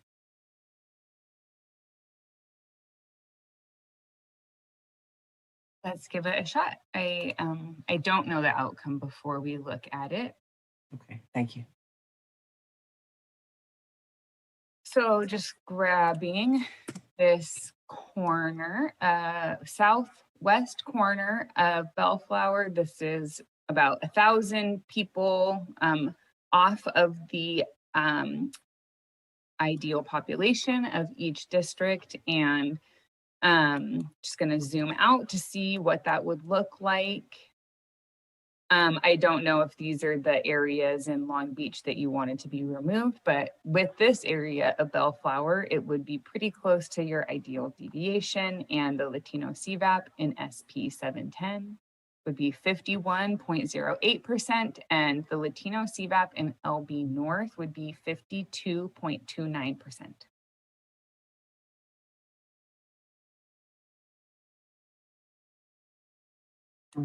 Commissioner Turner, is this looking better to you in Long Beach, or would you like me to remove other areas in Long Beach? I would like to see if you could remove, because this would be the third split unless we can get rid of more of Long Beach. Unless we can, yeah. I'm sorry. So this would still only be splitting Long Beach into 2 different districts. Okay, the way it currently is? That's correct, yeah. Okay. I mean, I think this looks better, and I don't think it created so much of a neck issue. Yeah, Commissioner Sabani, I'm sorry, you had your hand up? Oh, yeah, no, I was just going to agree with Commissioner Turner. I think this seems like a reasonable swap to try and preserve more of the city of Long Beach. I mean, we've definitely had tons and tons of testimony from them, so certainly gets us a little bit closer, I think, and doesn't seem to have a massive impact to the LCVAPs, because that of course would be a major concern for me. But it seems here that it's a fairly even swap. Okay, thank you. Commissioner Kudaga, Commissioner Toledo, you both have your hands up. What's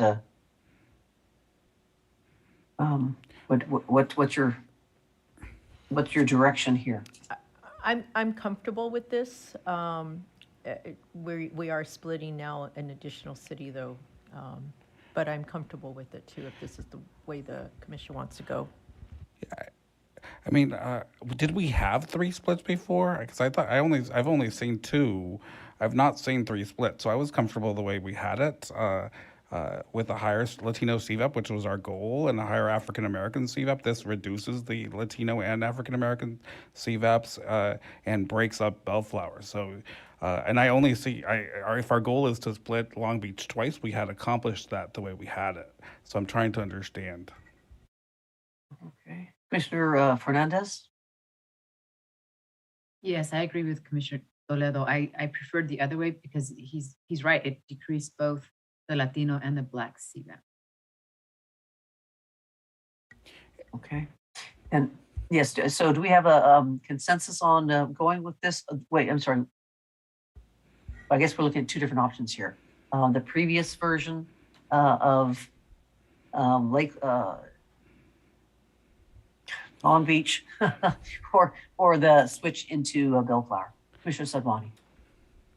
I was just gonna say, I mean, these are swaps. I mean, the percentage of the Latino CVAP that's changing is not a lot, but I think that the outcome is that the Signal Hill, the LGBT COI the Cambodia Town Koi get to be a part of Long Beach, and Long Beach is preserved a little bit more. So it may not be exactly this, but I think it's worth, you know, it could be about one census block versus another to maintain the Latino CVAP, because yeah, they went down, but not by one. And so I'm just curious, maybe there's something, you know, that Jamie or Commissioner could work on offline to just try and see if, you know, if we can meet all of those goals potentially. Great, thank you. Commissioner Fortieri? No. Commissioner Turner, you also? Nope. Yeah, Okay. that, I was just going to say, if Jamie, if you can, just click around a couple of other census blocks and see if we can improve. But I do like the moving into, be it Bellflower, just to be able to not take more from the Long Beach area. So anyway, if you can, I think it's great. If not, I don't think it's detrimental.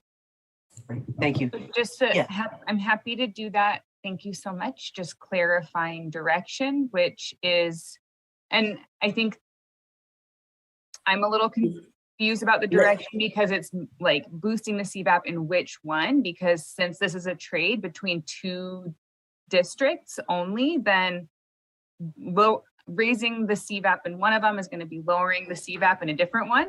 Just wondering I think yeah, thank you, Jamie.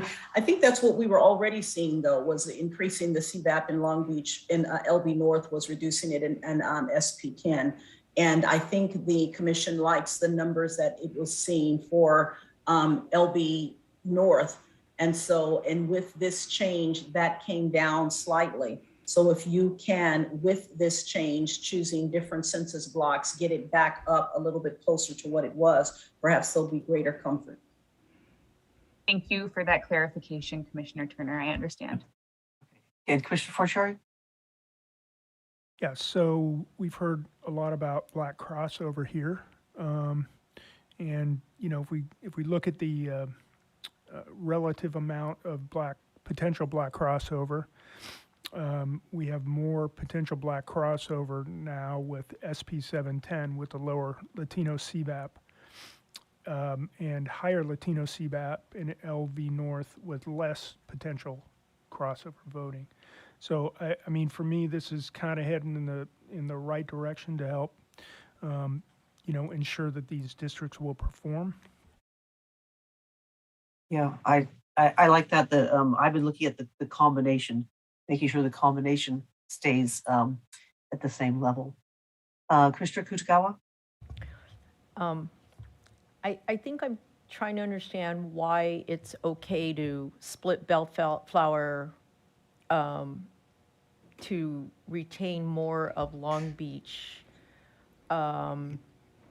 when the other way around, we had a higher Latino CVAP in the LB North. And even though the CVAP went down in the 710, we did see higher numbers, I believe, or numbers that were I think good enough that the SP 710 will perform because of the potential for you know, other communities you know, crossing over. So I'm just trying to understand it. I'm not necessarily saying one or the other, but I think I'm just looking for some perhaps understanding from others who are seeing things differently.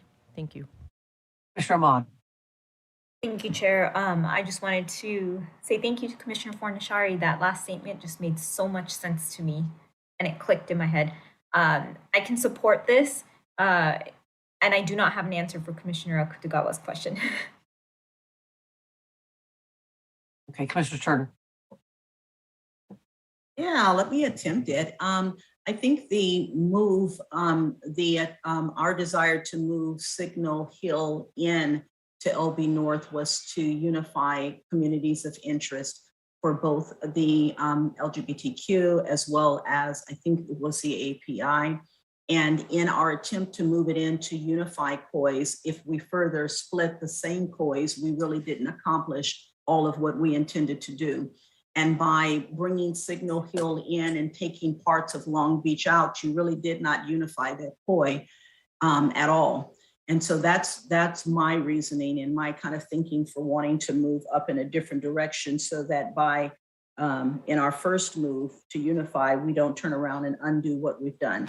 And if that can be accomplished where we don't sacrifice the the CVAP numbers in this area, I think that's a win-win.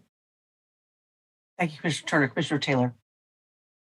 Yeah, I think further to answer Commissioner Kutagawa, I think we all should be looking for veins of consistency in our analysis as we make these changes in all these districts.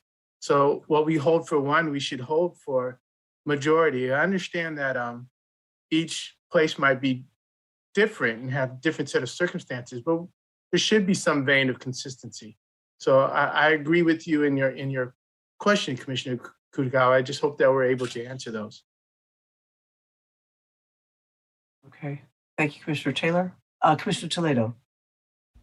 I agree with both Commissioner Kutagawa and Commissioner Turner in the sense of, so I'm comfortable with exploring, having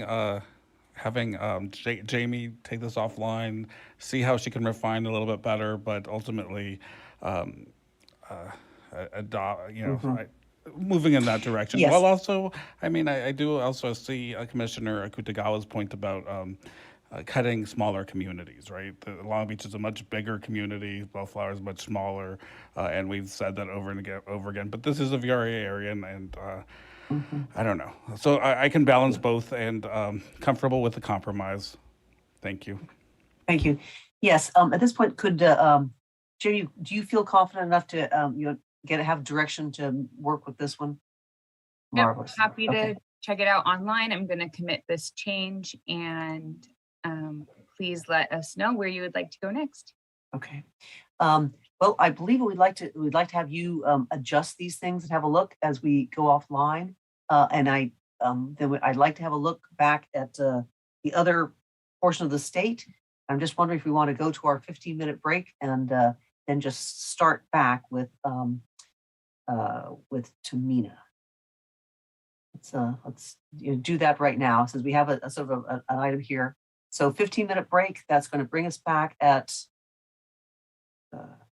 so 4:50, or Christian, is it 4:52? Something like Commissioner that, Anderson? Chair. Something like that. Yes. Can we get an extra 3 minutes? Can we go to 4:55? Oh, I don't know. That's a bit much. Certainly, let's go 4:55. Thank you. Sounds good.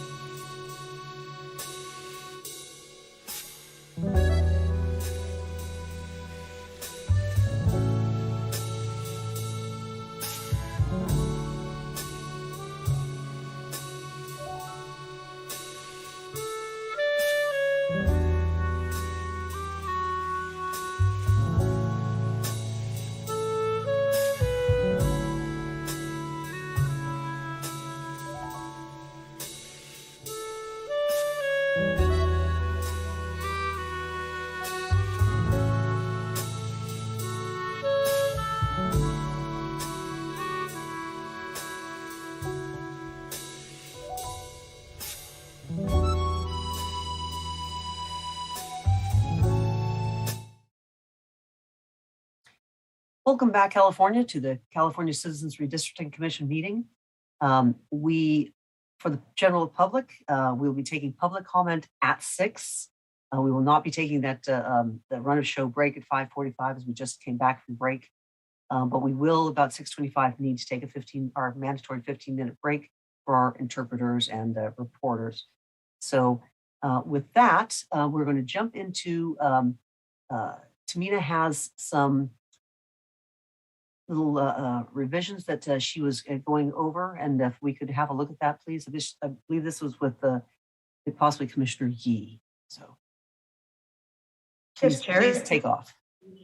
Just one revision. This is to the North Cont District, which you are looking at right now. The revision will be in blue. This revision takes the Grizzly Bay area of Solano County, adds it to the North Cont, and it just slightly shifts the lines in Vacaville to make the bottom part of Vacaville whole with the rest of Vacaville. So the new shape of this district, I'll turn off the background district so you can see, this is what the new proposed district would look like. And I invite Commissioner Yee to comment. Right, so thank you, Tamina. You did such a skillful job of selecting this area. So this is mostly, and almost all, in fact, wildlife refuge and nature area. So I believe the population shift is only 141 people. And so just a very small shift to the populated areas. I believe it makes for a much better shaped district. We will be losing what we've been calling the Dragon District. I don't know if anyone sees something different in this shape, but we'd like to go ahead with this change. Commissioner Kutagawa? I was just curious, what was this district previously like, or what was included in it? Thank you.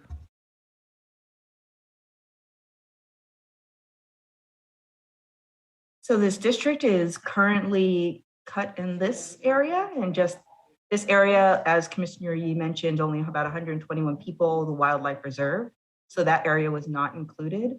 So this area would now be included here. And then this small part of Vacaville in the south, which was part of North Cont, is now with Yolo Lake, which adjusts the line a little bit up here in the southeast corner. Thank you. Thank you. And so there was no trade. That was the extent of the trade. Is that correct? There was no difference in our line in Antioch or actually in Contra Costa County. That was the extent of the trade. It affected no other districts, aside from the line in Yolo Lake right here with that block change. But aside from that, it affects nothing else. Thank you. And the southern line continues to go through right along the county line there in the waterway, Grizzly Bay, Suisun Bay, and so forth. Great, thank you very much. And Commissioner Toledo? Yeah, I just wanted to say that I support this change. It makes for it brings in a representation to different representation, and unites parts of Solano County. So I'm supportive. Thank you. Yes, given that that further description, I also like that. But can we have anyone who prefers the previous edition?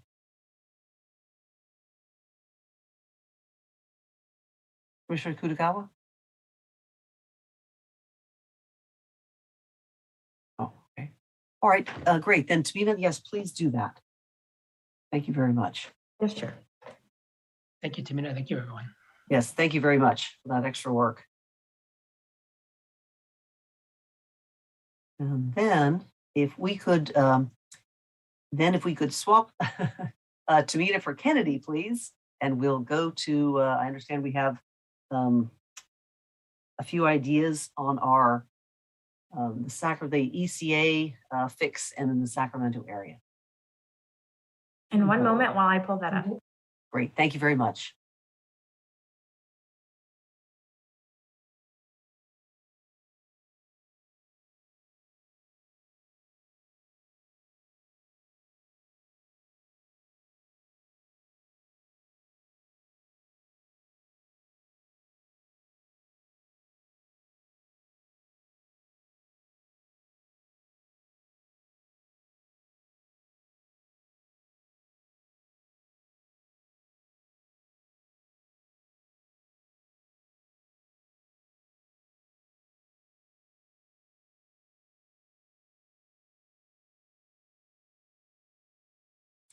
So here is the iteration Roseville is what I've called it, and exploring Roseville, populating ECA a little bit, keeping Stanislaus going north. It's very similar to what we had before as far as the South Sac, San Joaquin, and the Sacramento district. One thing that we explored was keeping Parkway whole. And so we moved Parkway in and moved Rancho Murrieta up. So we made a swap there, some blocks in between here and there, and we're able to balance those two. So Parkway again is whole, all other lines have stayed the same. Sacramento, the city is whole.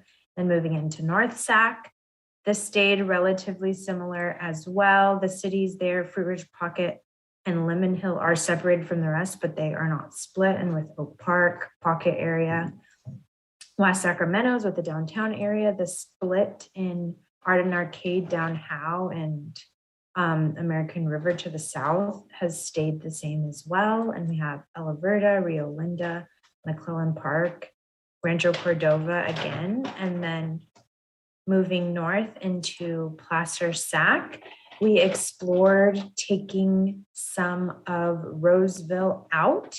And so we have El Dorado Hills out to Shingle Springs with Cameron Park, Granite Bay, parts of Roseville down in northern Sacramento suburban communities. And then moving out to the bigger ECA, we have Rockland, Loomis, Penryn, North Auburn, Auburn, Lincoln, Sheridan, the bigger cities here in Placer, out to the eastern parts of Placer, the rest of El Dorado, so there's no El Dorado Hills in there as well, and then follows the boundaries that were there before as far as Euban up to Plumas goes. And so the main change came from Parkway is no longer split, and there is a split in Roseville. Thank you. Commissioner Kennedy. Thank you, Chair. And one thing that we did not explore but could, I think, be easily resolved is if we want to make Arden whole, we could just be adjusting that line in Roseville. Thank you.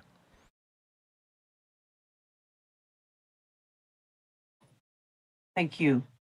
Thank you for this work. What do we have commissioners' ideas on this one? Commissioner Turner. Thank you, Chair. Thank you, Kennedy, and I forget who worked on this. Can you let me see the Sacramento region, please? The North.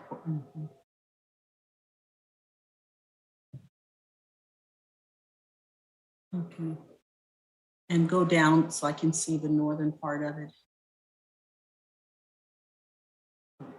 So we have Franklin, that is in, Clay, Harold, Galt.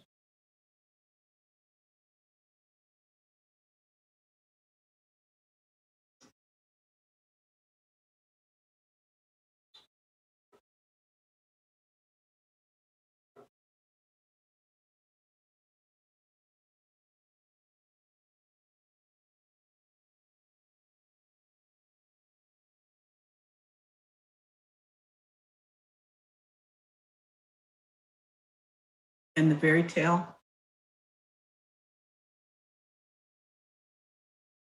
Okay, so this is Mountain House. It's Mountain House, that's just the name. Mountain House is with Tracy into the San Joaquin. Mountain House and Tracy are south, and with Modesto and Turlock, and Lathrop, Manteca, and then the eastern farming cities of San Joaquin. Okay, for this area, can I see the CVAPs for all of the areas in this current iteration? Yes, one moment. While that comes up, may I just make one or two comments about this?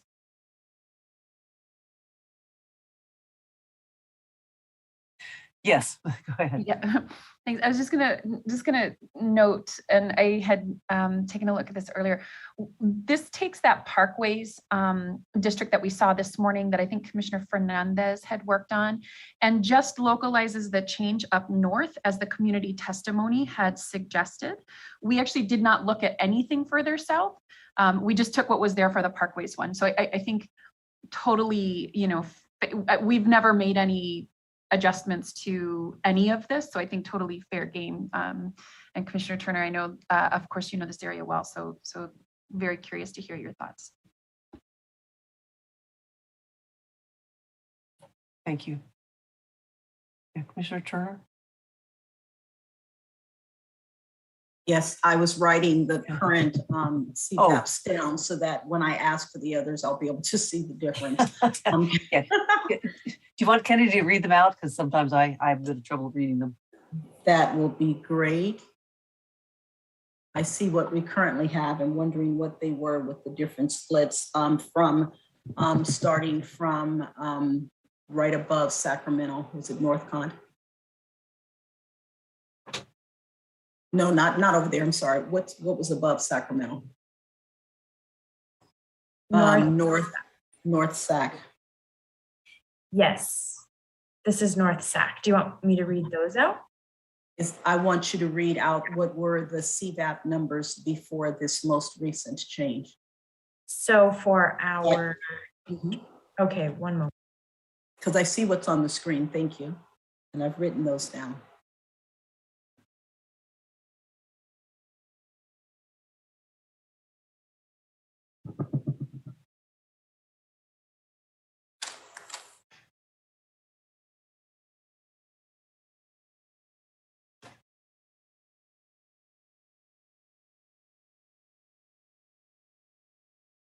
And Lemon Hill, West Sac, all of that is in, what is this area called? Where's the line? What is this? One moment, I was just pulling up the old CVAP from before we made the changes. Okay, yes.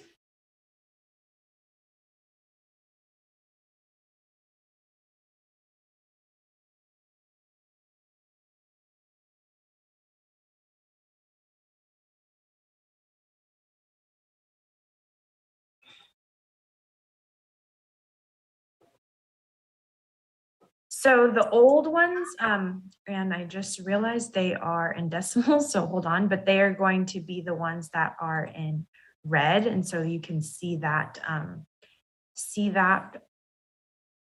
And one moment while I get those, I'm going to change that for you.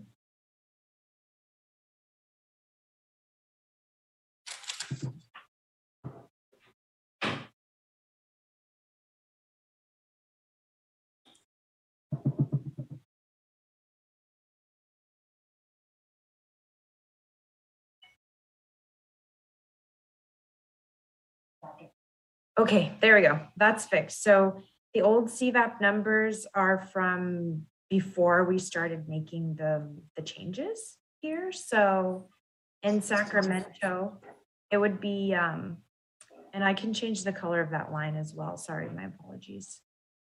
I don't know if you'd like me to switch on and off between them or what.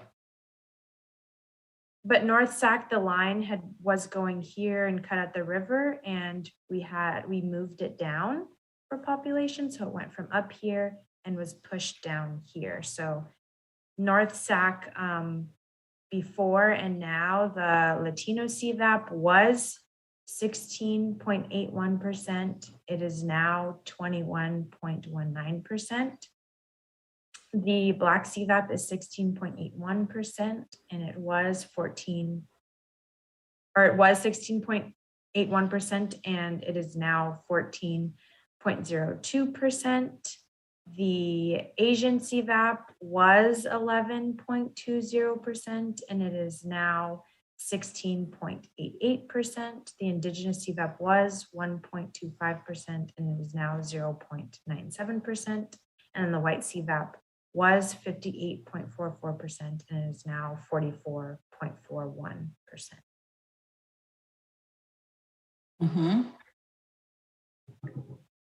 and moving to the areas of Sacramento and Elk Grove.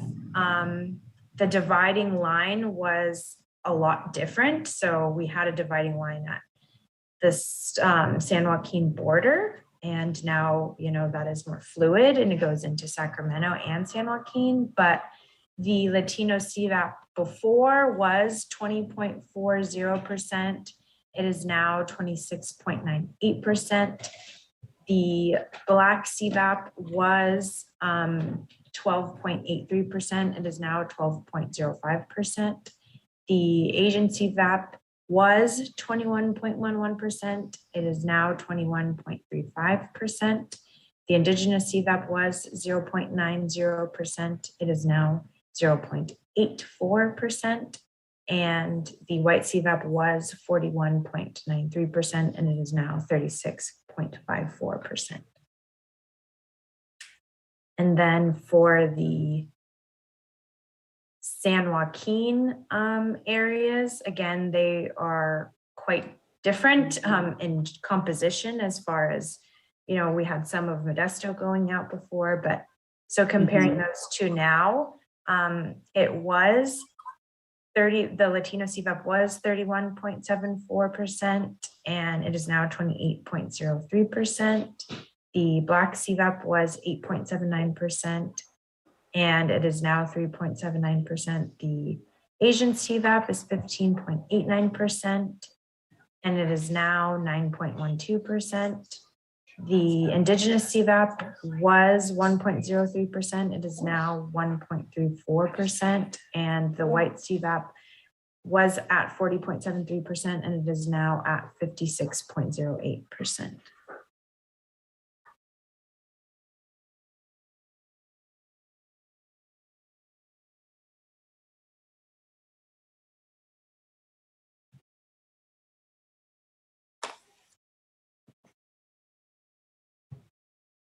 Okay, and I'm looking at, just hold for one moment. Looking at also ECA and Scarlett Tracy, 610. 2010.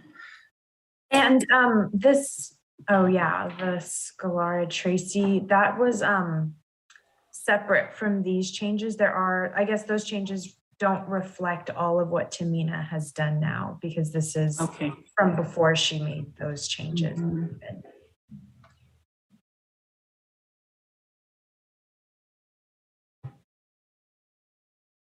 And I believe the ECA is even different because this version had,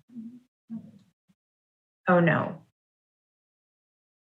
It's pretty similar, but it's not, the ECA is not up to date either. As far as a swap, as far as where this line we had moved higher here, regardless of that, just from moving the 17,000 people. But as far as comparing goes, I would say, yeah, the Sacramento ones, the San Joaquin ones, and the North Sacramento ones. You also see the Placer Sac. Oh, yes.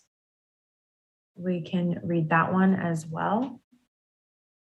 So Placer Sac, Latino CVAP was 9.76%. It is now 12.47%.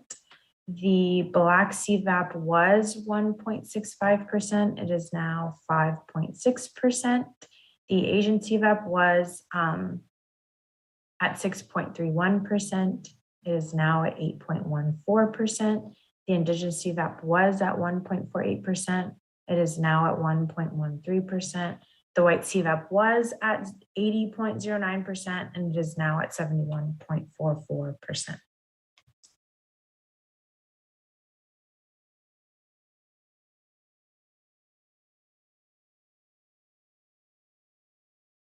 Thank you, Kennedy.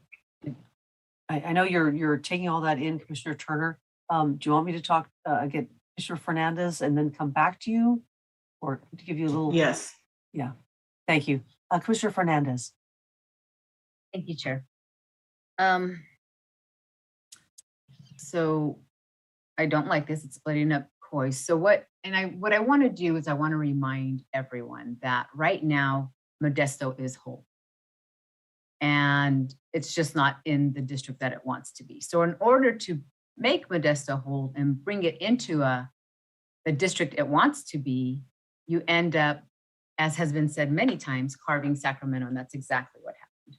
So right now, San Juan, I should say before this, so in our draft that we have that we've already looked at, Modesto makes up, or Stanislaus County makes up 56% of that district. And there's 9 other counties in that district. So if you, I guess I would say it's the big dog in that district. And so what we've done by making this change, or if we do make this change, is prior, San Joaquin was just about whole except for a corner of it. Sacramento was somewhat self-contained and except for Folsom. And as we move up, Kennedy, can you move up, please? What we've done is we've disrupted some of the communities of interest. And I guess one of the major ones is in the most marginalized and disfranchised communities in Sacramento, which would be your Lemon Hill, Fruit Ridge, and Oak Park. Those are, now that is split from Lemon Hill, Florin, Vineyard, and Elk Grove. And then we also have another community of interest, and when I say another community, it's multiple people that have written in. We have the Asian community that is also that area, plus also Greenhaven and Pocket to be with Vineyard and Elk Grove. And we've also split up the community of interest of Elk Grove, Florin, Freeport, Fruit Ridge, and South Sacramento. I've already talked about the Lemon Hill, Fruit Ridge, Pocket Parkway, and Florin. AAPI of Del Paso is also in there with Meadowview and the Hmong community with Del Paso Heights. So what we have done, however, is we have respected the communities of interest of Modesto to be whole. We've done that. We've also satisfied another community of interest in terms of keeping together Lake Tahoe with Truckee. However, in that prior iteration, I actually liked how it was split up because it did keep it in the communities that it belongs to. So my frustration is that I've heard it many times say that, oh, there's going to be extra population and what we'll have to do is go into Sacramento and carve it up. Again, what I said is that's exactly what we've done. And the other frustration is that because maybe Sacramento doesn't have the ability or the bandwidth to listen to every single change that we've made. And because of that, now we're listening to, which we should anyway, we're listening to the most current information. And I just want to remind the commissioners that we have had COI. We've had COI since June with these communities of interest. So I'm really not sure what else I can say in terms of we are really taking the part of Sacramento that is marginalized and we are splitting it up. And they are definitely, you're splitting up their voice, or we would be splitting up their voice. And it's, I'm just having issues with that. And so my recommendation is to go to the prior maps. Thank you. Thank you, Commissioner Fernandez. Commissioner Ahmad. Thank you, Chair. I actually kind of like this visualization. I know before we went on lunch, one of those breaks, we were trying to figure out a way to bring Roseville back in with ECA, and this visualization does not bring all of Roseville in. So to me, it's speaking more of a compromise. And also the iterations that I've seen previously, and I might be mistaken, don't all keep whole Lemon Hill, Florin. Can you zoom into that area? That area had a split. Fruit Ridge Pocket, Lemon Hill, Parkway, Florin in the previous iterations as well. So that part did not solve for me in this iteration. However, it does bring Roseville in a little bit into ECA, which I think I heard a lot about. Thank you. Thank you, Commissioner Mott. Commissioner Kennedy.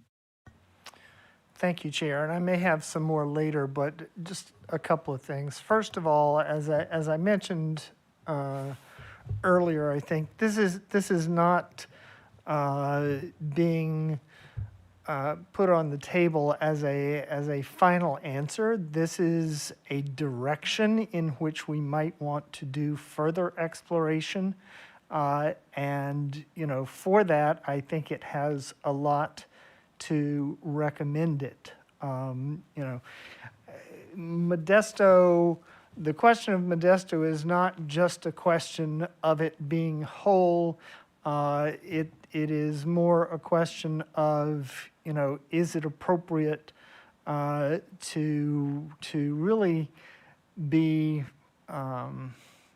to have it in a district that is not a Central Valley district, largely. I do understand the population numbers. So yes, theoretically, even though it's not part of the Sierras region, it could always elect its candidate of choice if it wanted to, if that's the perspective that's being taken. But I really, I look at this and I look at some of the solutions that we've come up elsewhere, and as Commissioner Ahmad said, this does represent some compromises. But again, I think there's some good compromises, and it's certainly open to further refinement. Thank you. Thank you, Commissioner Kennedy. Commissioner Forciari. Yeah, I'd definitely be open to seeing how we could refine it further, more globally here. If you can zoom into the around the northern part of this district around Roseville. Yeah, go further north and then zoom out a little bit. So, I guess I would argue that, the people in Modesto have the same amount in common or less or more, than the people of Roseville and Rockland with the other communities. So I don't see that other than population, that there's a valid argument there. But but I think we should look at this more and look at other opportunities for working through this. I guess I have a question for Dale. Is there any compactness concerns here? I'm not seeing it, no.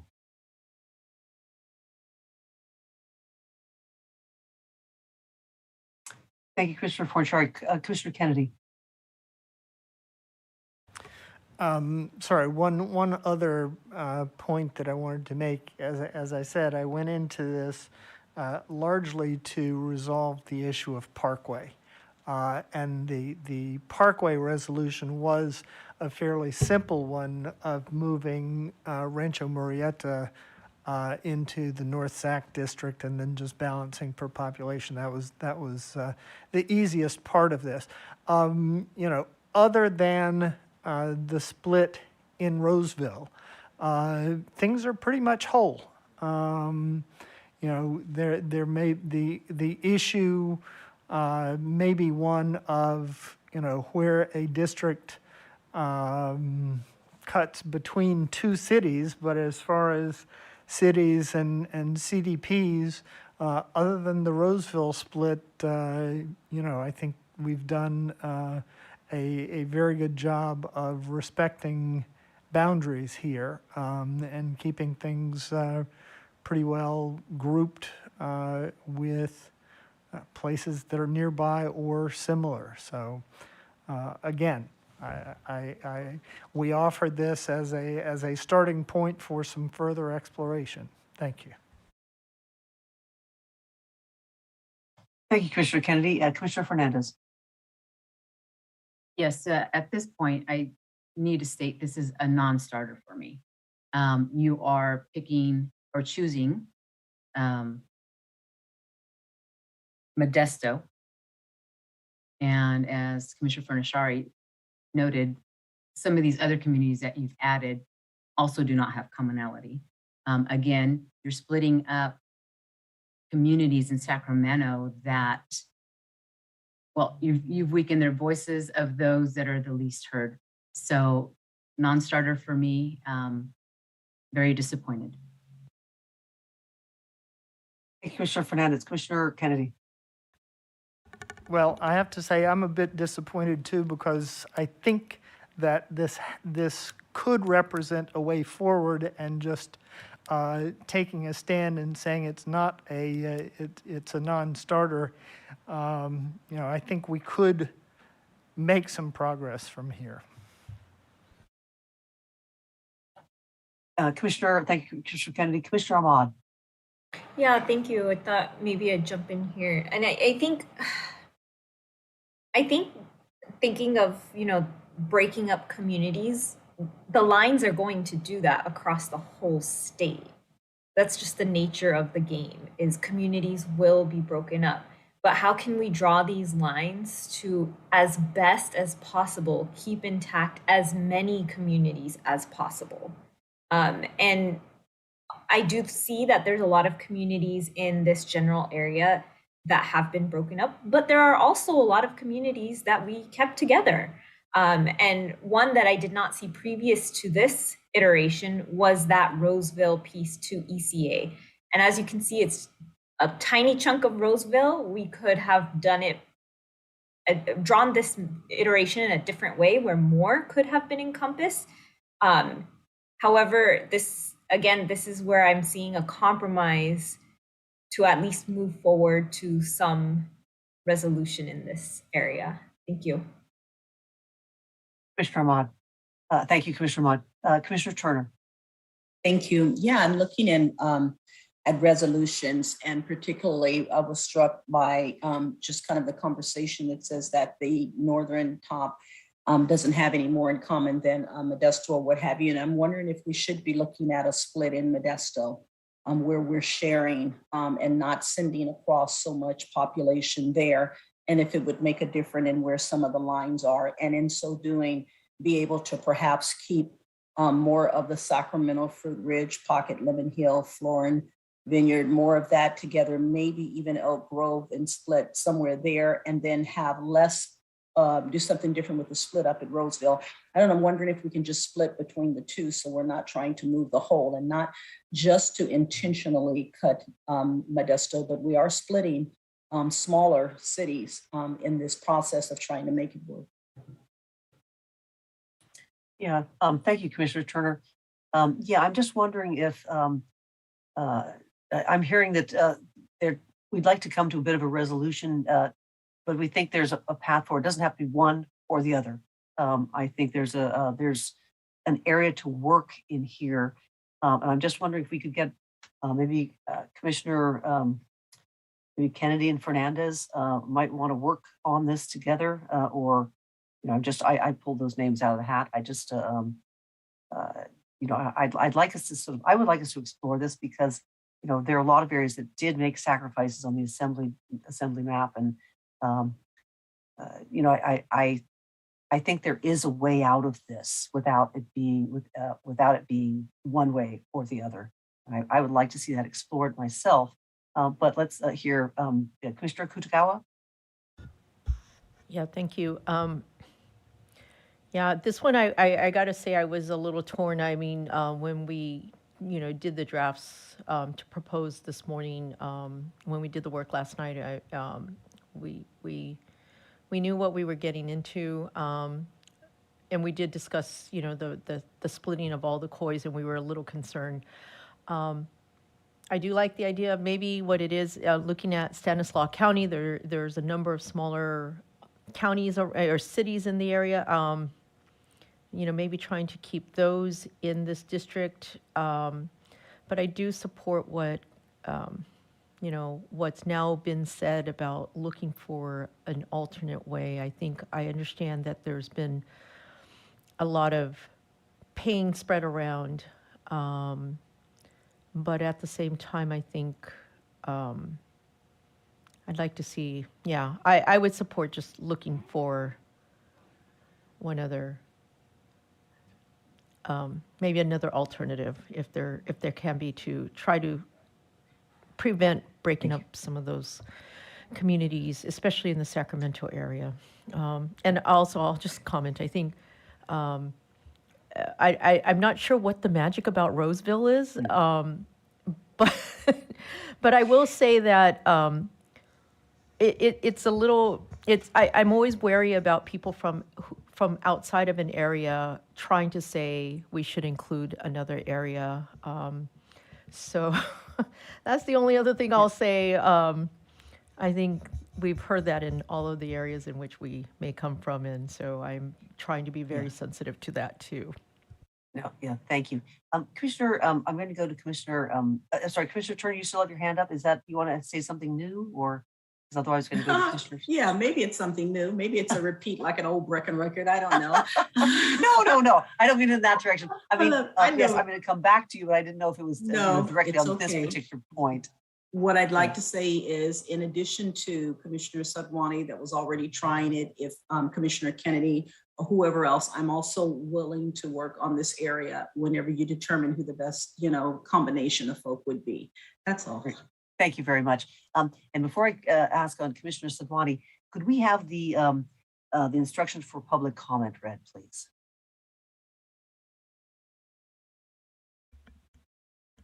Yes, Chair. Thank you. In order to maximize transparency and public participation in our process, the commissioners will be taking public comment by phone. To call in, dial the telephone number provided on the live stream feed. It is 877-853-5247. When prompted, enter the meeting ID number provided on the live stream feed. It is 811-4925-9556 for this meeting. When prompted to enter a participant ID, simply press the pound. Once you've dialed in, you'll be placed in a queue. To indicate you wish to comment, please press *9. This will raise your hand for the moderator. When it's your turn to speak, you'll hear a message that says, "The host would like you to talk." Plus, press *6 to speak. If you'd like to give your name, please state and spell it for the record. You are not required to provide your name to give public comment. Please make sure to mute your computer or live stream audio to prevent any feedback or distortion during your call. Once you're waiting in the queue, please be alert for when it is your turn to speak. And again, please turn down the live stream volume. Back to you, Chair. Thank you, Christian. Going back to, I'm just realizing though, and I was having a look at that, Modesto is actually already split, and it's not full right there. Part of it is in the Stannis Frez area. I'm just noticing. But Commissioner Sadwani. Yeah, that's exactly right. And so I was going to raise the fact that Modesto is already split. And I a couple things, right? So as a reminder, this was an exploration. And so Commissioner Kennedy and I spent, I don't know what, about 20 minutes with Kennedy offline. And we really tried to localize the change based on Commissioner Fernandez's map and based on the communities of interest testimony that we had received.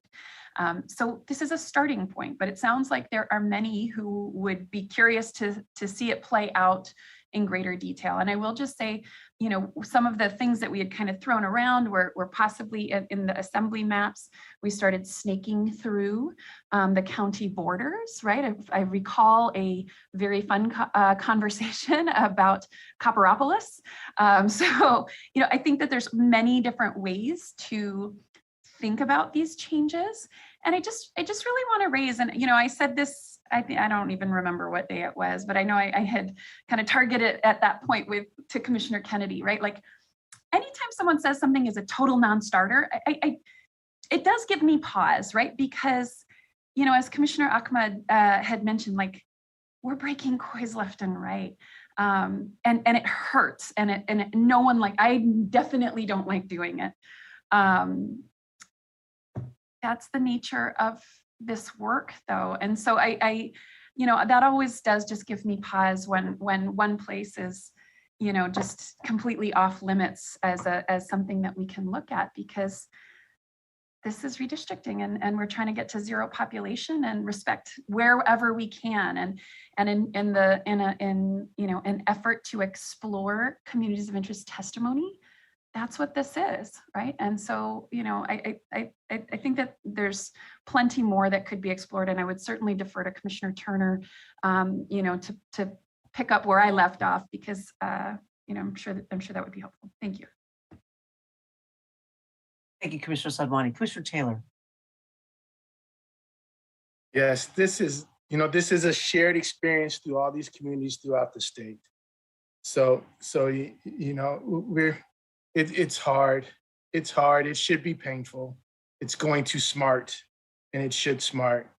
So bearing that fact, I think it would be prudent and wise for us to explore our possibilities and alternatives. So I think we have to be open to exploration. I think that's in our best interest and the best interest of the people of the state. And we're doing okay. It doesn't seem like it, but I think we're doing fine. We're getting there. Let's continue to slog along. We're doing the work. Thank you. Thank you, Commissioner Taylor. Commissioner Kutkawa. Yeah, thank you for those words, Commissioner Taylor. I think you're right. I'd like to make a suggestion that Commissioner Fernandez be a partner in this particular exploration. I think because she knows the area, I'm just kind of thinking about like all of the areas. And I mean, we've heard over and over again from different commissioners, we're going to share the pain, and I've said it too.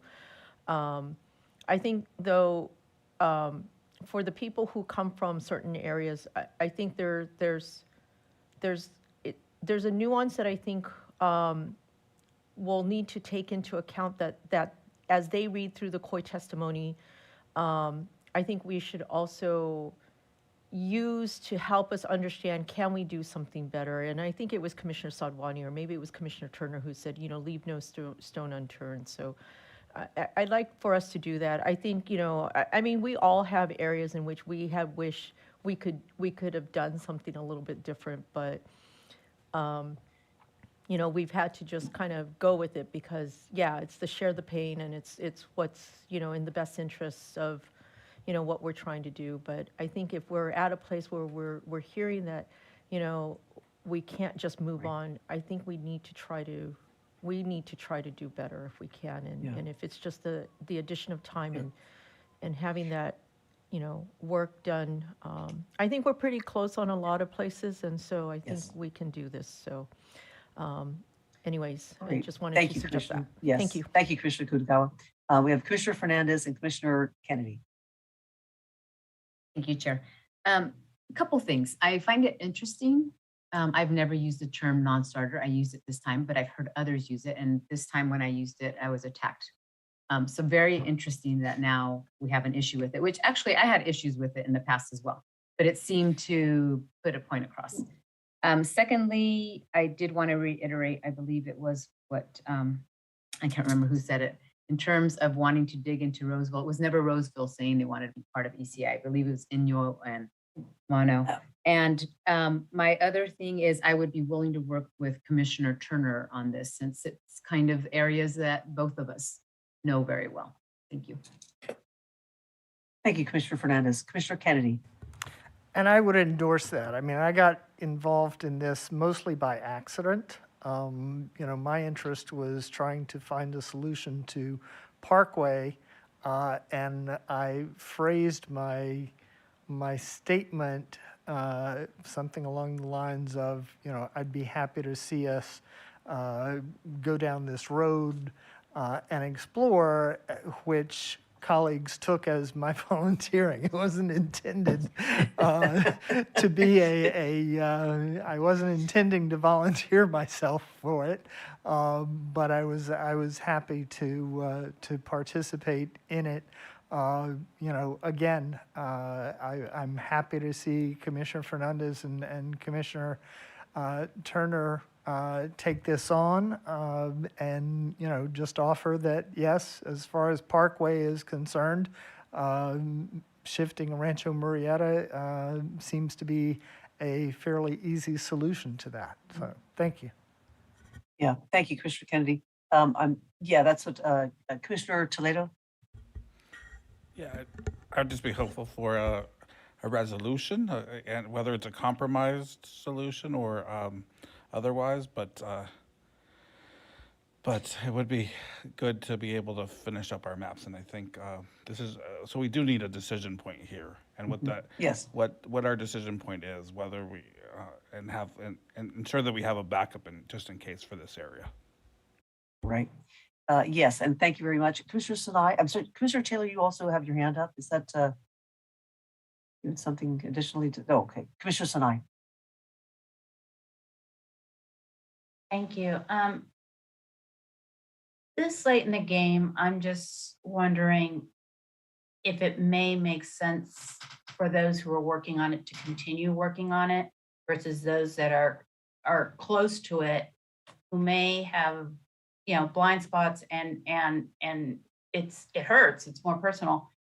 Maybe they shouldn't. I mean, I think in the beginning it's really important, but we're at a stage where I just feel that all of us need to be a little bit removed and be able to look at the bigger picture. And I'm just concerned that, I would be more supportive of, I think Commissioner Kennedy did a very good job of looking at it very analytical and looking at the COIs.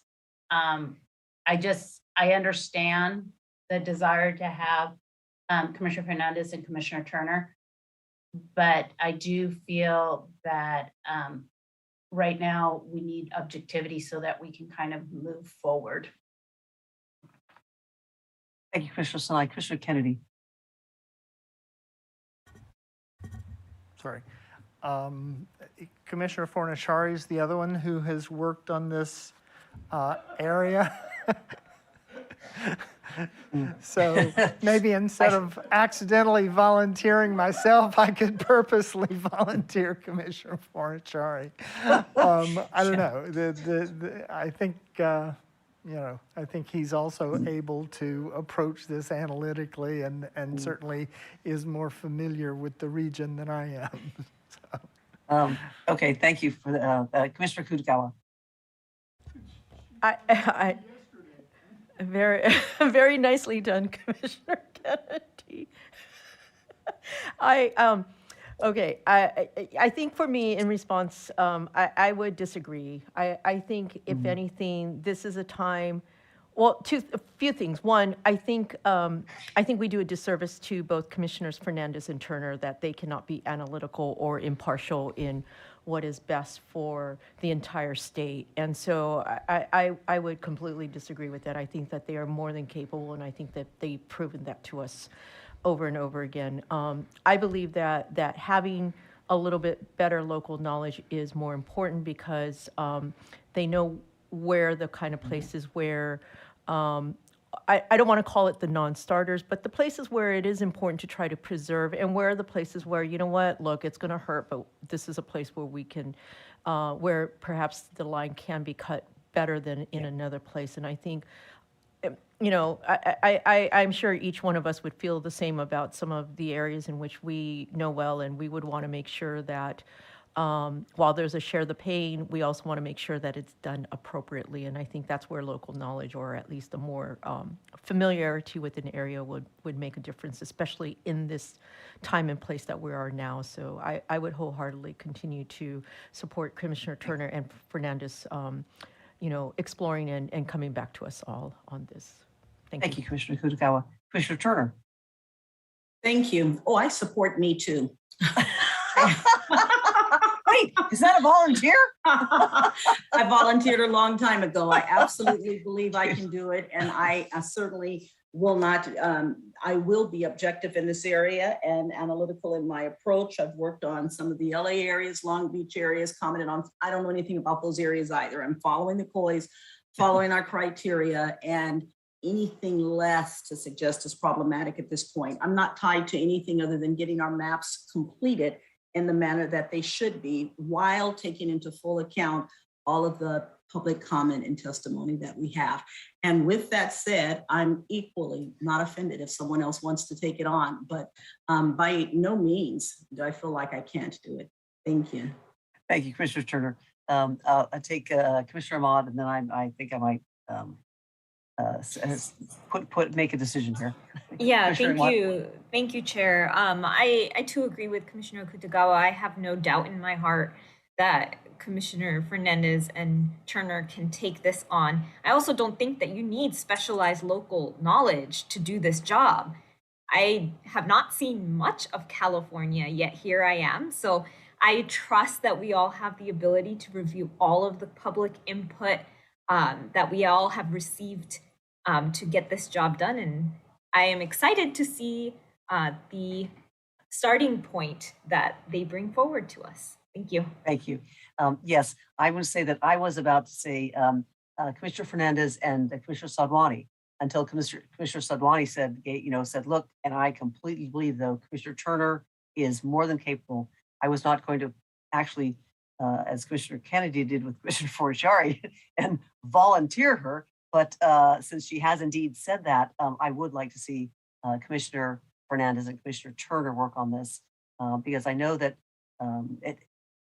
passions run high in certain areas. I know, but I also know that there are a lot of issues here, and I firmly believe that I know myself. It's hard to be dispassionate about certain areas.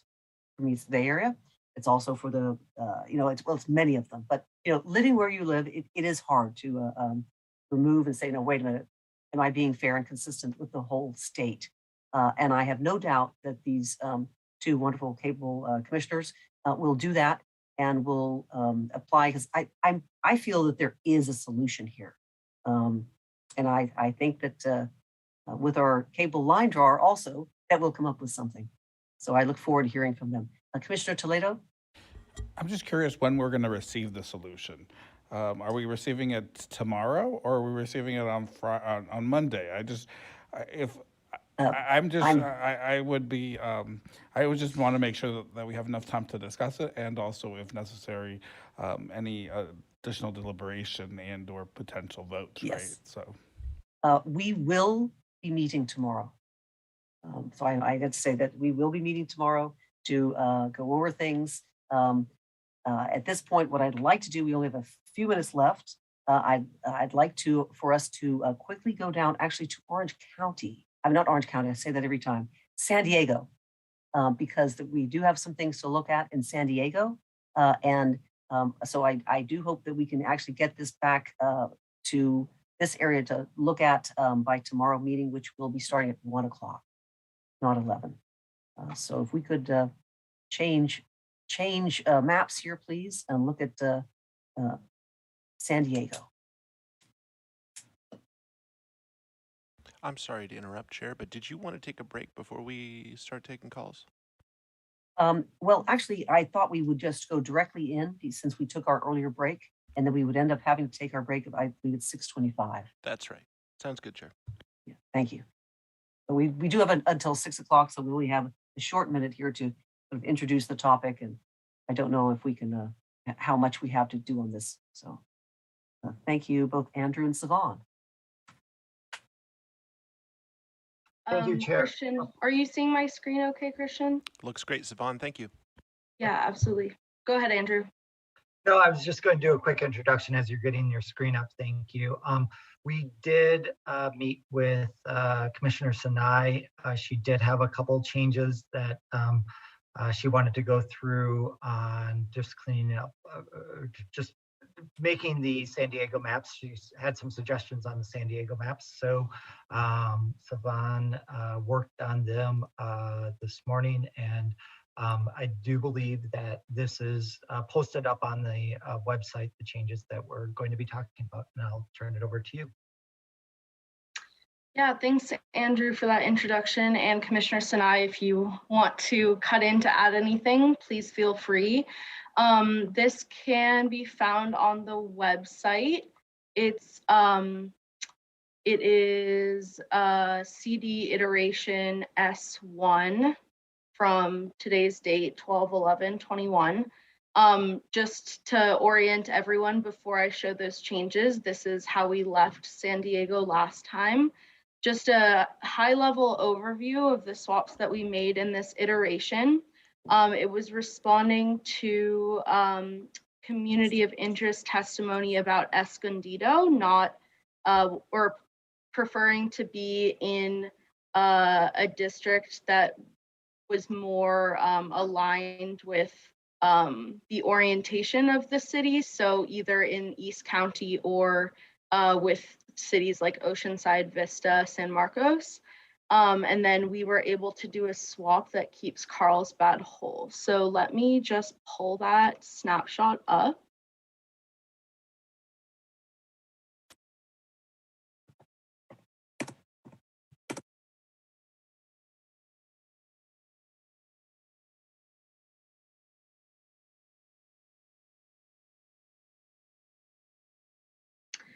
Okay, so the main changes, as I mentioned, were with the city of Escondido and Carlsbad. So previously, Escondido was split in more of like a north, it was divided more north-south, and now the line goes north-south to divide it more east-west. As you can see, the eastern part of the city of Escondido, as well as the San Pascual area of the northern part of San Diego City, is now in the East County District. We also reoriented Carlsbad to remove a split and place it with the cities of Encinitas, Solana Beach in this SD Coast District. The resulting changes were that we had to make a small split in the southern portion of San Marcos, but it's pretty minimal. And then again, we just changed where the split in Escondido is. Are there any questions from commissioners?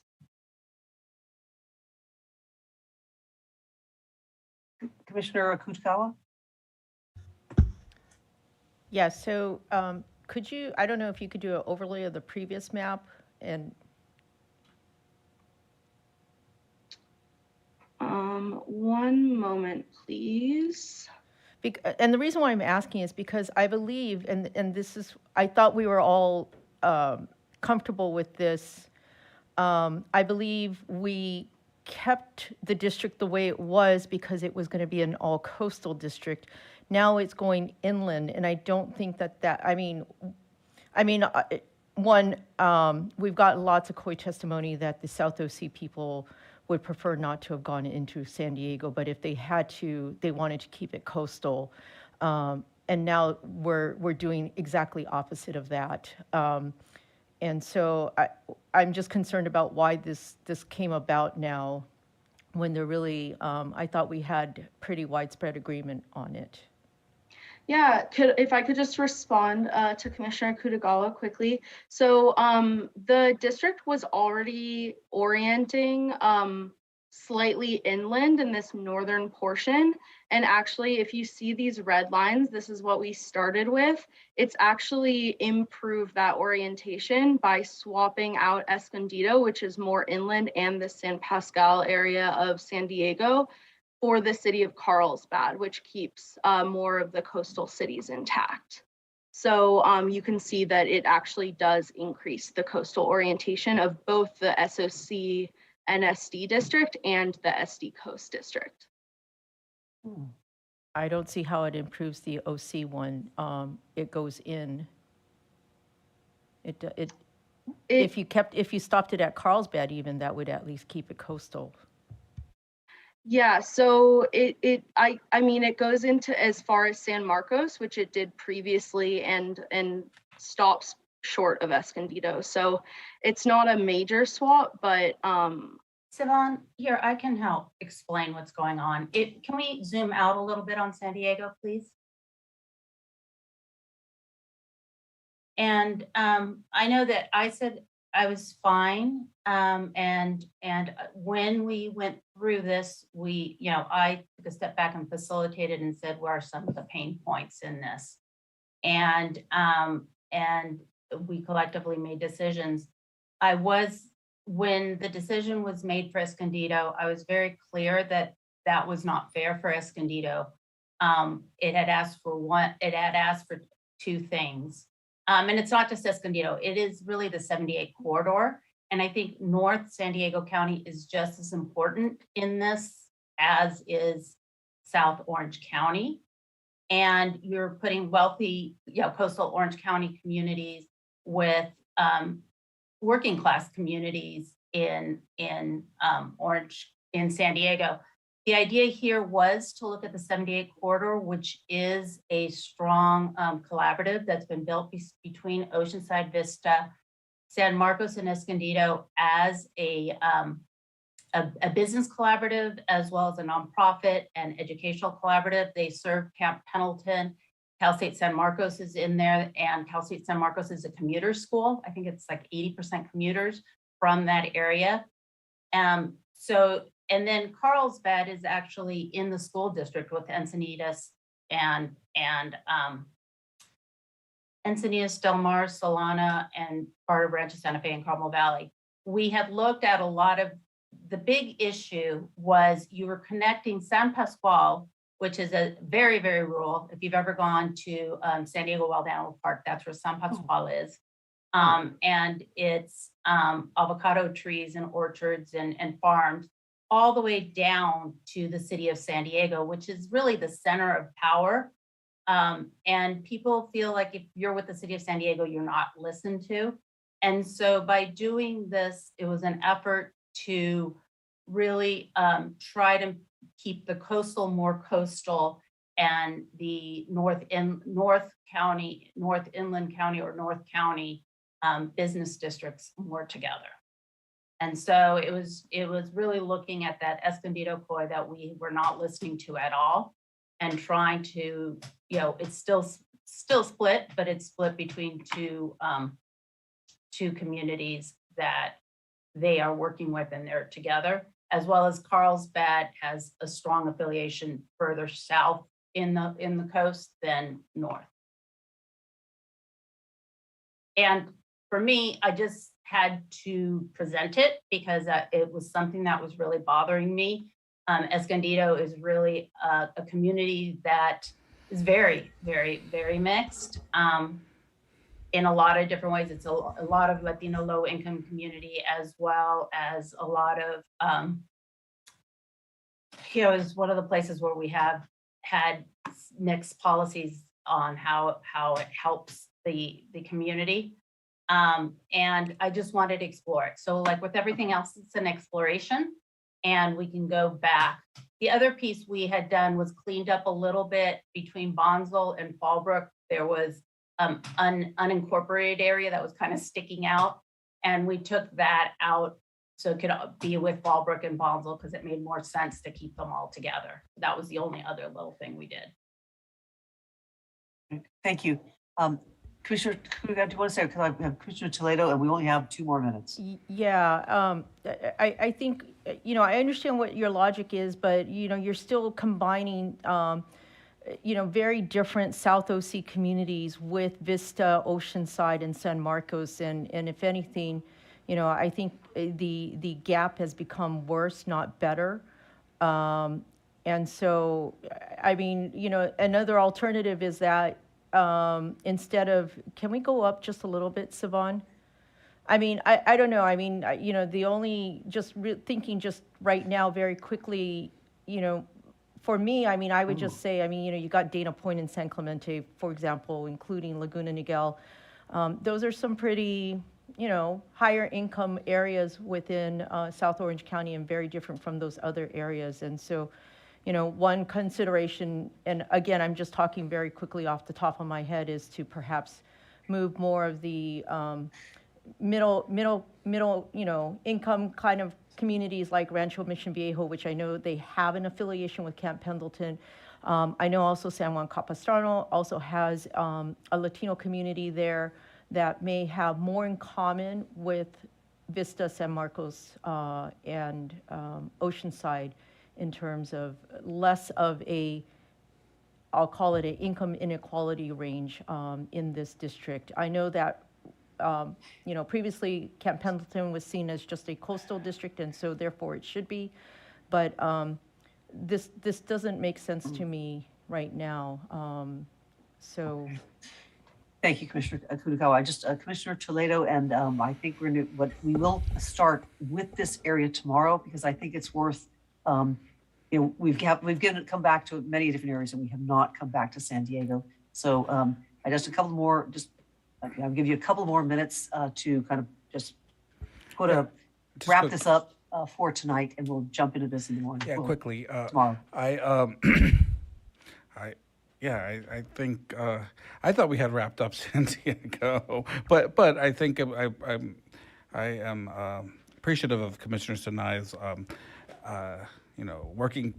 providing us with this proposal, and look forward to discussion. Thank you. Yeah, thank you. Yeah, I will say that I had Can heard. I just? Oh, certainly. Since we're going to end, can I just Yes. answer? Please. Again, the main thing here is that we do have two different groups. In the past, it goes straight down the coast and includes Encinitas and Solana.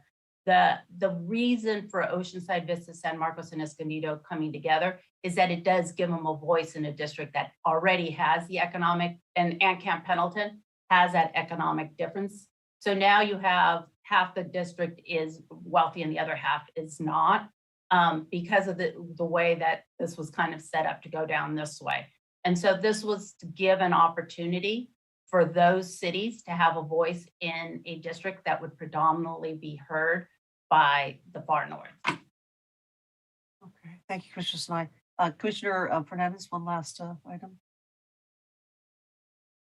Yes, I just want to ask for tomorrow. It sounds like we're really close, so I was just wondering why we're still meeting tomorrow since we can tie it up on Monday. So that was just before we go to public comment. Thank you. Yeah. Can I say something too? On that same point, I think the line drawers are pretty have been pretty busy, and it's been a lot of work.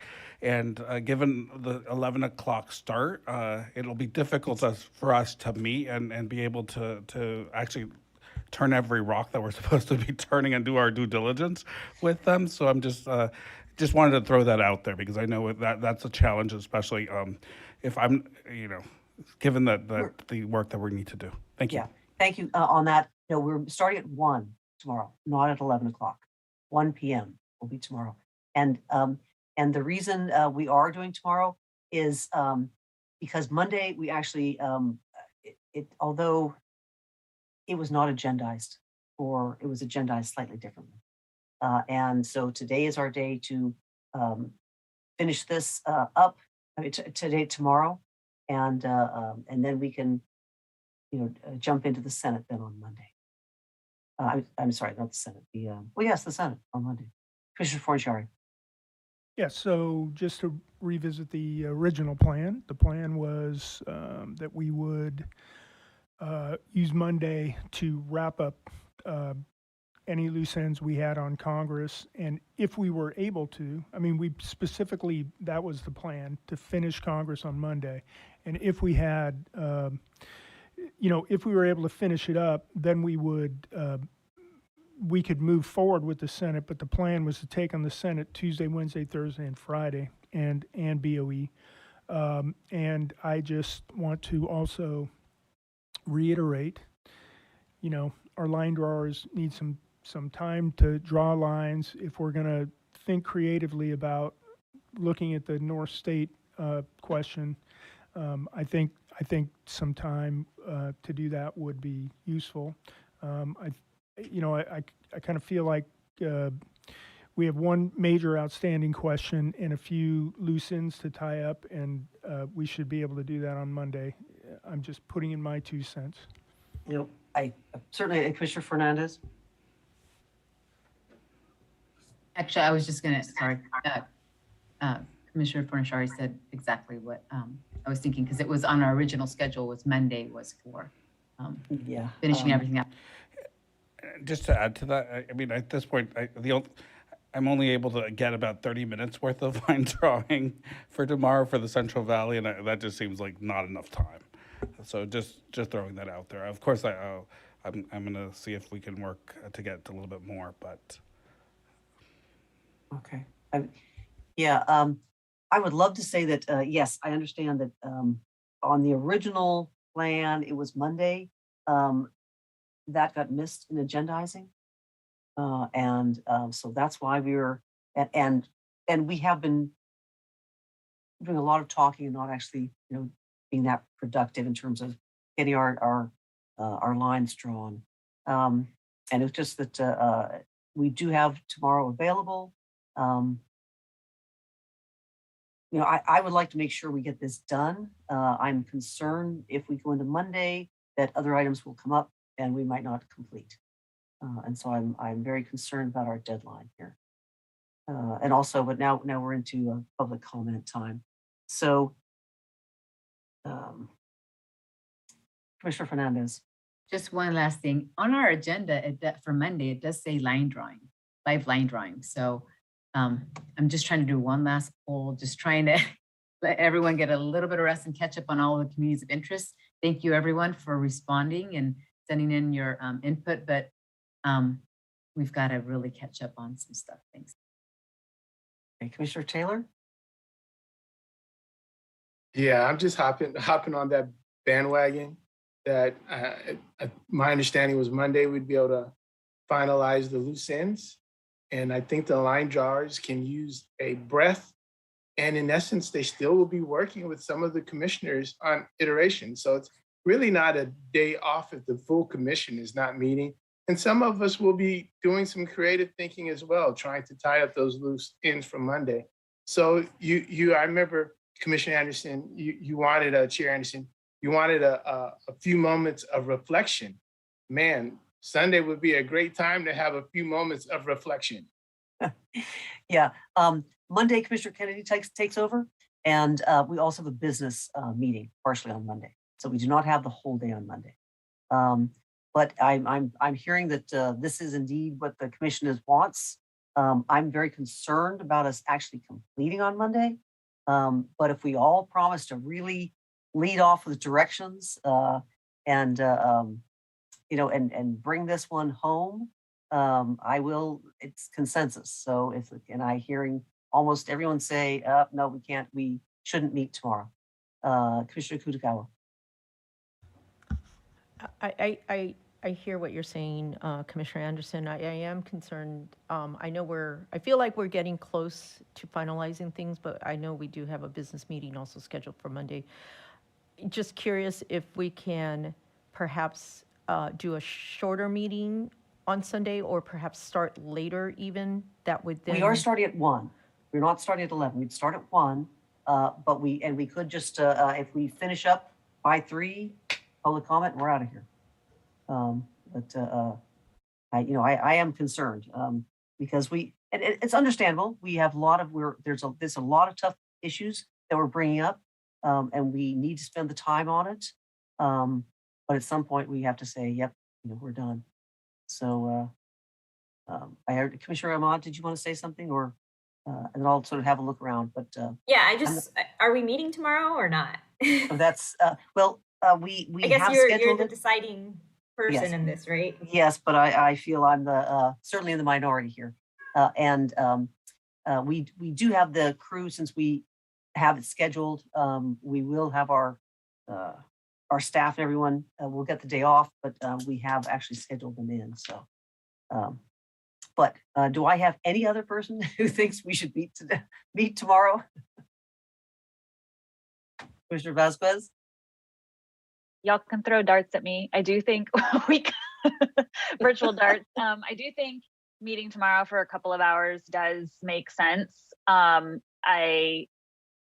for me, but also, yeah, whichever way. But I just thought I would give my 2 cents. Thank you. Commissioner Kutagawa. Yeah, I'll make the target a little bit bigger and I'll join Commissioner Vasquez on that too. I don't necessarily believe we need to meet for the whole day, but I think at least 2 or 3 hours might be useful. Thank you. Thank you. Commissioner Fernandez? Will be the unpopular one and say, I honestly think that if we meet for 2 hours, it's going to be the whole day. And I'm not sure how effective we will be in terms of getting through everything versus if we meet on Monday and we know it's Monday, we will get it done. Commissioner Yee? Yeah, what's keeping us from the finish line is these 2 or 3, stuck points where we have not landed. So the question is, how do we get past those stuck points? The folks working on those issues on the side, if they come up with a brilliant idea that wins us over, then we'll get past them quickly. If they don't, we won't. So it's hard to say. I definitely think the line drawers need a break. I also know that deadlines focus the mind.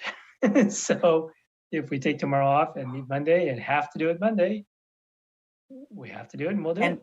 Yeah, and we do have the business meeting too, so we do not have all the day Monday. Yeah, so, but I don't believe there are major items of time-consuming business. I may be wrong, but I don't think there are. Yeah, there are some items that that are on the business meeting agenda. Yes. All right. Commissioner Sadlani. Yes, since everyone's weighing in, I figured I would say something too. I'm a fan of taking a break. Monday, I'm pretty sure we're agendized for business meetings every day from here on out, so we could also span it out across the week. I think all of us need to just let our minds get fresh again. And, when we worked on assembly, we were here till like 12:30 at night or something, but we finished. And for me personally, I think I'd rather do that and just get a little bit of a break and have a fresh mind. Thanks. All right. That's pretty much a decision for us. I do not want to have to say I told you so. Okay, but it's been a pleasure being the chair, and I will turn it over to my vice chair, who will be the chair on Monday, Commissioner Kennedy. And with that, let's go to public comment.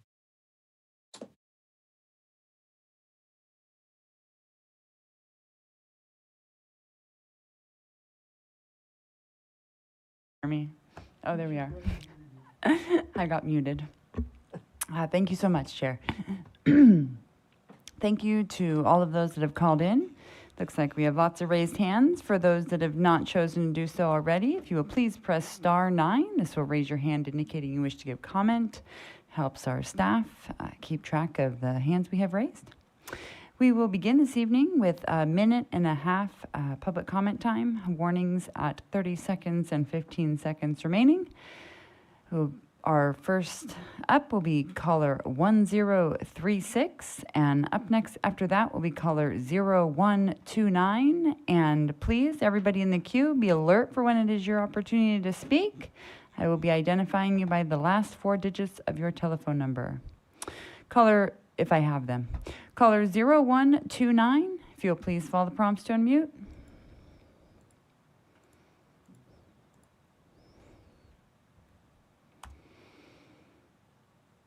The floor is yours. Hi, this is Mike Labar, Mayor of King City. I am calling to give my appreciation regarding CD Mid-Coast and CD Clara Benito. I appreciate the fixes that you put into it, but I'm very, very concerned that you still allowed CD Clara Benito to be connected to San Jose. It's very weird the way you dotted in there to connect a portion of that. It is a completely different community interest. I urge you to look at the submitted Central Coast Community Fix map and its attached Monterey Fix shape files that show how to properly draw these districts so they comply with the Voting Rights Act. I would like to remind the Commission that Monterey County was one of 4 counties in California that required pre-clearance before any electoral changes. This is the first cycle that was not required. And what is happening is really unconscionable, the way our communities are being divided up, communities of interest being 20 split. seconds. So I ask the commissioners, please look very, very closely. There is no reason for San Jose to be part of CD Clara 10 seconds. Benito connecting San Salinas Valley in this map. Thank you, commissioners. Thank you so much. And right now we have caller 4993, and up next after that will be caller 5944. Caller 4993, please follow the prompts.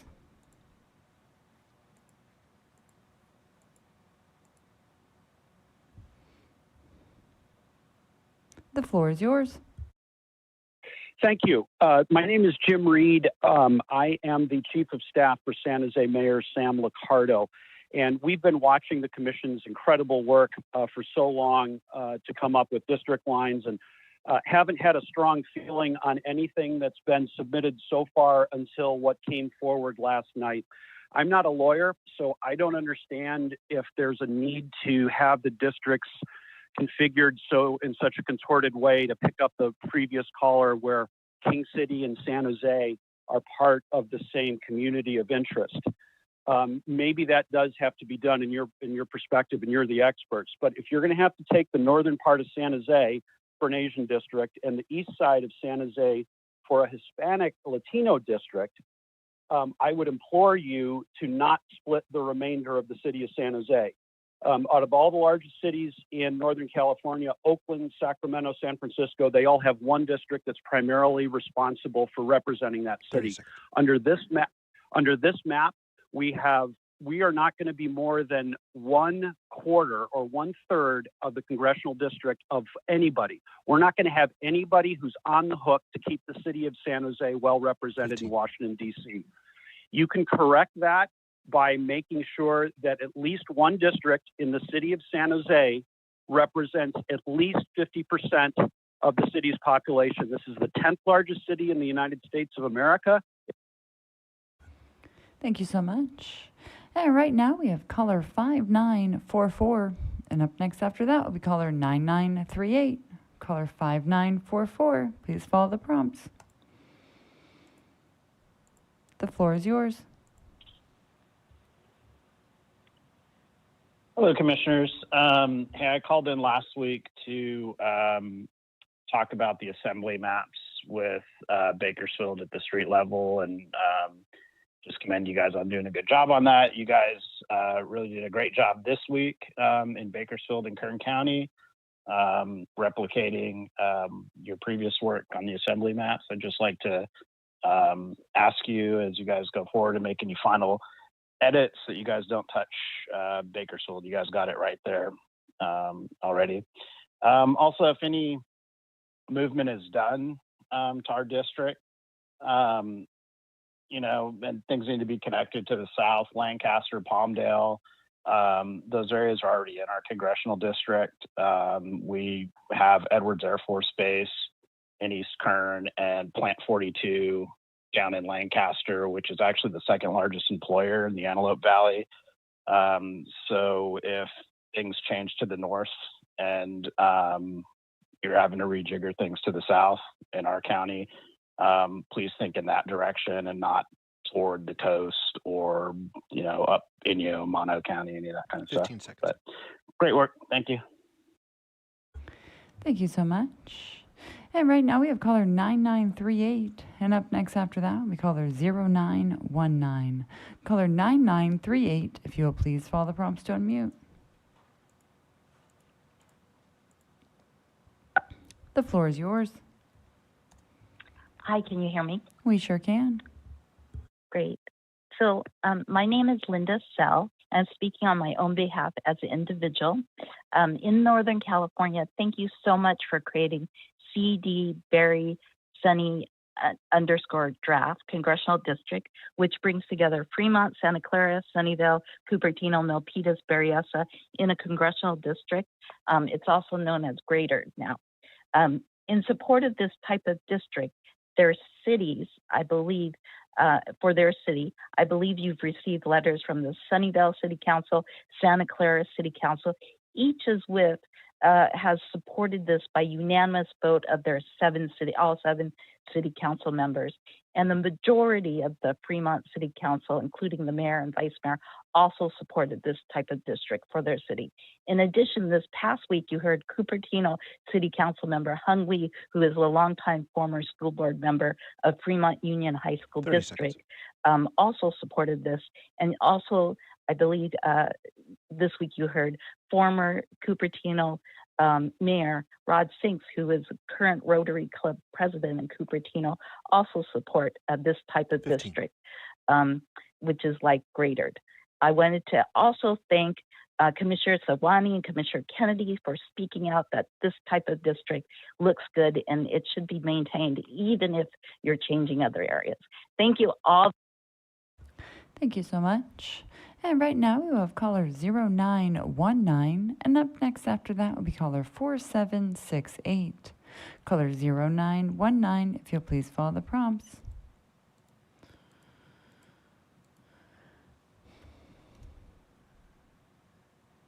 The floor is yours. Thank you. Good evening, commissioners. Again, thank you for your important work towards redistricting. My name is Kevin Muldoon, and I'm the Mayor Pro Tem of Newport Beach, calling to comment on the Orange County congressional seats. I'm calling to generally support what was occurring in Orange County prior to the map Commissioner Salwini made in a closed-door meeting without the public being able to watch. The commission was acting in a transparent manner when it was swapping within the 3 non-VRA Orange County districts. Currently, as you know, in Orange County, we have 4 strong congressional seats, districts, I should say, and I believe the people are best served if it stayed that way. I know not every community of interest will get everything that they want, but I think we need to come together for the sake of ensuring our county is not mixed in with Los Angeles County and remains whole and united. I hope any additional changes can be kept within these parameters. Again, commissioners, thank you so much. Have a nice evening. Thank you so much. And right now we have caller 4768, and up next after that we caller 6196. Caller 4768, please follow the prompts to unmute.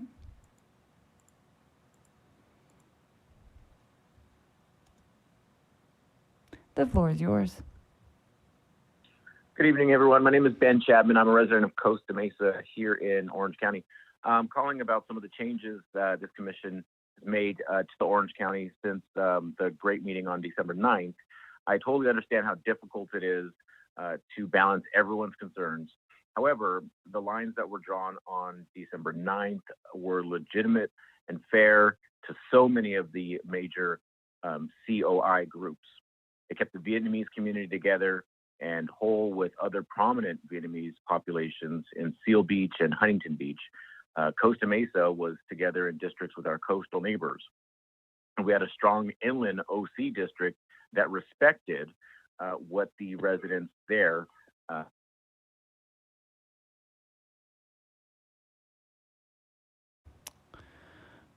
appears he hung up. All right, right now we have caller 6196. If you'll please follow the prompts to unmute. The floor is yours. Thank you again for all of your hard work. Have a good night. Hello, commissioners. My name is Craig Chapman, and I am calling with one simple request. Please put the Vietnamese communities of Garden Grove, Fountain Valley, and Westminster back in alignment with the Vietnamese community of Huntington Beach. I understand what a difficult job that you have, and this cannot be easy. But the testimonies that you've heard from other areas, it shows an overwhelming support for the Vietnamese communities to stay together. I thank you very much for your time. Thank you so much. And Chair, at this time we are up against a break. Thank you, Katie. Yes, we need to take our mandatory 15-minute break at this time, and we will be back. So all those in line, please don't hang up. We'll be back at 6:40.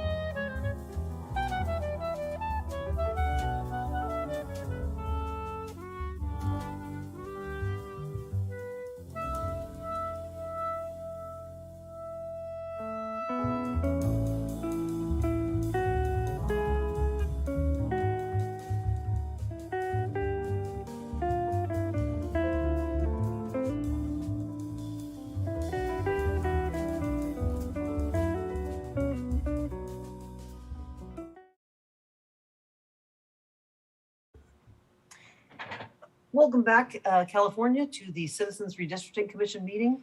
We are taking public comment at this time. We just coming back from our mandatory break. Thank you, public, for hanging in there with us. And please open the line, Christian. Absolutely, Chair. Thank you so much. And right now we have caller 5181. And up next after that will be caller 7507. And again, as the Chair said, we are back in open session. Please be present and awaiting to be called on for public comment. Caller 5181, if you'll please follow the prompts to unmute.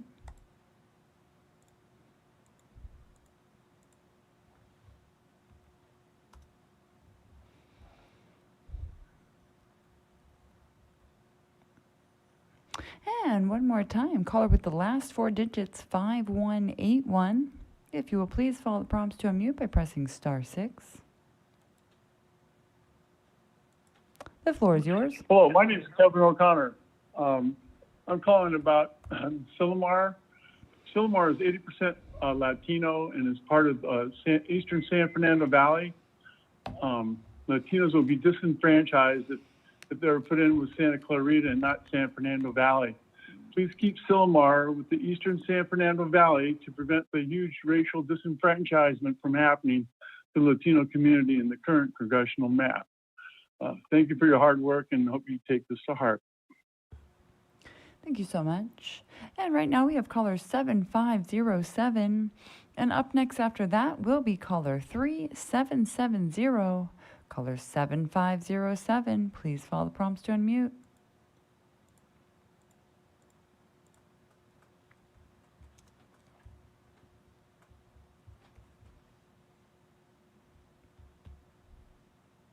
And one more time, caller 7507, please follow the prompts to unmute by pressing *6.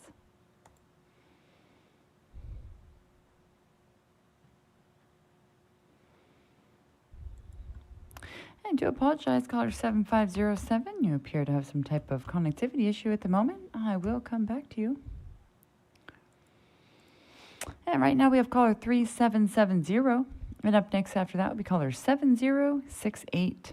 Caller 3770, please follow the prompts to unmute. The floor is yours. Good evening, Commissioners. This is Sam Garrett Pate on behalf of Equality California. I want to start by expressing our deep appreciation for publicly reviewing our plan for Long Beach, Southeast LA, and Orange County today, and for your robust discussion. We recognize that the plan did not line up perfectly with the Commission's structure because of changes made in the past few days. So we're going to get you a new plan tomorrow morning that would keep Long Beach as whole as possible with no more than one split for VRA purposes, unite LGBTQ and coastal COIs in Long Beach, Signal Hill, and coastal Orange County, maintain the number of Latino VRA districts and increase LCVAP, increase API CVAP in the Orange County API Opportunity District, and fit within the current structure requiring no changes to Ventura, Central Valley, San Diego, etc. I also want to thank Commissioner Akutagawa for bringing Signal Hill's LGBTQ+ and Cambodian communities into LB North.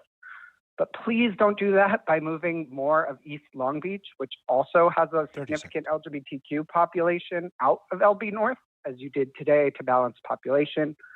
The areas around Signal Hill to the east and north have significant LGBTQ population, and by trading Signal Hill for these neighborhoods, we're still divided between SP 710 and LB North, just with a different split. Please try to reunite these neighborhoods in Long Beach and Signal Hill together in LB North. And do not move out any more of Long Beach. That is not our intention. Thank you so much. Thank you so much. And right now we have caller 7068. And up next after that will be caller 6855. Caller 7068, if you'll please follow the prompts to unmute. The floor is yours.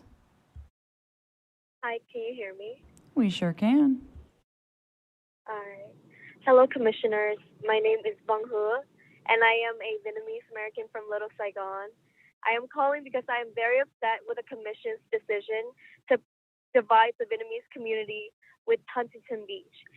There are so many Vietnamese families living just over the city border in Huntington Beach. Our economies are completely entwined. I ask that the Commission return to the previous map that accomplished this, respected our concerns, and that truly empowered the Vietnamese community. Thank you for all of your hard work. Thank you. Thank you so much. And right now we have caller 6855, and up next after that would be caller 7331. Caller 6855, please follow the prompts.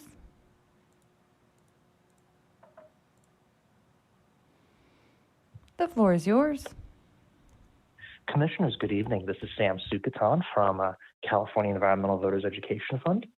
Been following the calls today. Definitely appreciate a lot of the heavy lifting you've been doing all over the state. I was listening, and I'm actually very excited to see the Sierra map, but I wanted to draw your attention to the North SD South OC district. I appreciate Commissioner Kutagawa's comments saying that kind of the coast should anchor that, and that actually lines up with the maps that we submitted to you in November. Recognizing that the 78 corridor is absolutely San Marcos is connected to those communities, splitting up the Tri-Cities, splitting Carlsbad out of the Tri-Cities and Encinitas and Del Mar actually breaks a federal rail corridor and a federal defense corridor related to MCB Camp Pendleton and San Onofre Nuclear Generating Station. We have emphasized that those closest to a problem, in this case, bluff erosion from climate change, storage of long-term fuel storage at San Onofre, and the communities that are around that should be closest to the answer. Folks that should be united around that question, as I suggested in the letter, the response letter we sent to Director Kaplan. With that in mind, we are still advocating then that when you reconsider San Diego, that you're drawing a North Coast district with Encinitas, Carlsbad, Oceanside, Vista, separate from cities along the 15 corridor as far north as Laguna Niguel. Thank you very much. But again, just want to emphasize that the coast north of San Diego and south of Laguna Beach have a district to its. Thank you so much. And right now we have caller 7331, and up next after that we caller 2118. Caller 7331, if you'll please follow the prompts.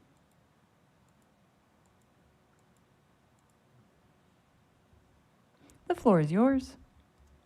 Hi, Commissioners. My name's Kim, and I just want to thank you so much for listening to the San Fernando Valley residents about our community.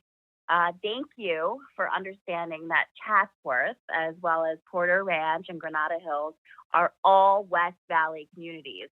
This is really important from a federal perspective because there's still fallout from the huge Porter Ranch gas leak a few years back, and we really need the EPA to be there for us. And Chatsworth and Porter Ranch are entirely in the valley and don't have any roads or connections to Santa Clarita. The San Fernando Valley community closest to Santa Clarita is Silmar, which is connected by the 5 freeway. So Chatsworth and Porter Ranch are connected to areas like West Hills, Granada Hills, and Northridge, and all these are together in your map, which is great. Thank you so much for doing right by the San Fernando Valley. Have a great night, guys. Thank you so much. And right now we have caller 2118, and up next after that will be caller 4918. Caller 2118, if you'll please follow the prompts. The floor is yours. Good evening. I'm calling tonight to express my support for the December 9th maps, and specifically in relation to Orange County. And I believe that is the most reflective of what the public input was expressing. These versions did a few very important things that are essential for the people of this district. So first, it groups Irvine with Costa Mesa, and then next, it kept the Vietnamese communities in Little Saigon and Huntington Beach together. We've heard a lot about that so far. The outpouring of support behind this has been significant, and I believe the Commission must reconsider before finalizing the maps. So please put Irvine back together with Costa Mesa, and then most importantly, keep the Vietnamese community together in Little Saigon and Huntington. Thank you so much for your time. Thank you so much. And right now we have caller 4918, and up next after that will be caller 6445. Caller 4918, if you'll please follow the prompts to unmute. The floor is yours. Good evening, Commissioners. I'm calling about making sure Long Beach is not merged with Orange County. Thank you all for your hard work during this thankless process. I'm calling about the work you have been doing in Long Beach and how to best accommodate the dozens of callers from both Long Beach and Huntington Beach who each want their cities to remain whole and united. Long Beach should remain separate from Orange County. This is clearly the most dominant testimony we've heard from both sides of the county lines. Residents want their districts to remain within county boundaries, and this is the easiest way to do so. Thank you again for your hard work. Thank you so much. And right now we have caller 6445, and up next after that will be caller 6659. Caller 6445, if you'll please follow the prompts to unmute.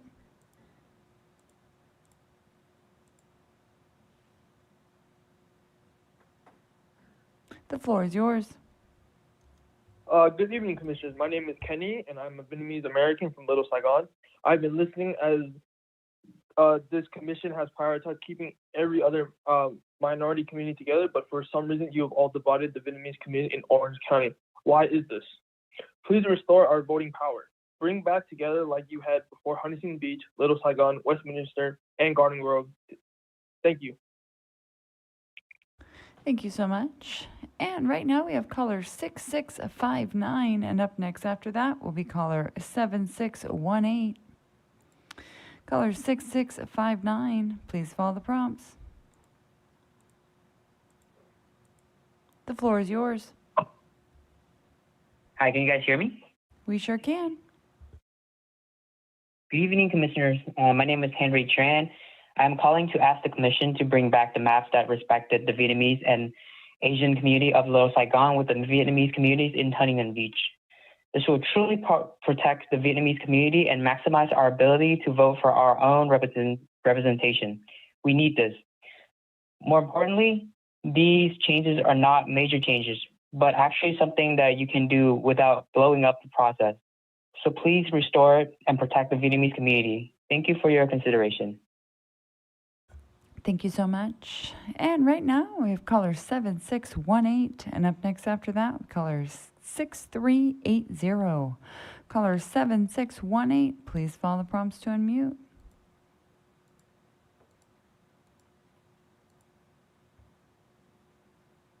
The floor is yours. Hi, can you hear me? We sure can. Hello, Redistricting Commission. My name is Nung Dai Nguyen, and I am a Vietnamese American and a resident of Huntington Beach. While I live in Huntington Beach, so many of my family and friends live in Little Saigon. This is the case for so many of my Vietnamese neighbors in Huntington Beach and vice versa. I understand that you have a very difficult job on your hands and you are doing your best. But if you are able to make just one small change, please restore the Vietnamese community and protect our voting power. These strong Asian Americans and Vietnamese communities belong together. Thank you for your time and get this process right. Thank you so much. Thank you so much. And right now we have caller 6380. And up next after that, we have caller 8951. Caller 6380, if you'll please follow the prompts to unmute.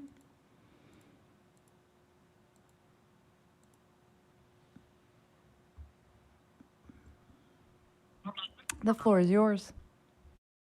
Good evening, Commission. I just wanted to make a comment about the congressional maps. I have a few pointers.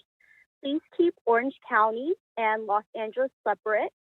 In addition, my second point is please put Huntington Beach with Dana Point and San Clemente together because they have common tourism, coastal communities, cultural, economic, and tourism interests. My third point is please keep the Orange County beaches together like Seal Beach and San Clemente. And my last point is please separate the coastal communities, the beaches, from the urban cities.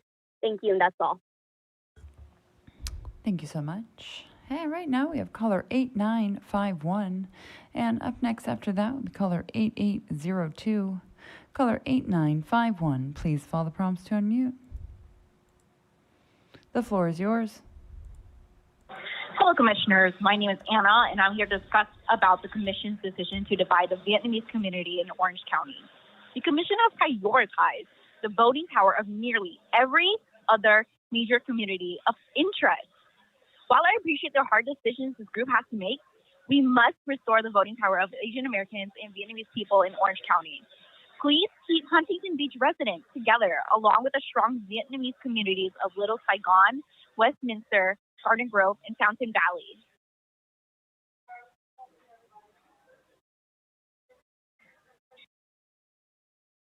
Thank you so much. And right now we have caller 8802, and up next after that we caller 3480.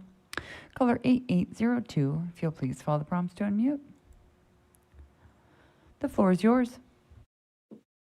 Good evening. My name is Chris. I'm a Vietnamese American living in Little Saigon in Orange County. The Commission has repeatedly prioritized keeping our community together, and I want to thank you for that, even despite the many changes happening in these maps. Please don't consider any options that split our cities. To maximize our ability to elect a representative that reflects our interests, we also ask that you go back to the map that had us with Huntington Beach. Not only are there many young Vietnamese families living just over the city borders in Huntington Beach, but our economies are completely entwined. I ask that you return to very complete maps that accomplish this. They truly empower our community. Thank you. Thank you so much. And right now we have caller 3480, and up next after that will be caller 8063. Caller 3480, please follow the prompts. The floor is yours. Hi, can you hear me? We sure can.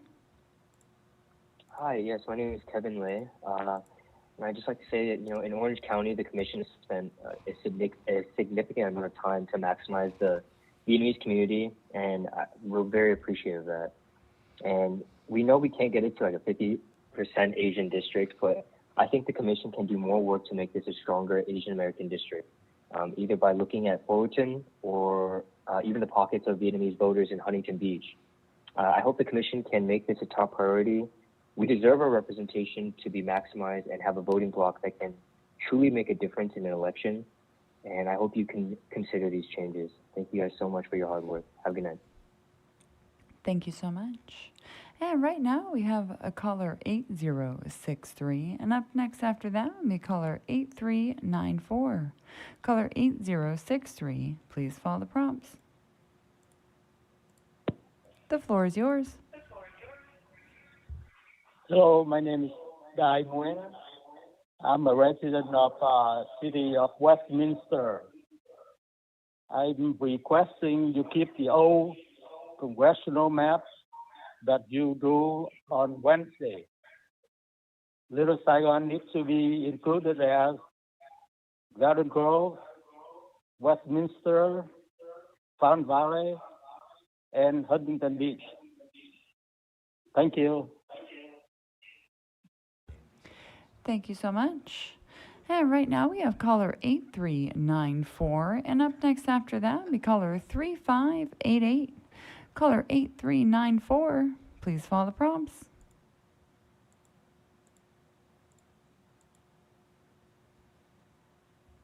The floor is yours. Hi. Working class Simi Valley's interests match closer to those of Santa Clarita than wealthier Agoura and Calabasas. For true representation, huge San Fernando Valley is not a good match for Santa Clarita, which would be better served aligned with Simi Valley, another bedroom community for LA workers, and which has a similar topographical situation and demographics. United interests may make for a more effective voting bloc. Please do not separate Simi and Santa Clarita, because that would essentially divide and conquer us, which is not a service to voters. Thank you. Thank you so much. And right now we have caller 3588, and up next after that will be caller 2974. Caller 3588, please follow the prompts.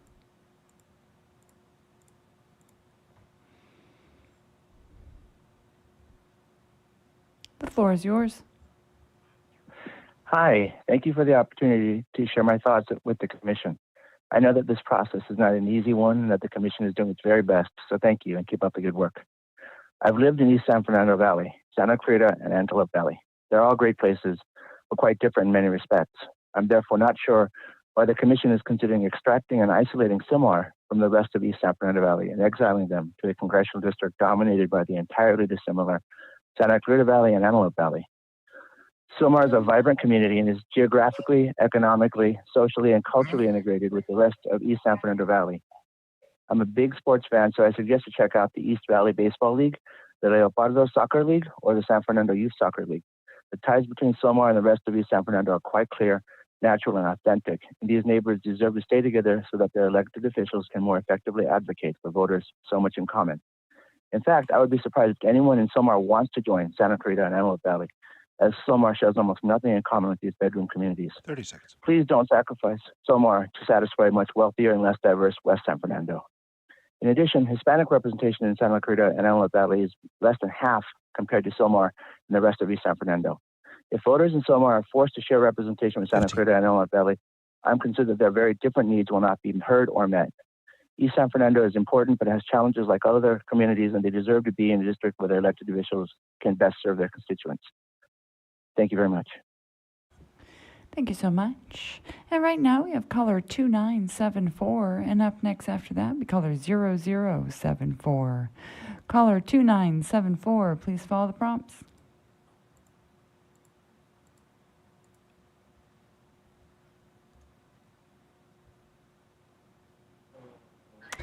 Caller with the last four digits, 2974. Please follow the prompts to unmute by pressing *6. The floor is yours. Hi, my name is Paulina Tran. I have been calling a few times to ask you not to separate Little Saigon from Huntington Beach City.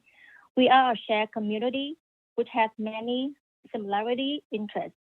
I sincerely hope that you can go back to the old map last Wednesday and keep our Vietnamese community together, Garden Grove, Westminster, Huntington Beach, and Palm Valley. Thank you so much and have a good night. Thank you so much. And right now we have caller 0074, and up next after that will be caller 7692. Caller 0074, please follow the prompts.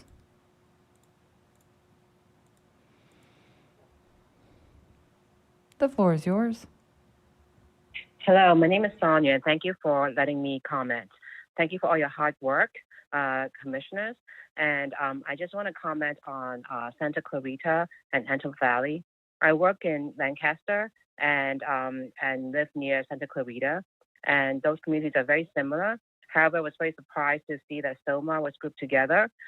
We do go to Sylmar from time to time to see doctors, and they really are very, very different districts. So in Santa Clarita and Antelope Valley, most people are bedroom community working in LA, or they work in the defense tech. And Sylmar is much more of a San Fernando Valley community. So I would like to ask that you keep Lancaster, Palmdale, Santa Clarita together and not put Sylmar together with them. Thank you. Thank you so much. And right now you have caller 7692, and up next after that we caller 0594. Caller 7692, please follow the prompts to unmute.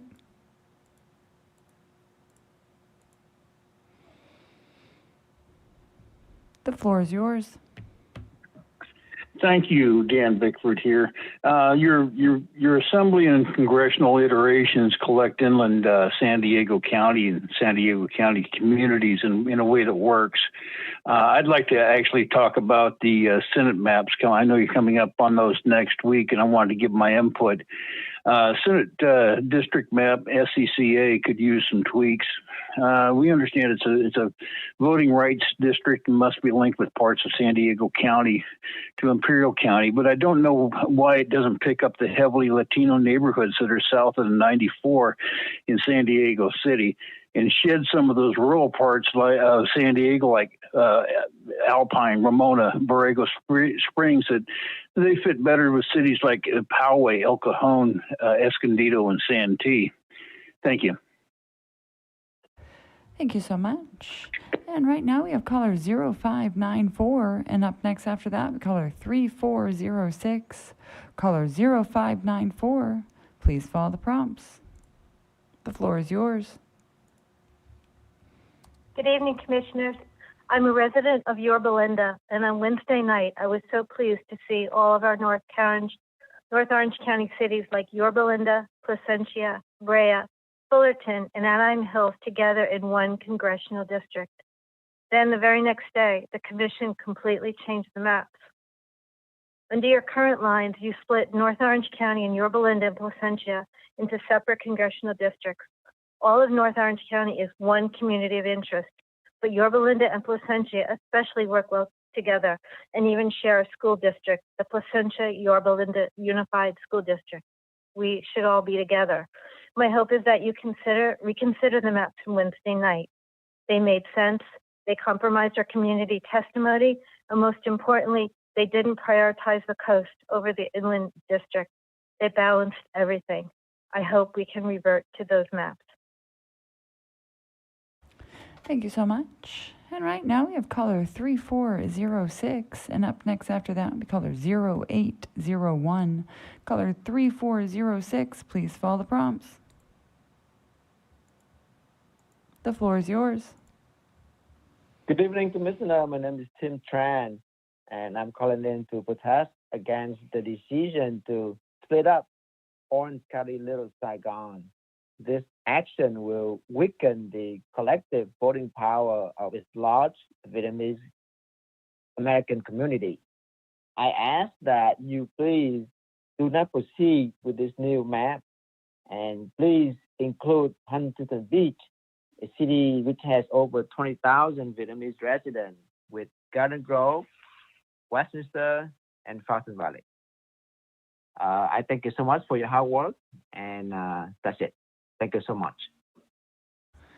Thank you so much. And right now we have caller 0801, and up next after that we caller 8742. Caller 0801, please follow the prompts.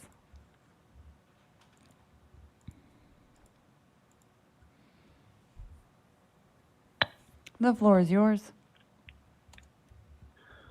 Good evening, Commissioners.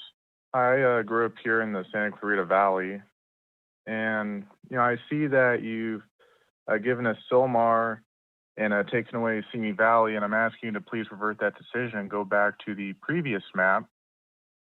I suggest instead what you can do with Silmar is create a one San Fernando Valley Latino Congressional VRA district, and then two San Fernando Valley Latino Assembly VRA districts, and one San Fernando Valley Latino VRA district. The reason being is Silmar is 80% Latino and part of the Eastern San Fernando Valley. And Silmar really doesn't have anything in common with the Santa Clarita Valley or the Antelope Valley. As a matter of fact, people from Silmar constantly move up here because they want to get away from all that. And you'll actually be disenfranchising those Latinos if they are with Santa Clarita Valley and not the San Fernando Valley. 30 seconds. And Latinos are a huge community of interest, and they cannot be split off San Fernando Valley to be randomly put in with Santa Clarita and Antelope Valley. So please keep Silmar with Eastern San Fernando Valley to prevent the huge racial disenfranchisement from happening to the Latino community in the current congressional map. 10 seconds. Thank you for your time. Have a good evening. Thank you so much. And right now we have caller 8742, and up next after that we have caller 4201. Caller 8742, please follow the prompts to unmute.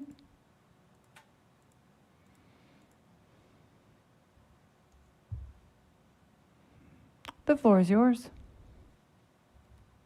Good evening. Thank you for your work to improve the redistricting process. I'm calling to say please keep Silmar with the Eastern San Fernando Valley to prevent the huge racial disenfranchisement from happening to the Latino community in the current congressional map. Silmar is 80% Latino and part of the Eastern San Fernando Valley Latino community, along with San Fernando, Pacoima, Arleta, Panorama City, Sun Valley, Van Nuys, and Mission Hills. If Silmar is randomly split off from the San Fernando Valley, Latinos will be disenfranchised by diluting their votes with Santa Clarita and Antelope Valley, whose residents have different needs and priorities. Silmar does not have anything much in common with Santa Clarita or Antelope Valley. Please keep Silmar with the San Fernando Valley. Thank you. Thank you so much. And right now we have caller 4201, and up next after that will be caller 6625. Caller 4201, please follow the prompts.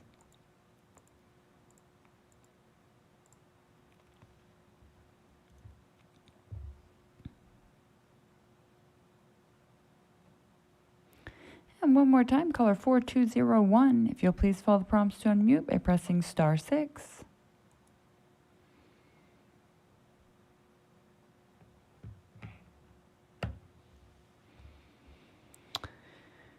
Caller 4201, I do apologize. You appear to have some type of connectivity issue at the moment. I will come back to you.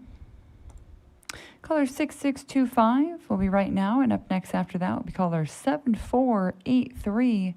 Caller 6625, please follow the prompts.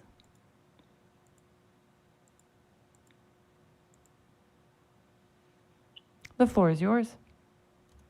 Hi, Commission. This is Jerry Martinez from San Bernardino County's High Desert. I wanted to call to thank you for keeping the Morcoa district pretty much the High Desert. We didn't get everything we wanted. There's a little bit of LA in there. We're hoping not to do that.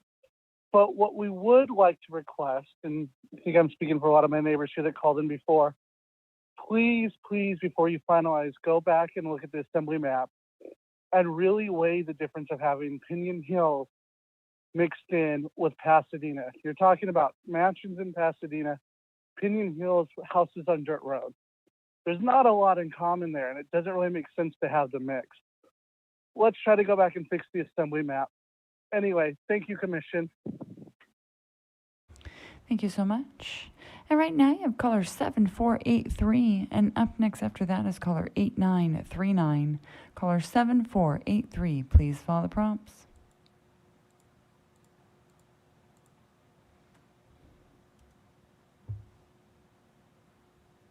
The floor is yours. Hi, I'm commenting on the current version of 1211 on your website for Modesto and Turlock. The Central Valley is not a sprawling metropolis like the Bay Area or Sacramento. If you drive down 99, you move in and out of 16 groups of cities, and this is the case with Turlock and Modesto. It's a relatively small population compared to many cities in California. It's an agricultural area like the rest of the Central Valley, and we belong in a district that encompasses the same needs and issues. The Parkway map that was discussed earlier put us in the Central Valley district, which is where we should be. I grew up in a mountain community, and the needs of the Sierras are much different than those of Turlock and Modesto. We share a university, we share issues in healthcare, employment, and agriculture. I know that you say that this is will cause some pains in everyone. 30 seconds. But by not putting us in a Central Valley district, you're causing us lifeblood. Commissioner Fernandez, I wish you could see the value of considering the needs of a smaller, less known area of the Central Valley. Thank you. Thank you so much. And right now we have caller 8939, and up next after that is caller 1740. Caller 8939, please follow the prompts.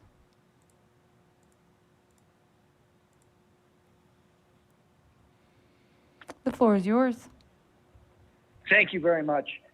This is David. I'm calling from Mammoth Lakes. We in the Sierra Nevada have endured wildfire. Our water is shipped to LA.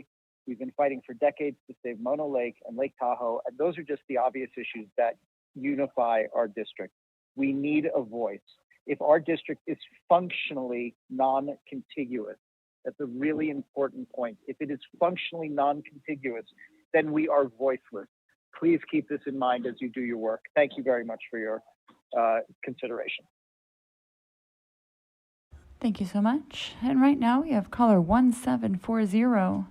And up next after that is caller 9907. Caller 1740, please follow the prompts. The floor is yours. Hello, my name is Jung Lê, Lee Food Garden Road, Carlton Valley, and Westminster, back with the Vietnamese in Huntington Beach. I want the map on the Wednesday, December 8th.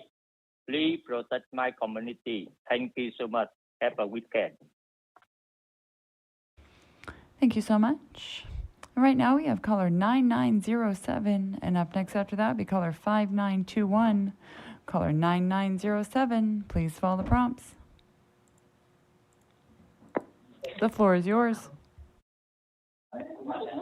Hi, my name is T Farm.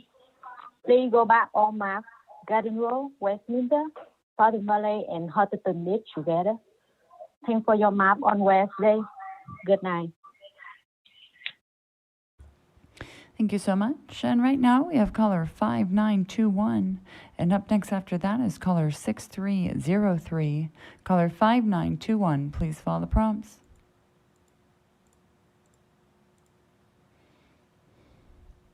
The floor is yours.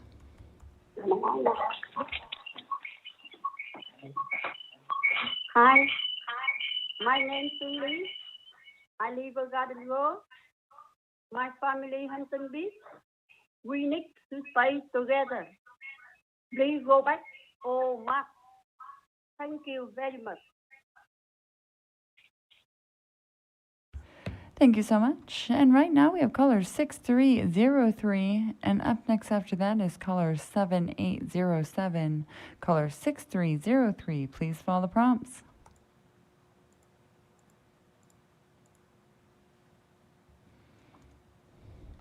The floor is yours. Good evening, Commissioners. I want to thank you for all the effort that you have done. I just want to make it abundantly clear the distance between Fresno and Bakersfield is 109 miles. The distance between San Francisco and Sacramento is 89 miles.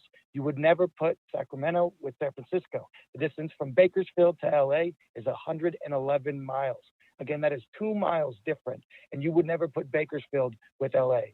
So I want you to consider Fresno and the northern Fresno and Clovis area to be considered with other areas closer and not with another major metropolitan city.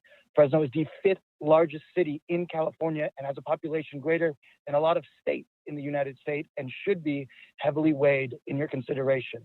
Again, Fresno should be considered, and especially Clovis, special consideration, and we ask that you relook at the maps. Thank you. Take care. Thank you so much. And right now we have caller 7807. And up next after that will be caller 2567. Caller 7807, please follow the prompts. The floor is yours. Hi. Hi, my name is Hian Tong. I am a senior voter. I ask you to put the Little Saigon with the Huntington Beach. I live in the Little Saigon. My son live in Huntington Beach. Please don't separate me and my son. Thank you very much for your listen. Thank you so much. And right now we have caller 2567. And up next after that is caller 1789. Caller 2567, please follow the prompts. The floor is yours. Good evening, Commissioners. I'd like to comment on the Kings Tulare Kern Congressional District map. It's possible to still have VRA districts in the Central Valley without looking gerrymandered. Please keep Bakersfield whole. Thank you. Thank you so much. And right now we have caller 1789. And up next after that we caller 3726. Caller 1789, please follow the prompts. The floor is yours. Hello. Good evening. You hear me? Yes, we can. My name is Sylvie Kim Nguyen. I live in Westminster. I want Little Saigon. Go with Southern Valley and Huntington Beach. Please do not divide us. Thank you.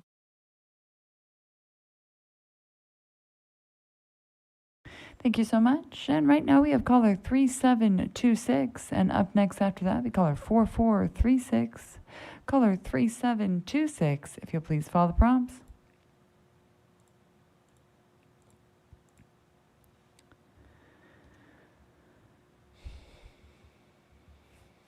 One more time, caller with the last four digits, 3726. If you will please follow the prompts to unmute by pressing *6.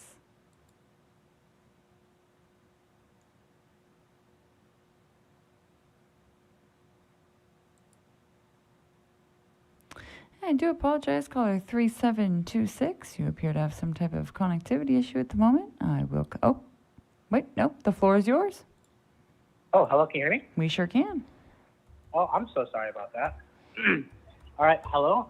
My name is Daniel Nguyen. I am from Orange County. I just wanted to say I hope the commission can revisit maps that kept Little Saigon with Huntington Beach. This will allow these Vietnamese residents in Huntington Beach to be included with their neighbors, and it also acknowledges that there is more to community than CBAP numbers. Little Saigon is completely connected to Huntington Beach, and then the commission has even discussed that it makes sense to have them together. You know, I honestly think it's just we went a little crazy with changes and dismissed a map created Wednesday that maximized the Vietnamese community. I hope we can visit and link to Little Saigon with Huntington Beach again. Thank you very much. Thank you so much. And right now we have caller 4436, and up next after that will be caller 6743. Caller 4436, please follow the prompts.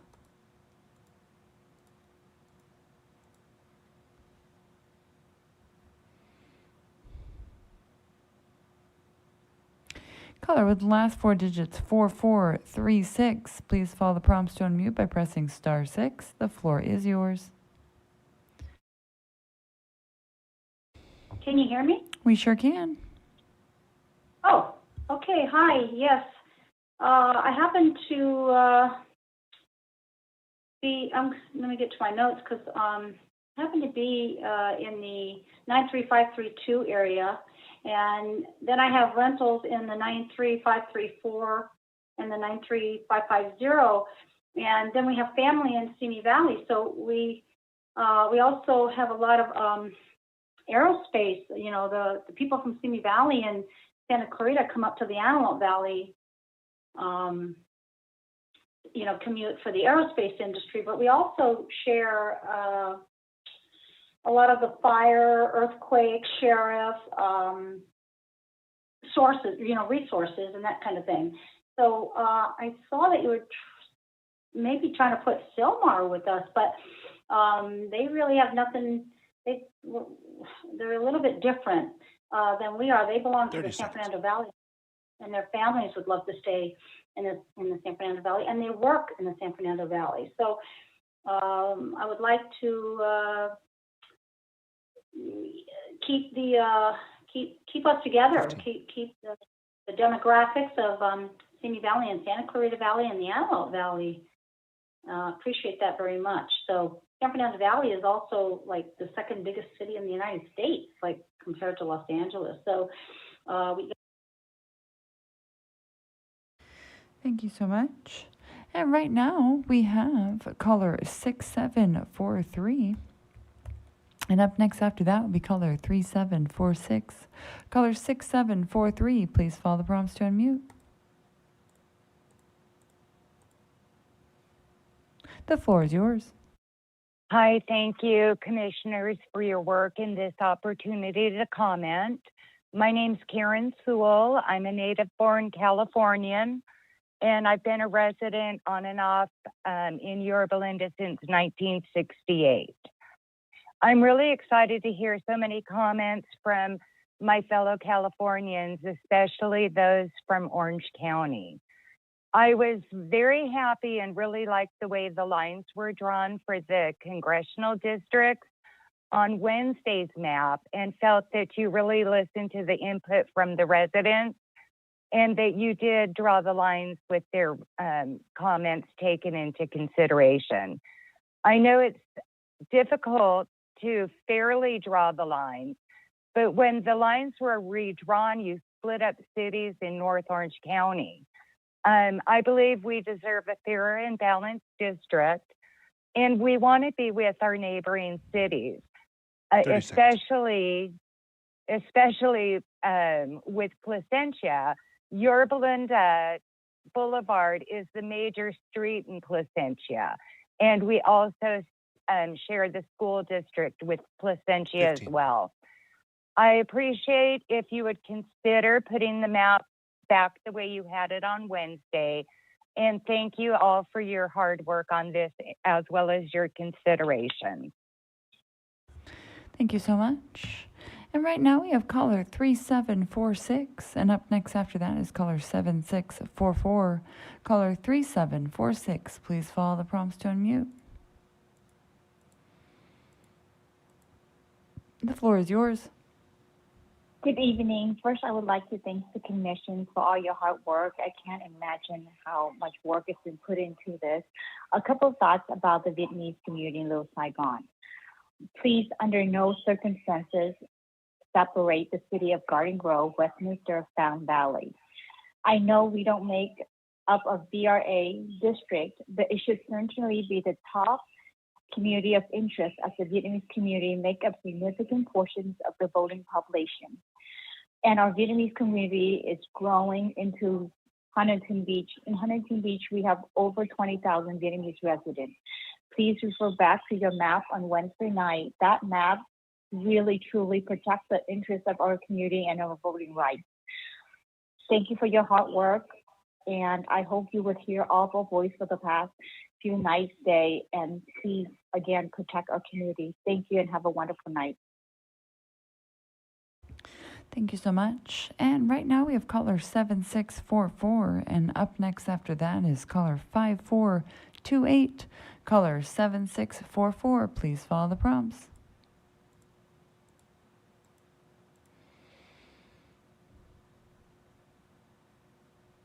The floor is yours. Good evening, Commissioners. My name is Eric Payne. I'm the Executive Director of the Central Valley Urban Institute.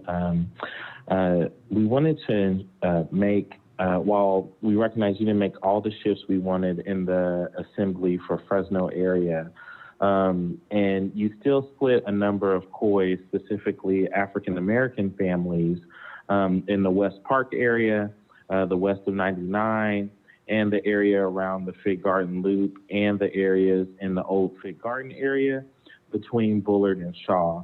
The Fig Garden Loop areas, as well as the old Fig Garden areas, are still paired with Clovis. To ensure you correct these issues in the congressional and Senate districts, we wanted to re-emphasize the hub maps that we have provided previously for course correction. Again, thank you. Thank you so much. And right now we have caller 5428, and up next after that is caller 3783. Caller 5428, please follow the prompts.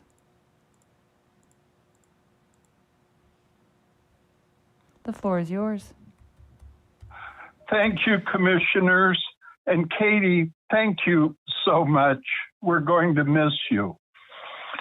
After the unworkable versions of Contra North were dismissed on Thursday night, we expected to see a better version Friday. Today's version, forced and illogical, splitting Martinez, one of the 5 refinery cities in this district, to be able to include suburban Southeast Antioch made no sense. This is not the multifamily Antioch and does not include the population someone wanted to include. You got the swimming pool commuters, not the essential workers north of Highway 4, knowing the communities matter. Including all of Vacaville in Contra North adds an equivalent population for removing Pittsburgh and parts of Antioch. Pittsburgh and Antioch are a historical COI and a current COI of primarily single-family home commuters. The negative jobs housing balance drives the residents to central Contra Costa and on to the Bay Area for employment. The North Contra COI is made up of Highway 80 commuters moving south to the Bay Area and east to Sacramento for jobs. Fairfield. Thank you so much. And right now we have caller 3783. And up next after that will be caller 1866. Caller 3783, if you'll please follow the prompts to unmute. The floor is yours. Hi, can you hear me? We sure can. Yes. Hi, hello, commissioners. My name is Irene, and I'm calling about the Commission's decision to divide the Vietnamese community in Orange County. The Commission has prioritized the voting power of nearly every other major community of interest. I appreciate the hard decisions this group has to make, but we must restore the voting power of Asian Americans and the Vietnamese in Orange County. Please keep together Huntington Beach residents along with the strong Vietnamese communities of Little Saigon, Westminster, Garden Grove, and Fountain Valley. Without combining these communities, the Asian Americans in Orange County will never have the power to elect representatives they feel are the best for them. Thank you for all of your hard work, and I hope you will consider making these changes. Thank you so much. And right now we have caller 1866. And up next after that, we caller 0052. Caller 1866, if you'll please follow the prompts to unmute.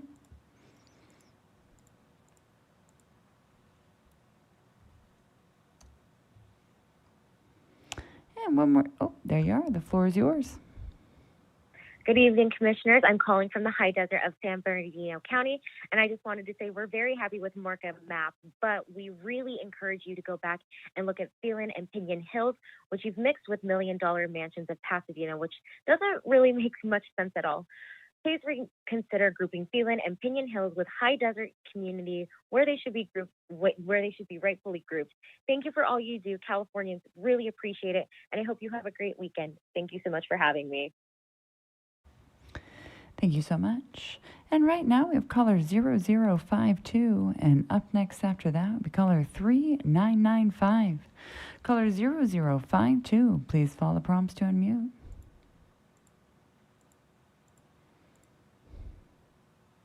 The floor is yours. Good evening, Commission.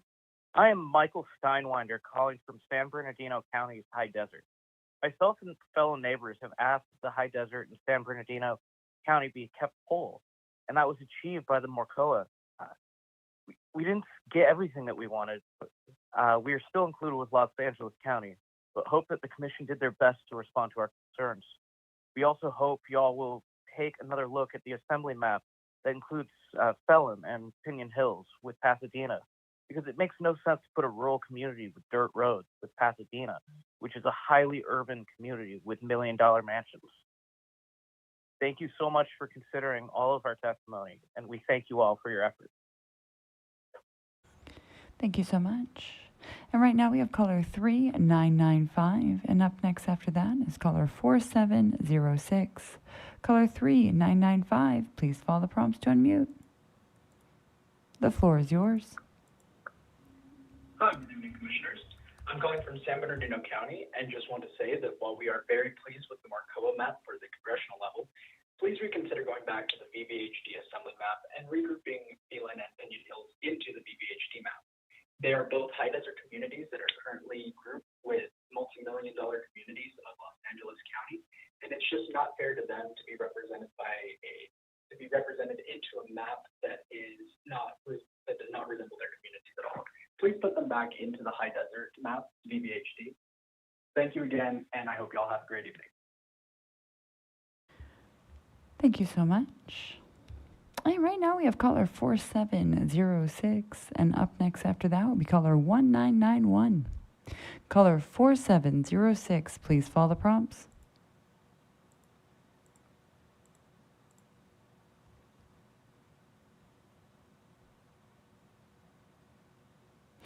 One more time, caller with the last four digits, 4706. If you will please follow the prompts to unmute by pressing *6. The floor is yours. Can you hear me? We sure can. Okay, great. I am calling you from the West San Fernando Valley, specifically the town of Encino. I don't really understand the reason for the Malibu SFV iteration to include Western San Fernando Valley with Malibu. I mean, it doesn't make any sense to me. Putting those working class families from the middle of the San Fernando Valley and with Malibu it's not really representing their best interests. And I highly implore the commission to change that.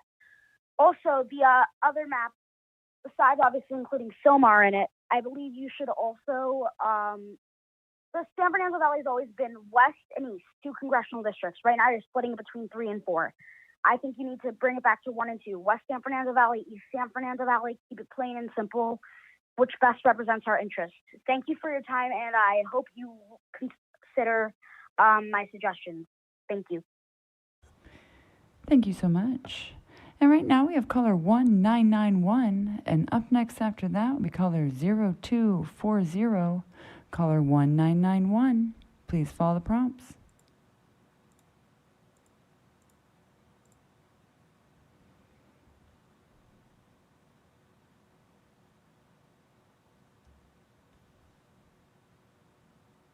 And one more time, caller with the last 4 digits, 1990. If you will please follow the prompts to unmute. The floor is yours.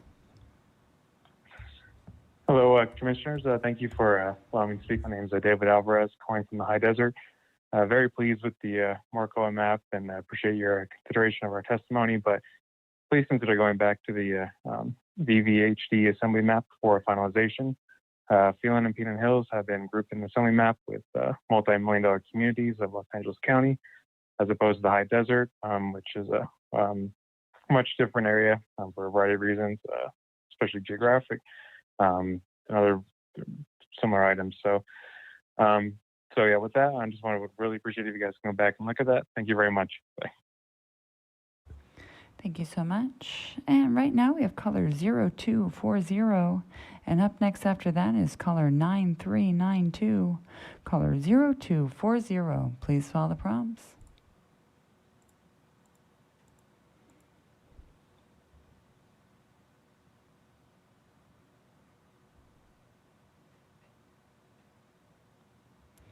Caller with the last 4 digits, 0240. Please follow the prompts to unmute by pressing *6.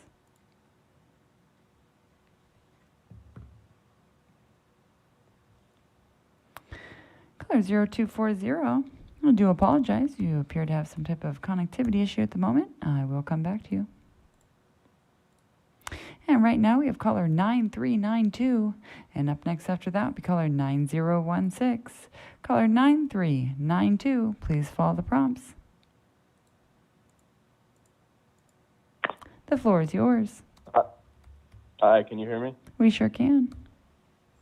I just wanted to reiterate what some of the other callers said about reuniting Silmar with the San Fernando Valley. My name's Mark Slayer. I'm from Los Angeles. Silmar really has nothing to do with the Santa Clarita Valley or the Antelope Valley. And it also has a majority Latino population. So I think it is disenfranchising them to move them out of that district. I think it should be kept in the VRA district that's based in the San Fernando Valley.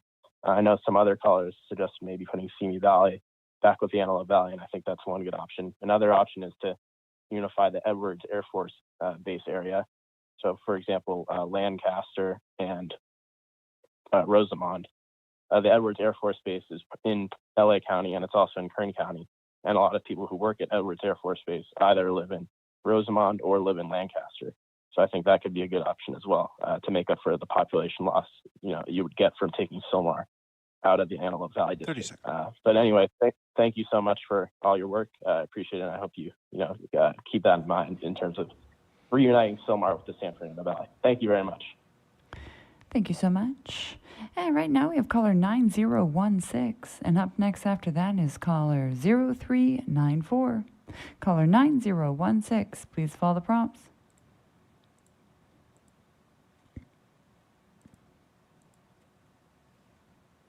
The floor is yours. Good evening, Commissioners. My name is Lynn Bolton. I live in Mono County. Thank you for keeping Inyo, Mono, and Alpine counties together, and for an Eastern Sierra district from Inyo going north. That includes Tahoe and Truckee. I only ask that you not include Modesto for population. We are on the east side and we're rural communities. We have completely different issues than the west side and different economic drivers. We have a tourism, recreational based economy, and we mostly are surrounded by public lands. We would lose our voice if we were connected to a large city like Modesto, and we have no idea about each other's communities and can't even drive across the Sierra in the winter. So please give our mountain communities the same consideration as the COIs you're trying to keep together around Sacramento. Thank you.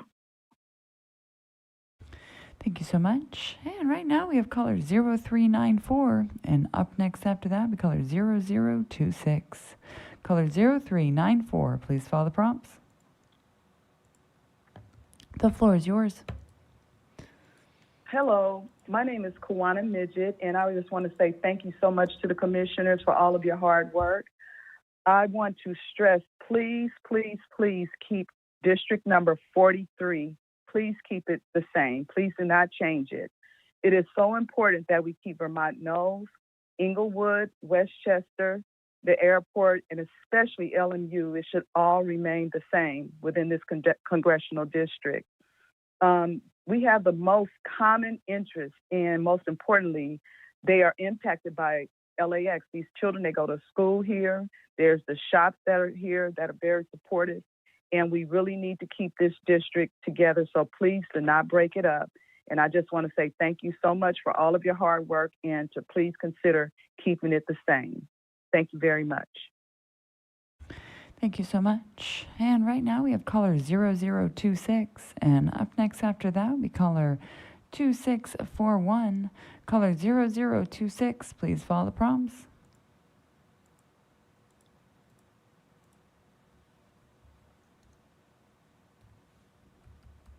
The floor is yours. Hi, Commissioner. Thank you for listening to us, and thank you for your hard work. I just want to reiterate what previous caller said. Keep the Sierra and Central Valley separate, and keep the Modesto in the Central Valley. Thank you. Thank you so much. And right now we have caller 2641, and up next after that we caller 3122. Caller 2641, please follow the prompts.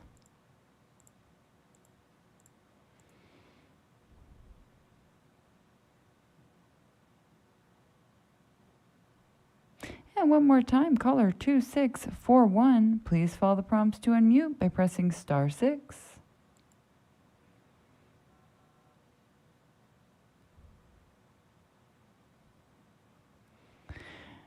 And caller 2641, I do apologize. You appear to have some type of connectivity issue at the moment. I will be coming back around to those retries after the upcoming break. And right now we have caller 3122, and up next after that will be caller 1036. Caller 3122, please follow the prompts. The floor is yours. Good evening, Commissioner. My name is Kim Nguyen, a resident in Westminster. I'm calling you to ask you to keep Little Saigon together with Huntington Beach. The political group claim Huntington Beach is racist. It's not true. Please listen to the voice of the community by keeping Little Saigon together with Huntington Beach. Please go back to the old map. Thank you for listening. Thank you so much. And right now we have caller 1036, and up next after that will be caller 3970. Caller 1036, please follow the prompts.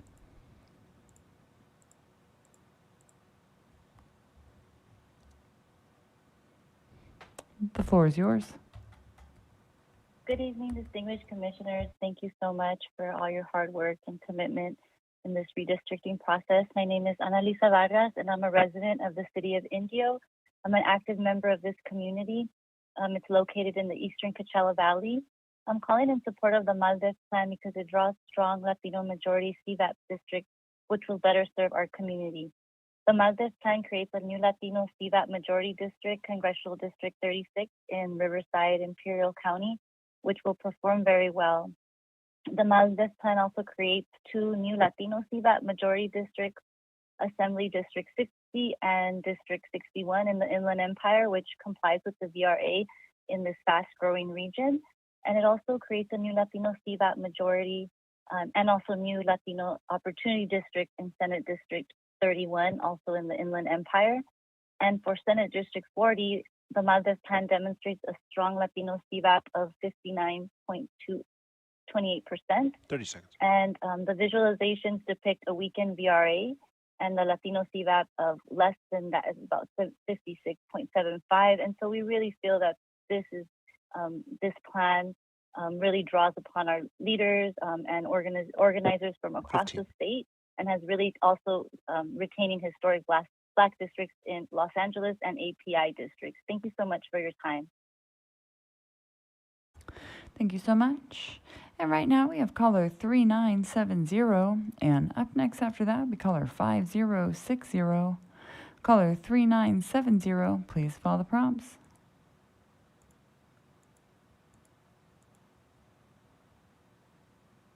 The floor is yours. Hello. Thank you, Commissioners. I'm calling tonight asking to keep Huntington Beach whole and with our friends in Little Saigon and Fountain Valley. Commissioners, as an immigrant, I can tell you that the comments made a few nights ago about Huntington Beach being anti-immigrant and racist were comments made by people who are politically motivated to gerrymander Orange County. If you were to take those comments and not listen to the vast majority of comments made by these communities, it would be a blemish on the Commission. Please do not let partisan interests impact this map. Thank you. Thank you so much. And right now we have caller 5060. And up next after that is caller 6910. Caller 5060. Please follow the prompts.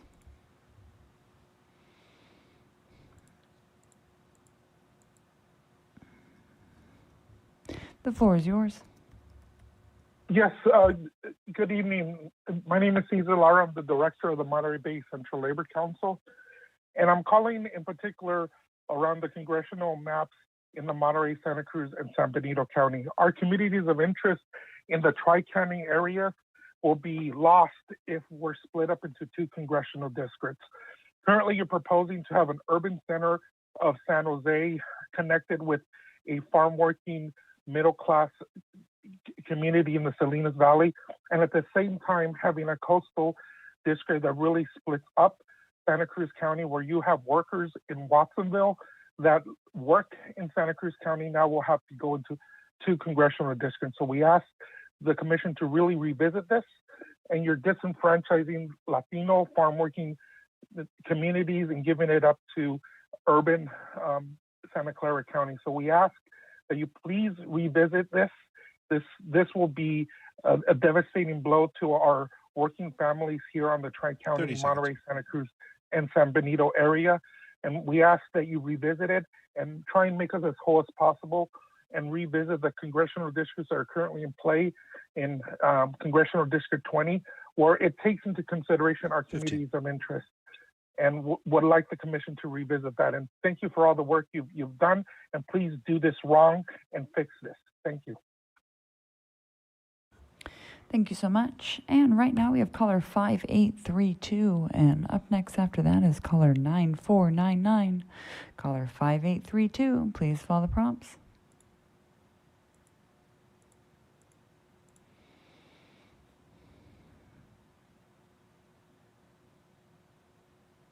And one more time, caller with the last four digits, 5832. Please follow the prompts to unmute by pressing *6. The floor is yours. Hi there. I want to thank the Commission for their endurance. I've been in San Joaquin and parts of Stanislaus counties for more than 10 years, and I've come to appreciate the specific challenges and local interests unique to these areas.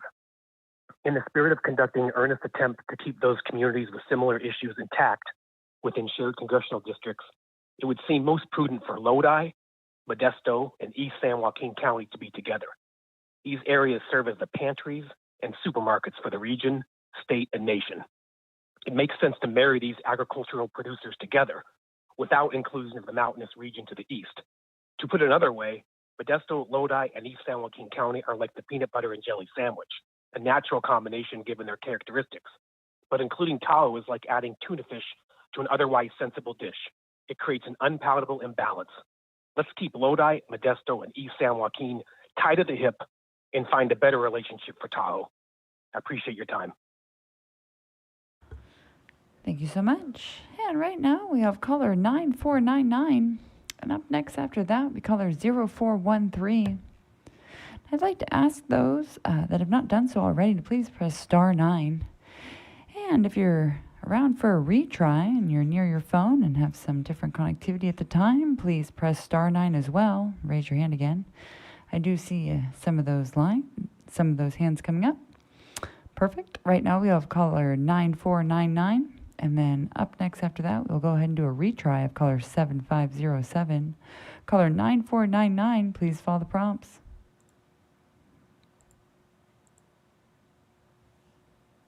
The floor is yours. Thank you. My name is Deborah Cabaza. I've been in Santa Clarita for 30 years. I want to thank you for all your service. This is torture. I understand that. We want to keep Sylmar with the East San Fernando Valley and prevent this huge racial disenfranchisement from happening in that Latino community. San Fernando is a tiny area, for an example. 90%, it's like a 3-mile radius. It's 90% Latino. Sylmar, Arleta, Panorama, they're like 80 and 70% Latino. We are a separate issue. Simi, Santa Clarita, Antelope Valley are very similar. We were surrounded by the same mountain. We've been in fires together. And I really think it doesn't make any sense at all to consolidate us with any of the communities in the valley.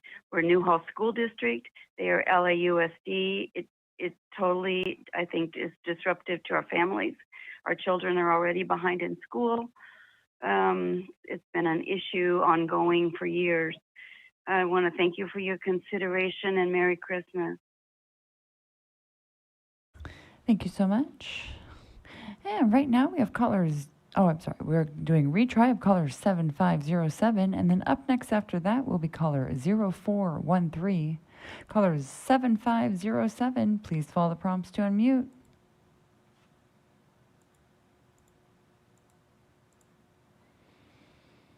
The floor is yours. Good evening. I'd like to comment on the congressional map in Orange County.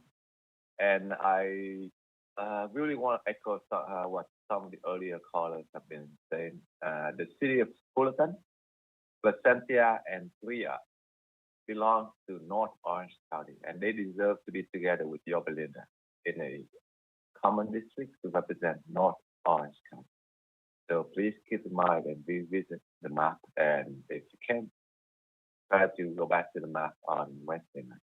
Thank you, and have a good evening. Thank you so much. And right now we have caller 0413, and then up next after that we will retry caller 4201. Caller 0413, please follow the prompts.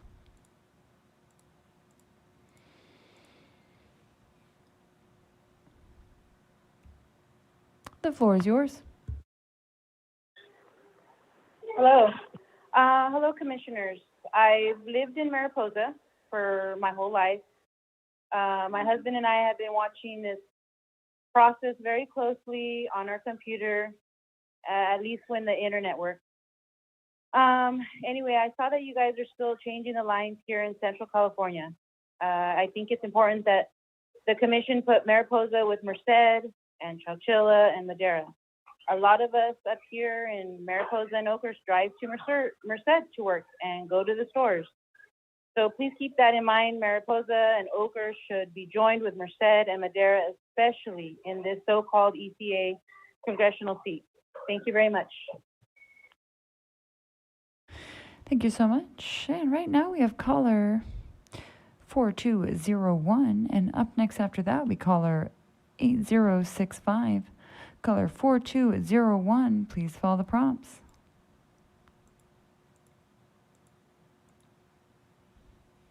The floor is yours. Good evening, Commissioner. Stuart Waldman from VICA. calling. I've heard a lot of callers talk about some changes that they'd like to see, but I don't think anyone's really talked about how to make them happen. So I'd like to make a simple suggestion. It's a simple 4-district swap. It would take Sylmar and put it back into SFV district.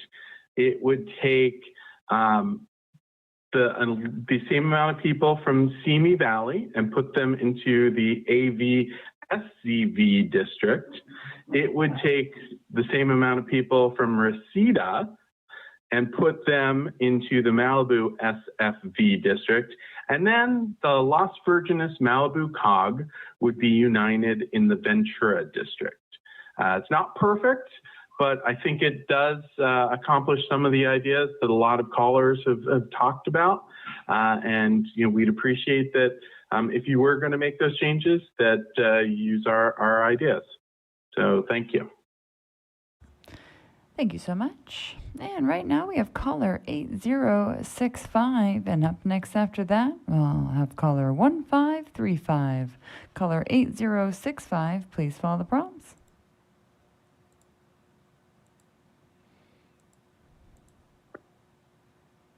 The floor is yours. Hello, I'm calling to ask you to come protect Little Saigon. Commissioner Taylor explained it best when he said, just because it's not directly coastal doesn't mean it's not a shared community.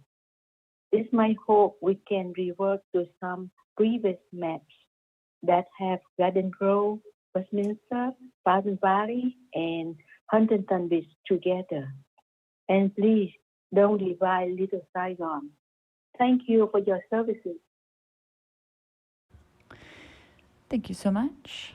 And right now we have caller 1535, and up next after that would be caller 4967. Caller 1535, please follow the prompts.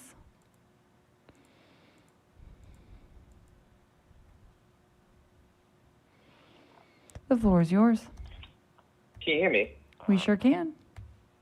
Commissioners, my name is Tony Maldonado. With all due respect, you have a serious problem with focusing and time management. I'm sorry, but this is ridiculous. This week you spent a total of 8 minutes saying anything about the San Fernando Valley maps, which are all over the place, and over 24 hours discussing the Los Angeles Basin, Long Beach, and Orange County, which you will repeat again tomorrow, as if these are your only focus. So now will you give us equal time and spend all day Monday to fix the screwed up maps of the San Fernando Valley, which, to be quite honest, you could probably just simply resolve it by swapping Sylmar and putting Sylmar in the San Fernando Valley East, which should be its own VRA, maybe taking Simi Valley, putting it into the AV-SCV, and maybe take Reseda and put it with Malibu. I think that'll work for you, to be quite honest. It's not very difficult. Another problem you have right now is that when the chair asks the commissioners for input regarding other parts of Los Angeles County, all of you remain silent. Not one word by anyone. So you please, I will ask you to please manage your time more effectively, be more productive in this regard, because it's going to affect us all for the next lifetime, to be quite honest. So I will hope that you actually work together and get rid of this nonsense. Thank you for all. Thank you so much.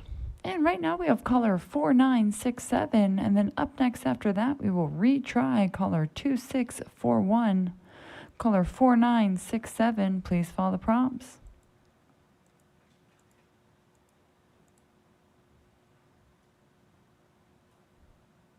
The floor is yours. Hello, Commissioners. I'd like to discuss the Kings Tulare current congressional map. This district in particular looks gerrymandered. Please keep Bakersfield whole. Thank you. Thank you so much. And right now we will retry caller 2641, and then up next after that we will have caller 3241. Caller 2641, please follow the prompts to unmute.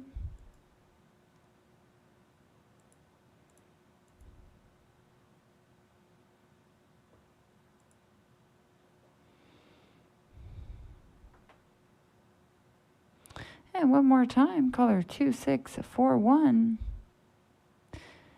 Please follow the prompts to unmute by pressing *6 if you still wish to give comment this evening.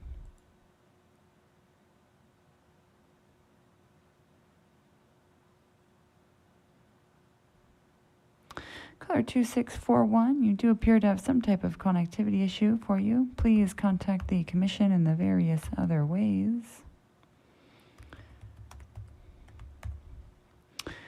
At this time, we will be going to caller 3241, and then up next after that, we will be giving caller 5188 an opportunity. Caller 3241, please follow the prompts. You can hear me, right? We sure can. Hi there. On Wednesday, the Commission produced maps that showed true compromise and strongly reflected community testimony. The best part is these maps exist and all the changes are contained within Orange County, so they will cause no ripple effects to some of the big changes you are making elsewhere. It was a fair map. It kept North Orange County together, kept Irvine, Tustin, and Costa Mesa together, and kept a heavily Asian district that put Little Saigon with Huntington Beach. It was not perfect. Some people were upset, but it really pleased most of the communities of interest. I hope we can make these small changes to revert back to some solid districts we had a few nights ago. Thank you. Thank you so much. At this time, we're giving caller 5188 an opportunity, and up next after that will be caller 8069. Caller 5188, please follow the prompts to unmute if you wish to give comment this evening.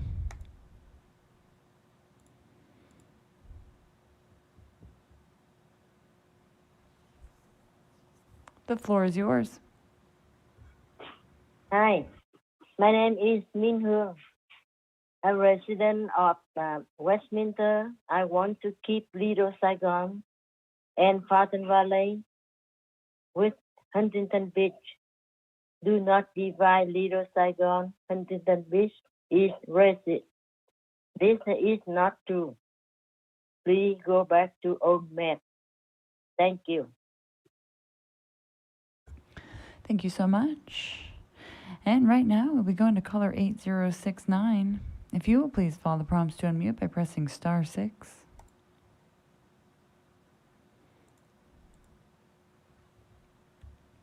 The floor is yours. Good evening. My name is Longfang. I am a voter of Westminster. I ask you to keep my city with Huntington Beach. Do not divide Little Saigon. I thank you, the Commission, for all map on Wednesday. Please keep that map. That map will take our voice. Thank you. Thank you so much. And at this time, Chair, that is all of our callers this evening. Well, thank you very much, Katie. And I just want to thank the staff, our videographers, our ASL, our interpreters, court reporters, and everybody involved in this for this week. And thank you very much to our the public for calling in. This will end this meeting, and we will and there will be no meeting tomorrow. And we will meet again on Monday at 11 a.m. This meeting is in recess. This meeting is adjourned.